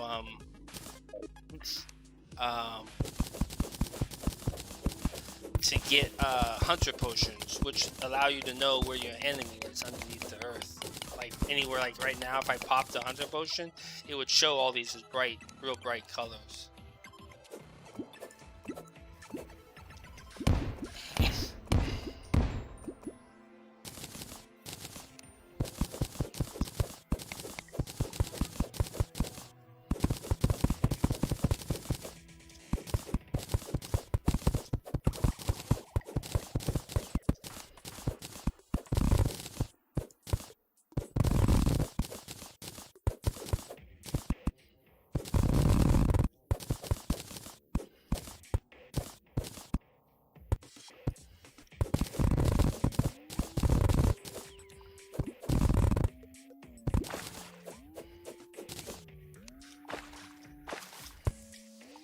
Uh-oh. We got a problem.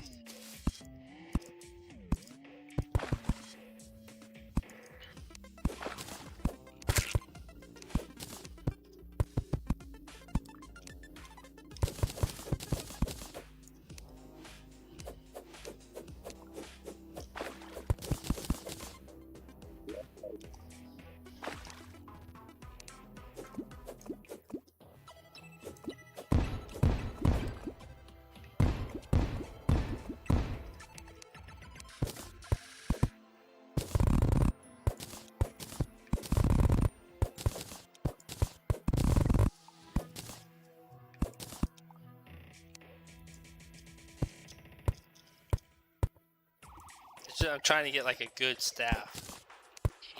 So getting a bunch of silk usually yields you like a bunch of diamonds and stuff.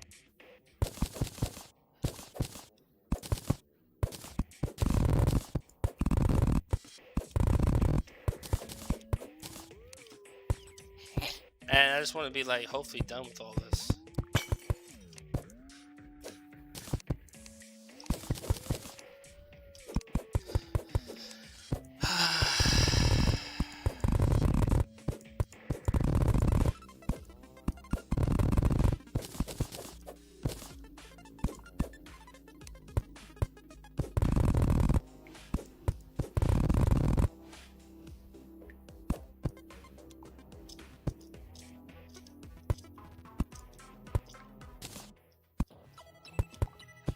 Yeah, that's true. I did that on my last run. As soon as I got a little bit of money, I just went and bombed, and I got like, yeah, it was insane. I got like all these gems. I made like 3 plat real fast. Just using dynamite. I didn't even use that. I just used bombs. Just started bombing down and bombing all around and stuff. Works pretty good, yeah. But the problem is you don't always find the gems you need for,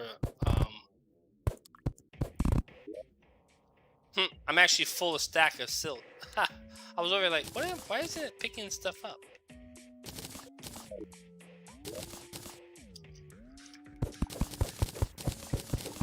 Is there another heart up there? No.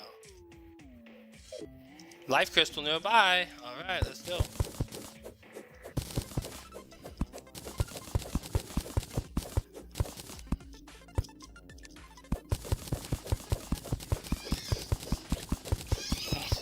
Probably up there.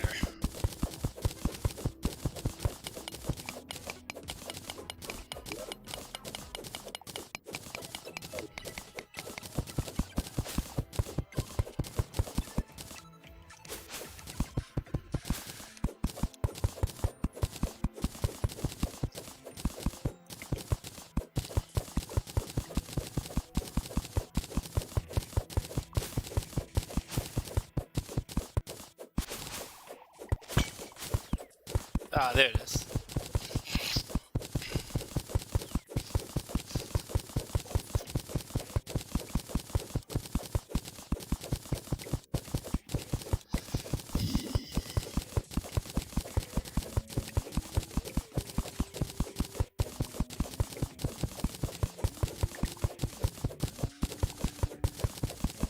make a bunch of armor. Going in and getting all the cobweb.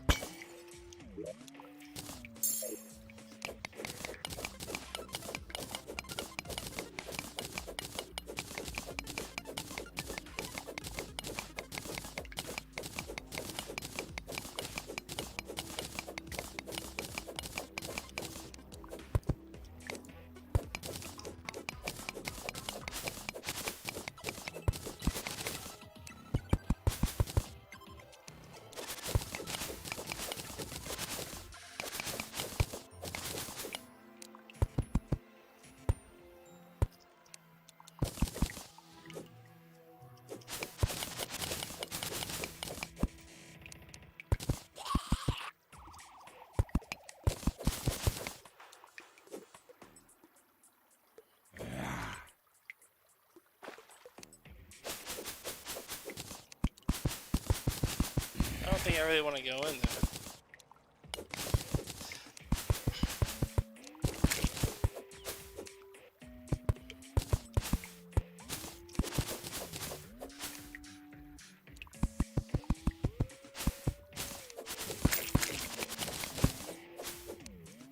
One hit from a spider would probably kill me.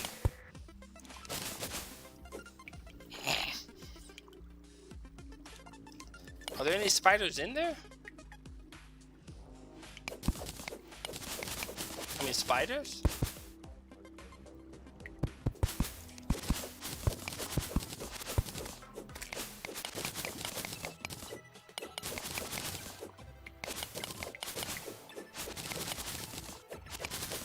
I guess there aren't any in here. I guess I would see them.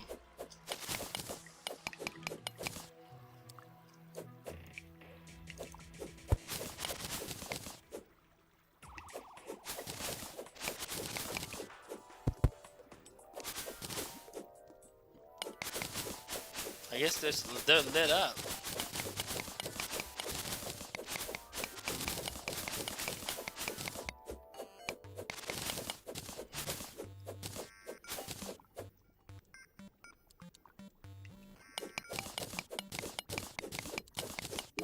That's a lot of cobwebs. Wow. We just got 200 cobwebs. Ooh, rubies. Nice.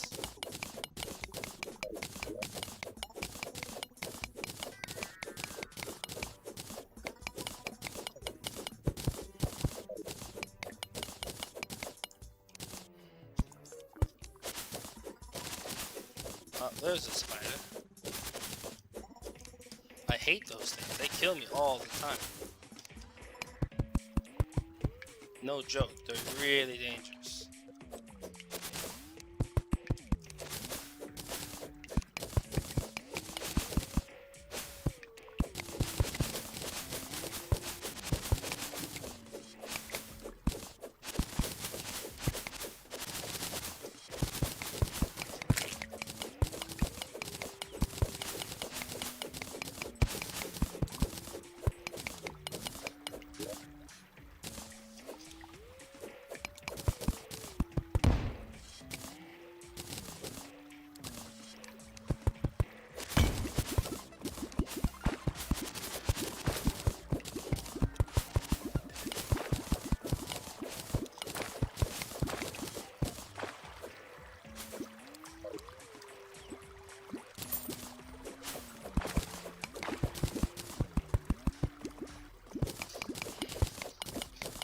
Well, yeah, that's because I popped the danger potion, danger scent potion.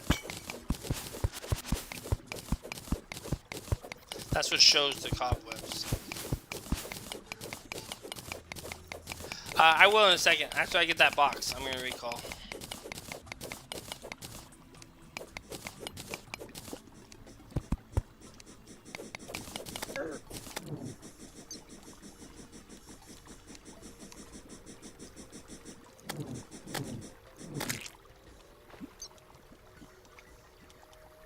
No whoopee cushion. Damn.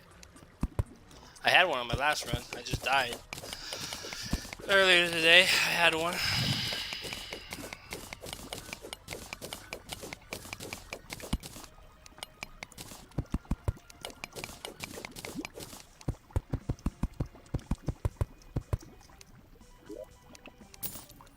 Another double jump, nice.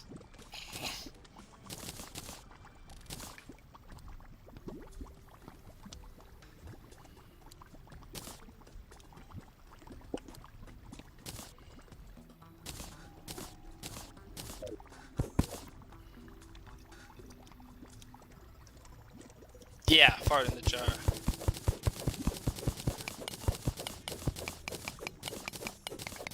Oh, look what I just found. Oh, look what I just found. Come on. Come on.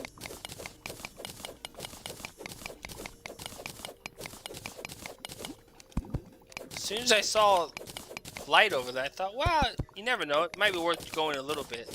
You might find like a heart or something. Oh, look at all those emeralds. Nice.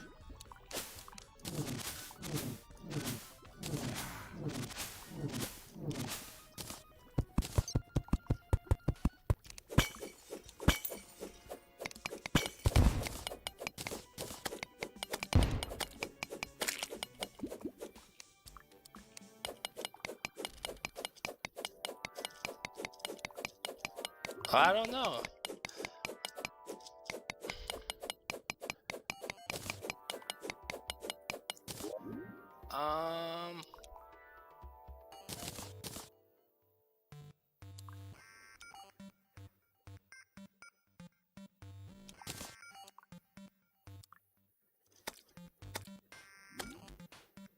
Mud block, right? Yeah, I can live without mud block.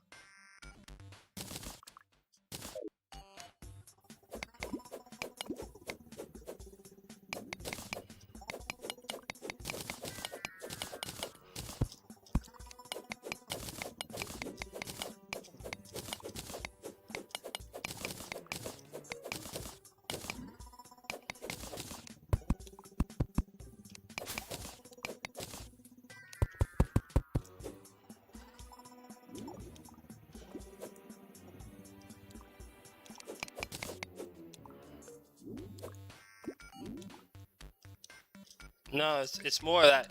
What if this is what I need? This could be the double jump. This could be the sandstorm in the bottle,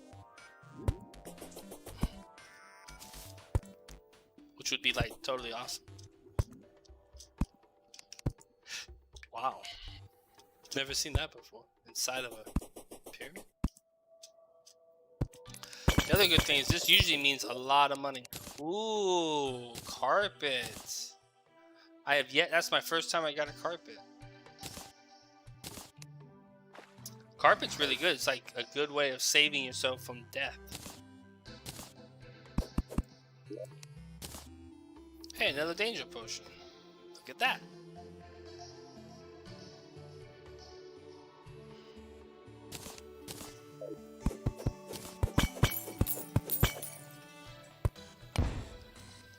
Nice. Ooh, another gold. Nice. 10 gold right there. Oh, yeah, that's true. You could do that too. That one I can't do. I can't double the ones I already have. But yeah. Kind of curious. What does it take me out to? The sand biome?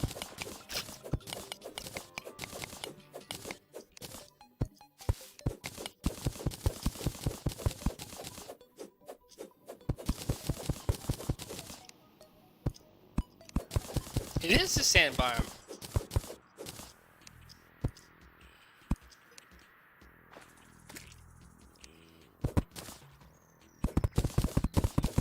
Look at that. Takes you right out.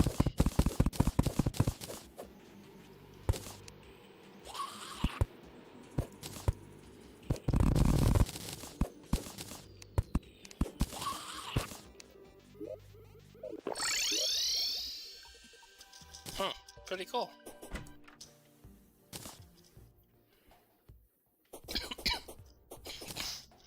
Yeah, it was right under the sand biome.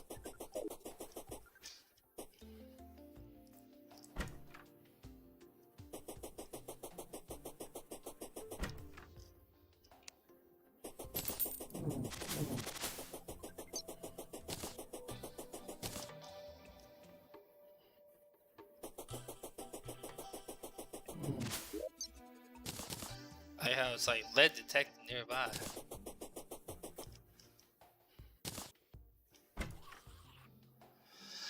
Okay.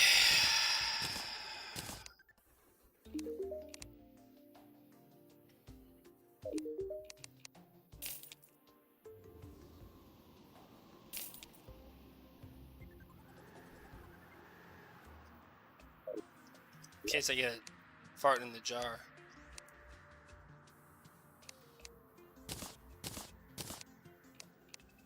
The only thing that sucks is I don't have any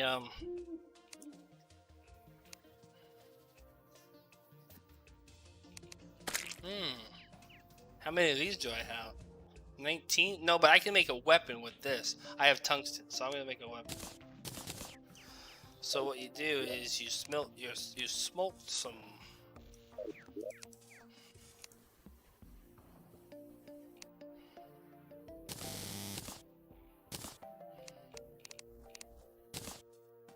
Oh, nice one. Murders too.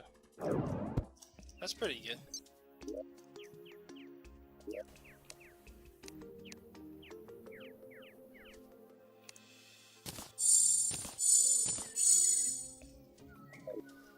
Then what you do is you take all that sand you got, convert that into wall. Oh, wait till you see this. Then you convert that into this, and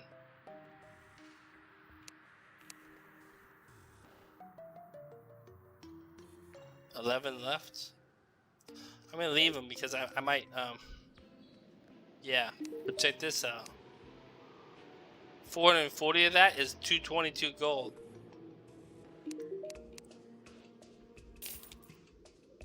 Dude, I got 1.1 platinum, 1.1 platinum right now. I still can't get over all the money I have. It's like, what the heck? Dude, it's crazy.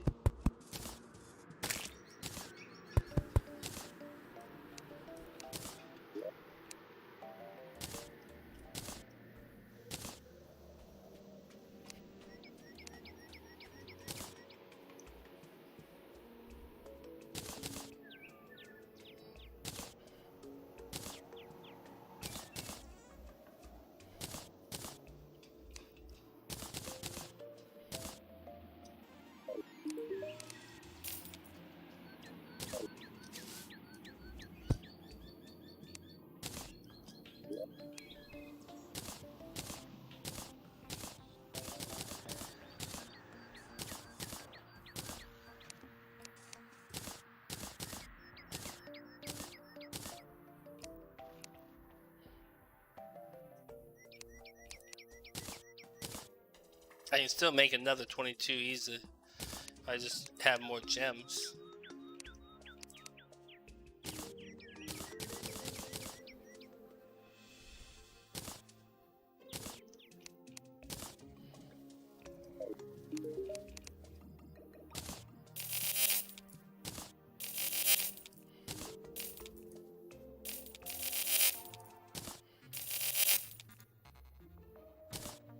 Yeah, I'll have a ton of gems. Oh yeah, yeah, and I can go harvest a bunch of whatchamacallits too.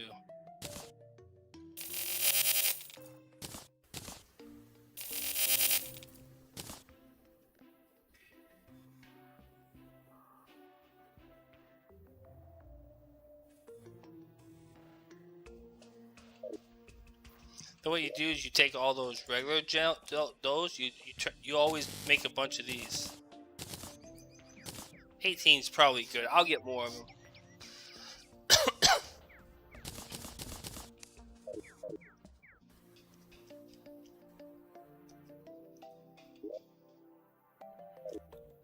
What does he have?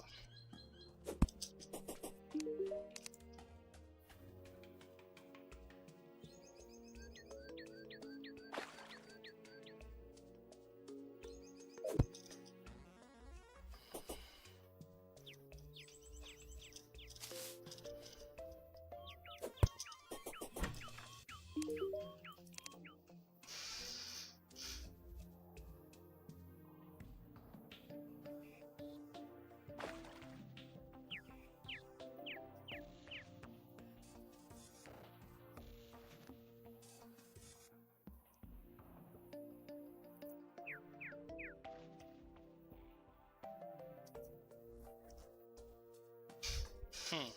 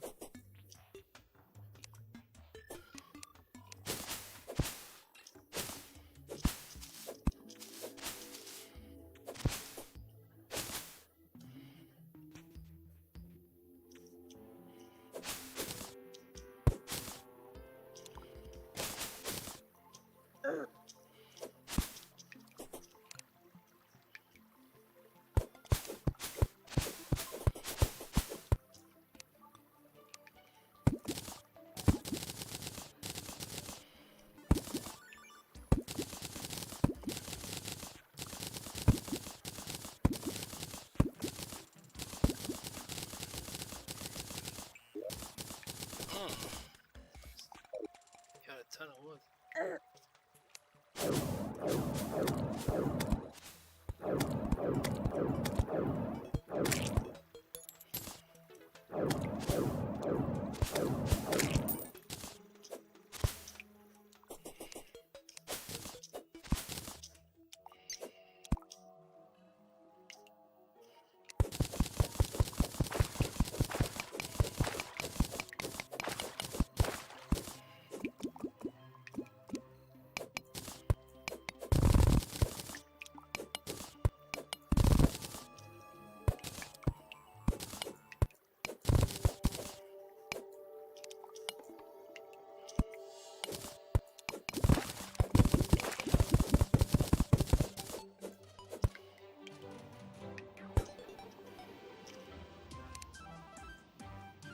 Yeah.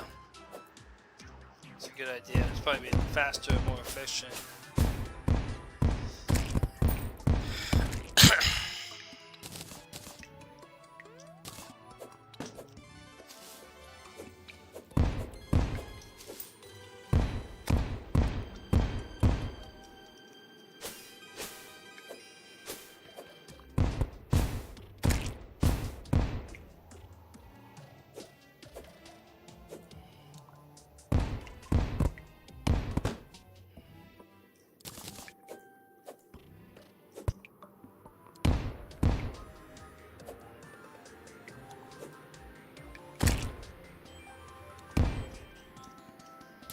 Yeah, basically, yeah.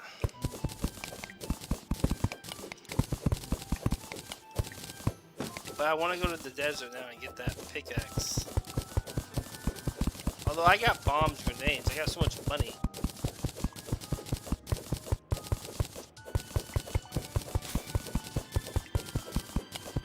I'm gonna go make some armor. We're gonna go dig deeper and go to the hell. I think we're ready. Let's go.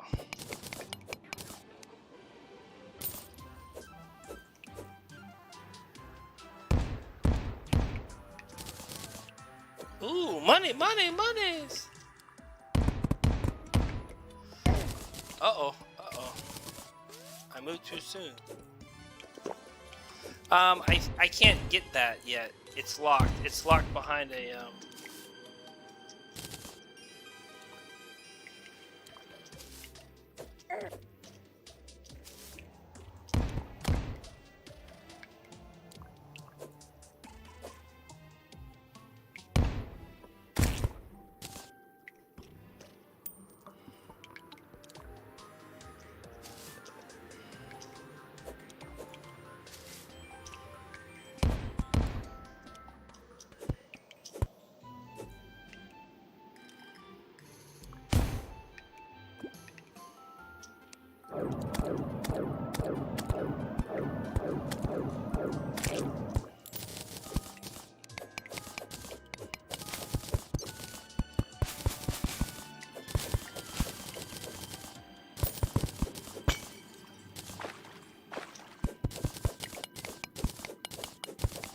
it might be the desert over there.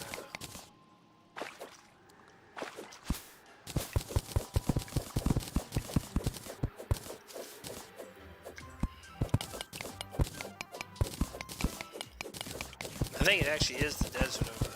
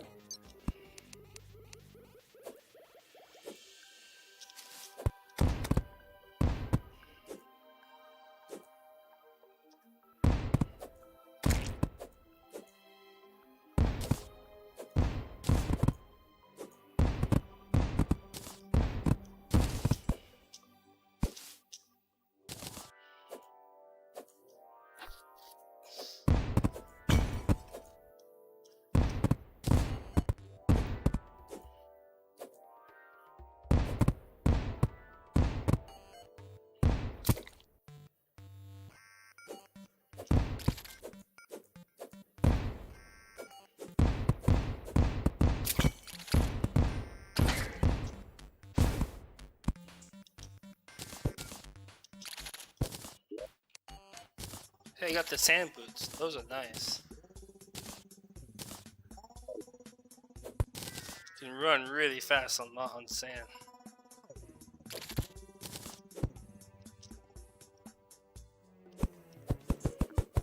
Hey, found another gold house.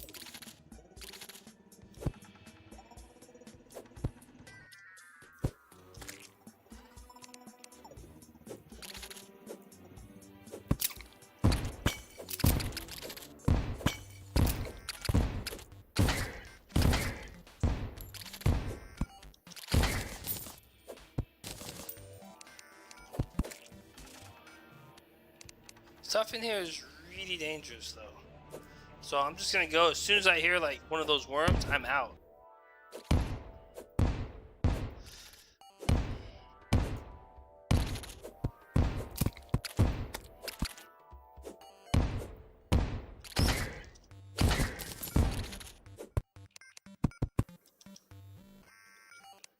But these are really good.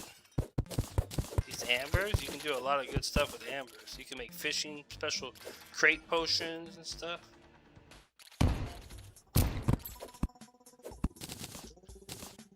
You just don't want to hit those things. They hit you like a they hit like a boulder.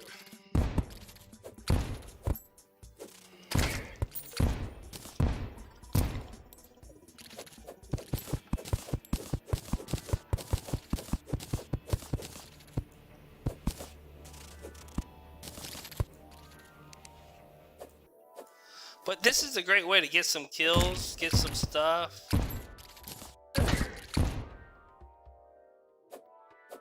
Go down, you might get lucky. Get that chisel, man. That chisel. Wait till you see the chisel.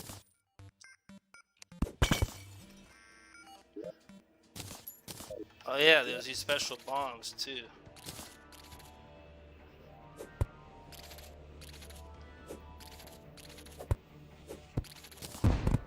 It blows up like wherever you look.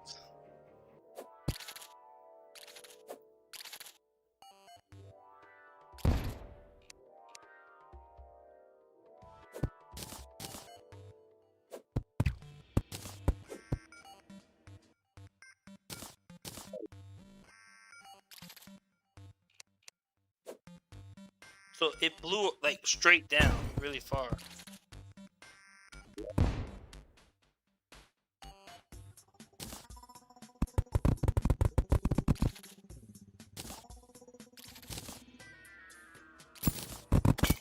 Whoa! What the heck? Did you see that?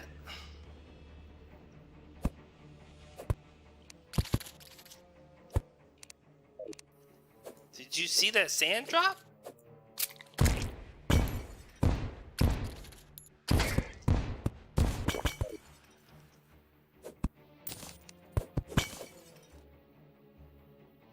Yo, the golfer's down there.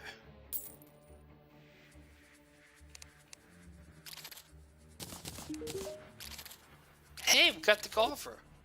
Sweet.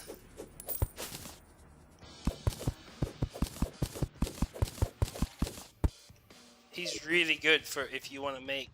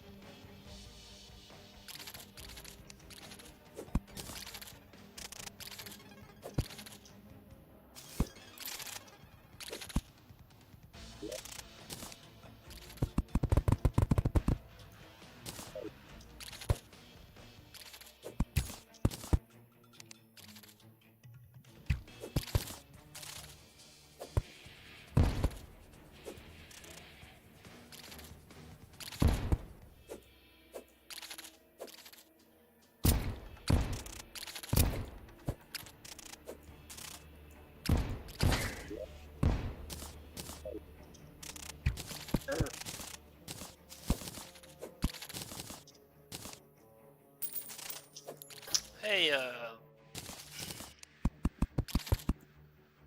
hey, welcome to the stream there, Lump.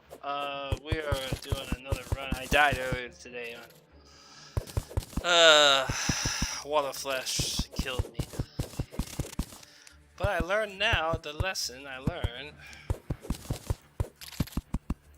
is don't attempt to do Water Flash if you don't have a perfect book.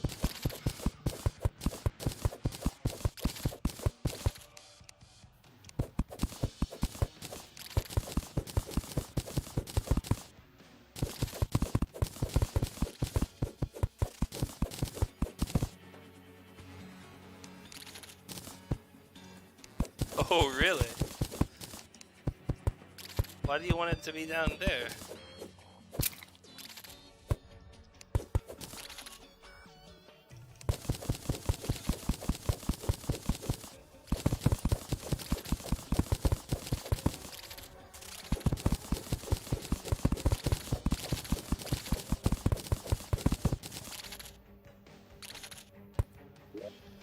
Every demon here has a voodoo.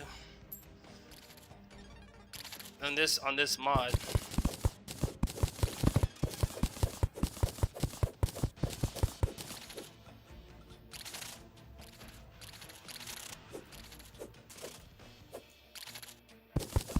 This is for the worthy. Are you also doing for the worthy?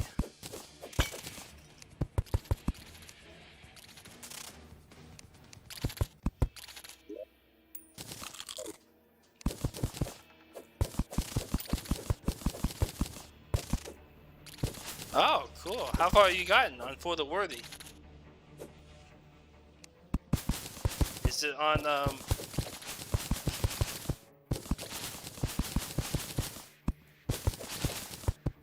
is it on hardcore too, or just softcore?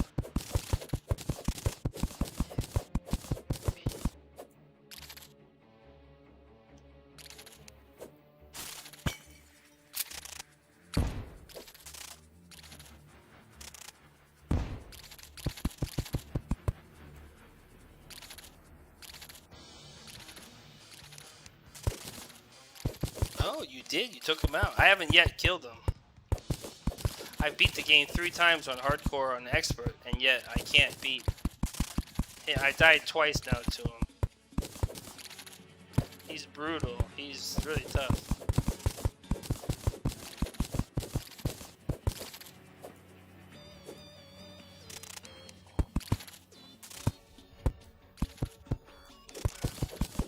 I'm hoping to get the chisel, so that's what I'm doing right now. How do you join? With the, well, no, I'm not doing a multi playthrough right now.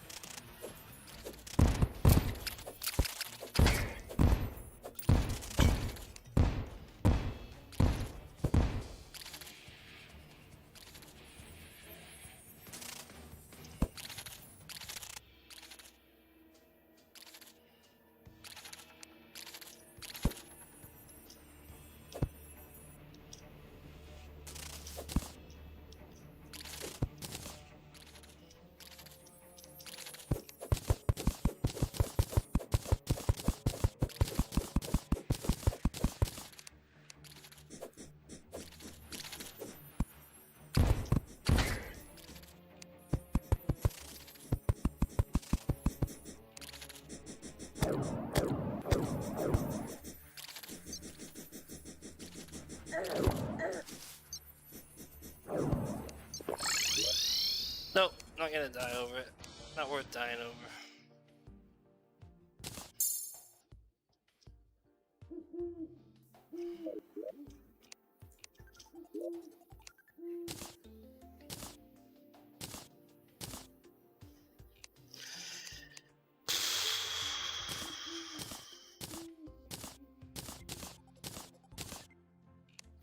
That staff is much better actually. But I don't know if I got the stuff needed to make the staff.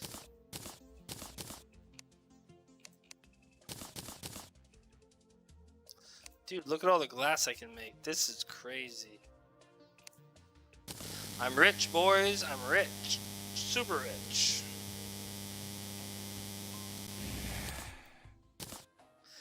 That's basically like 2 platinum right there. Wait, come here, come here. Don't kill him. Oh, I left the door open. Dang it.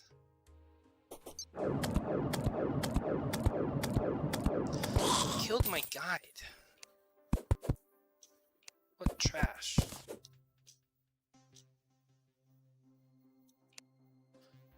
Dude, you picked the wrong guy to fight. Go back. Go back, ghost. Ooh, gold bunny. Squirrel. Gold squirrel! Yay! 10 more gold. I'm rich, boys. I'm rich. It feels good to be a gangster. Oh, look at all this money. Oh, no. Put that in here. Okay. We gotta lock all this stuff in. We gotta make some birds for food. Put potions away.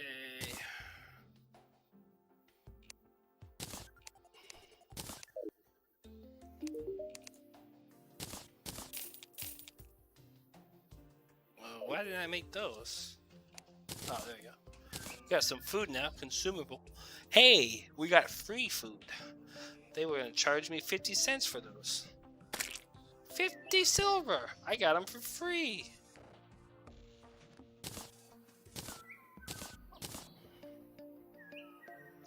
But yeah, I mean, I've gotten so much money, it's crazy.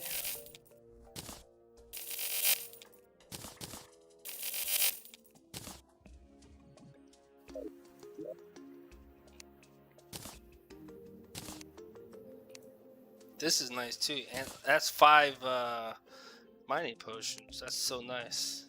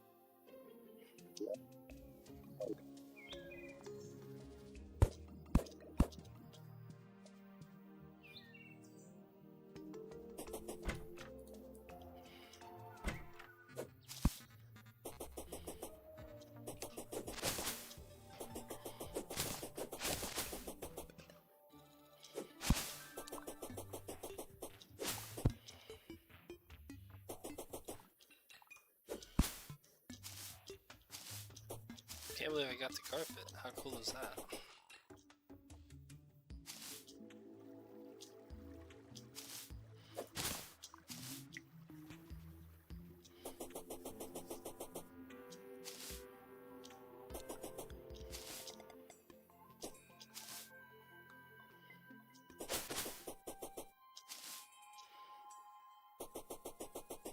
I love these boots that you can run so fast on the sand. It's so cool.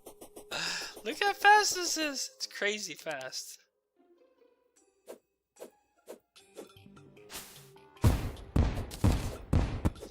Absolutely love these boots.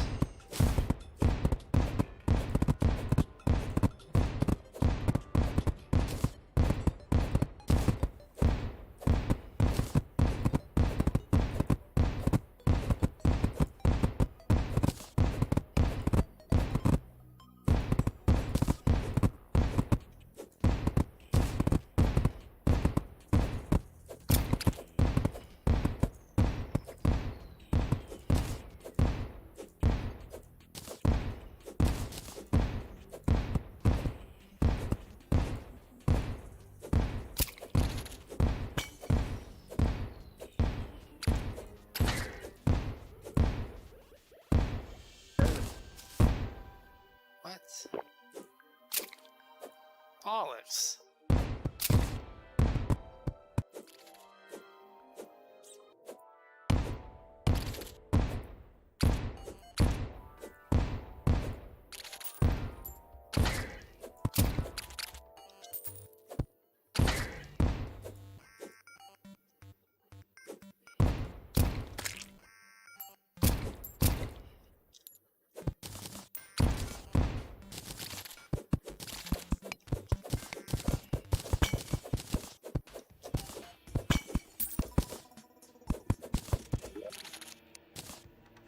No! That could have been my thing! Ugh.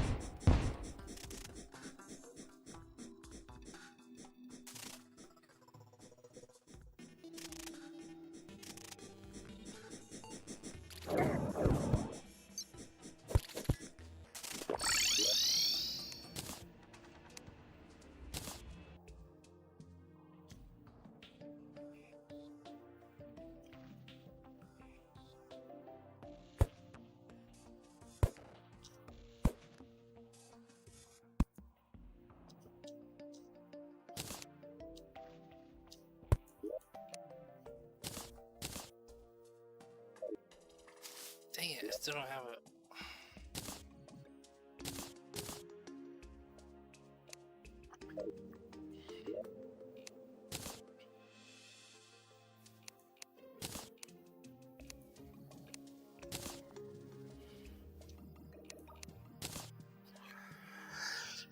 Ah, sucks. I still don't have what I need.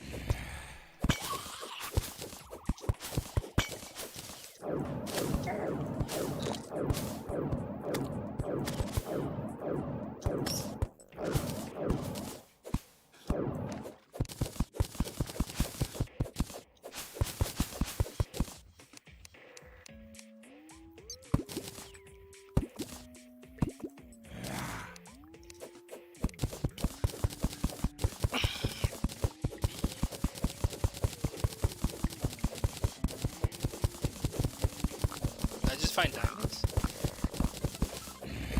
Probably just thinking they're diamonds, but they're probably not. No, I still don't have a. Man, come on. No, those have got to be diamonds. Come on, come on. Please be diamonds. Please be diamonds.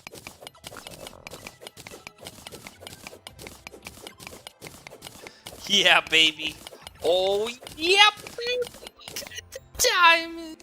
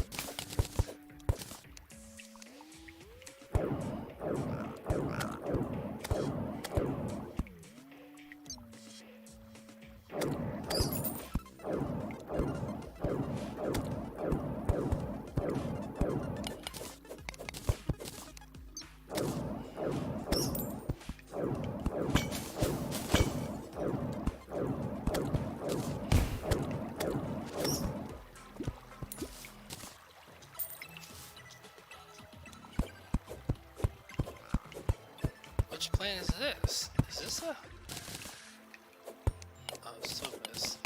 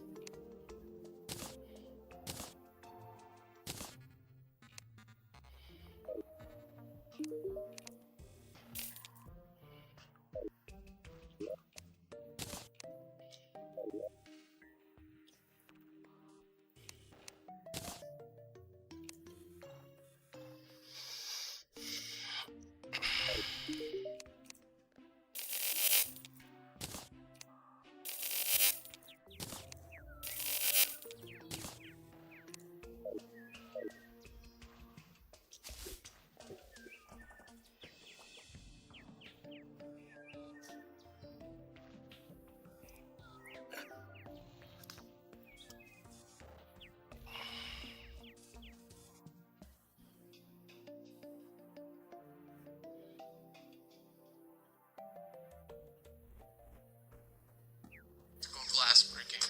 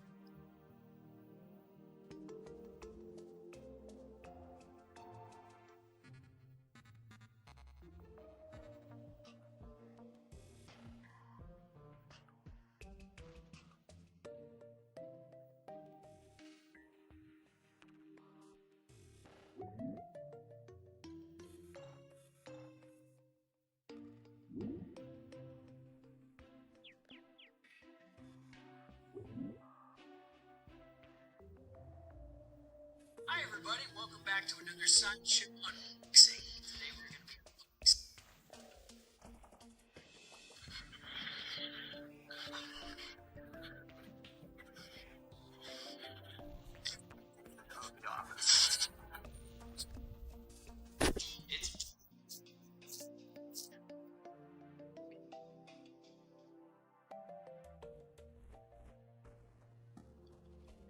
I have had acne for 6 these shows.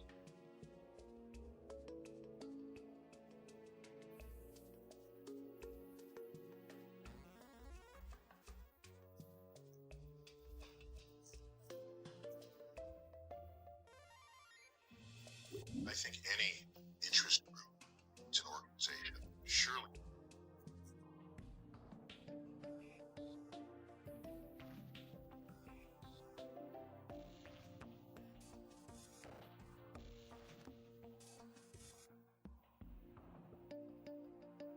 Before the